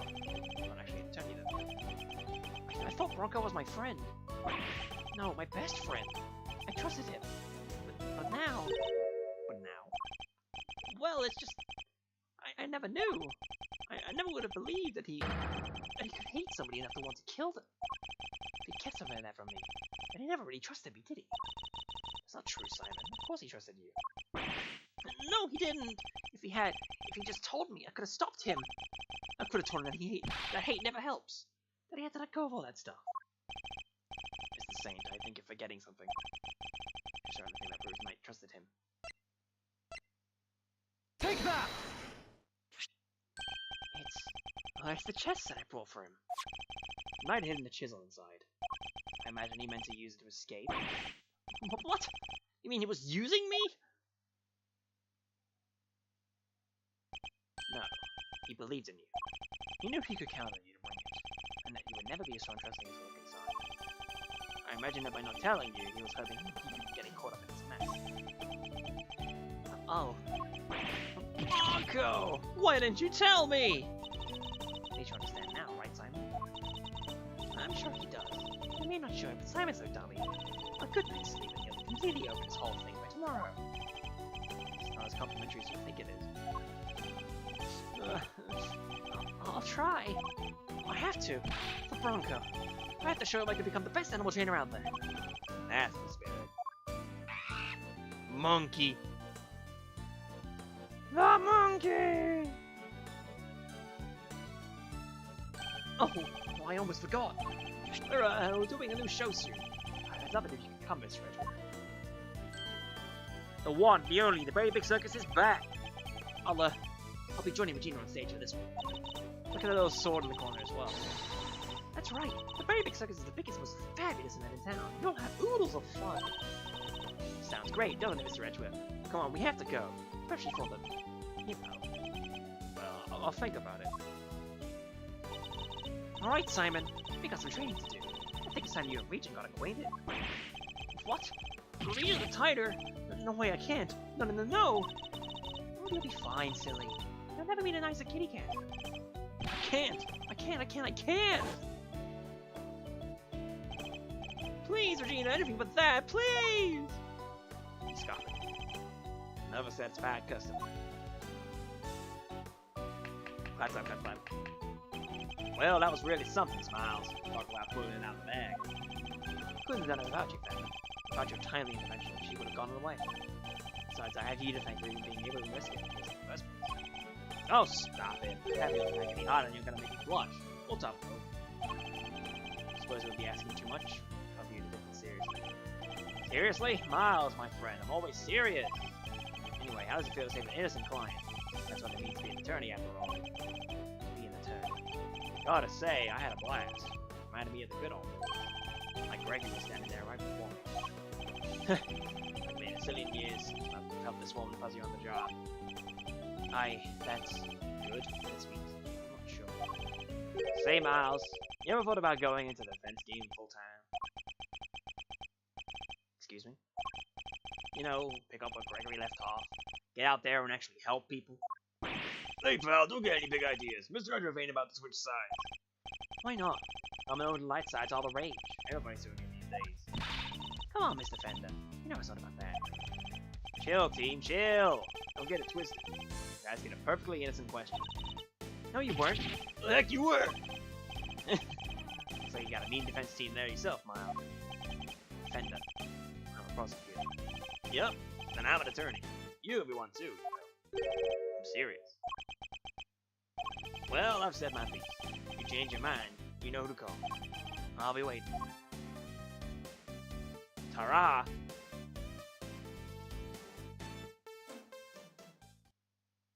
And it just leaves the dipshit trio on my father's footsteps. Could I really do such a thing? I'm going to become a defense attorney just like my dad. Just like him. The guy who's going to be on the fourth thumbnail. An attorney like my father. Me?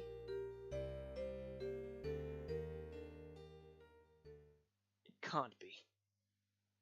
This is obnoxious. The end! Captive Turnabout solved, buddy! We did it!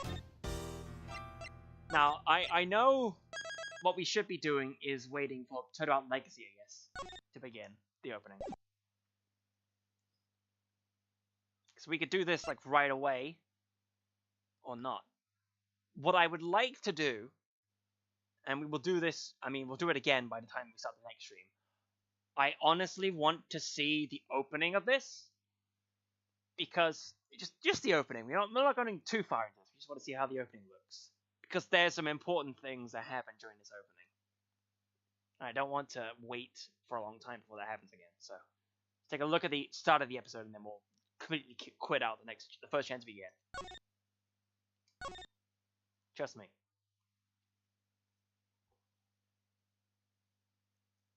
Because we're not going to start this now. We've been here for 4 hours already. The 3 p.m. Kickstravaganza. What shall we make today, kids? Samson And Judy's Bake and Bake. There you go. Samson and Judy. Interesting. Macarons, waffles with cream. Chiffon cakes that are light as a dream. Very nice. Laugh and sing, smile, it's true. All that sweetness waiting for you. Look there, every there. Oh, but it's got some things for to share. Deep, deep, deep, deep, deep, ping, it's done. Now let's see what we got for you today. Doopy-doo. Very nice. It's cooking time! Are you ready to make something special together? And it just fades out on the television. Bacon bop is a definitely interesting change from piece of cake from the fan translation. Now, let's talk about a blast from the past. Hey, Gregory. I'm going back there tomorrow with your boy. Finally going to find out what happened 18 years ago.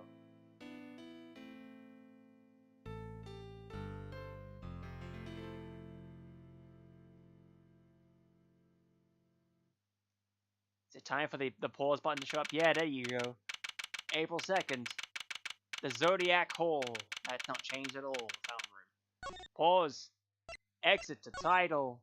Don't save. New items unlocked in the gallery, baby. You can now look in depth at shit and fun. Doing the accolades of beating Captive Turnabout. And then we have Turnabout Legacy to go next. Which means we gotta examine the teapot as both Miles and Gregory. That's the thing to look at. Definitely. As for the photo album, well, we can look at a whole bunch of extra stuff here, like this, that, and do, deep, do, that, do, that, deep, do, that, do, that. Go all the way back to the beginning there. And a character companion who's added 43%. We have Canis, mystery and age. That's all he has. He looks like this initially. Got helmet. Has 4 different animations, 7 different animations. Simon, Rocco, Fifi, Frank. Oh, that's a lot of animals talking. Frank, Regina, Missile, Teddy. La la la la la. Doubled up the sprites too. Regent. Nice. Kind of funny. Swap them between the original sprite looks. Mini pig. The monkey! Also, the guard. Wow. And prisoner. We can't confront any of these. Only ones we can do is like Regina and Frank. No one that has an extra voice. So the only person that remains to have a voice is Bronco Knight, who is Objection! Objection! You know how it sounds by this point. So that covers it for the stream today. We have finished off case 2 like I expected to. And by the time we do this next, we shall start the Captive Turnabout. Another Captive. We'll be starting with case 3, the Turnabout Legacy. Which should be interesting. Going back through the legacy and all that. So let's make it official. We have no music because I don't have music running. But we're here for the ending part of the stream. So, that's it. Thank you very much for tuning into the stream, everybody. I hope you enjoy this slightly longer version. I don't quite know how long it'll take for the rest of the cases. If I was to make a rough estimate for how many streams will be happening, I think it's like 1, then 2, then 3, then maybe 2, then maybe 3 or 4. I'm not sure, but that's my estimation for how long these streams will be taking, given what I can assume from editing the whole video together and how long those are. I apologize for all the sounds that must be made because I can still hear music from the television over there. But there's no music coming through this because there's like no extra audio mixer source. I probably should just like add a hidden Elgato source to like the background and make it sure it's not like being shown or whatever. Just so that you can hear audio. I'll fix that up in the background here just now once we end the stream. But really, that's gonna be it for this time. Thank you very much for watching this entire thing. There's a playlist in the description for the rest of the streams, and we'll be continuing to be updated as the streams go forward. I do have a lot of characters to be drawing for thumbnails, if I'm going to be continuing down this path of making things. And of course I will be. So, I will see you in the next stream, whenever that happens to be. Probably Monday. If I was to make an assumption, it would be Monday. But if not, then we'll just keep... it'll just be random still, I'm sorry. Who knows when people are going to be showing up for these things, even if it's going to be the kind of people that turn up for this stream, slightly. Yeah, who knows, let's not linger on the downside. Thank you very much for tuning in, and as for now, it's time to depart. Thank you, Plane. Thank you, Plane. Toodaloo, everybody.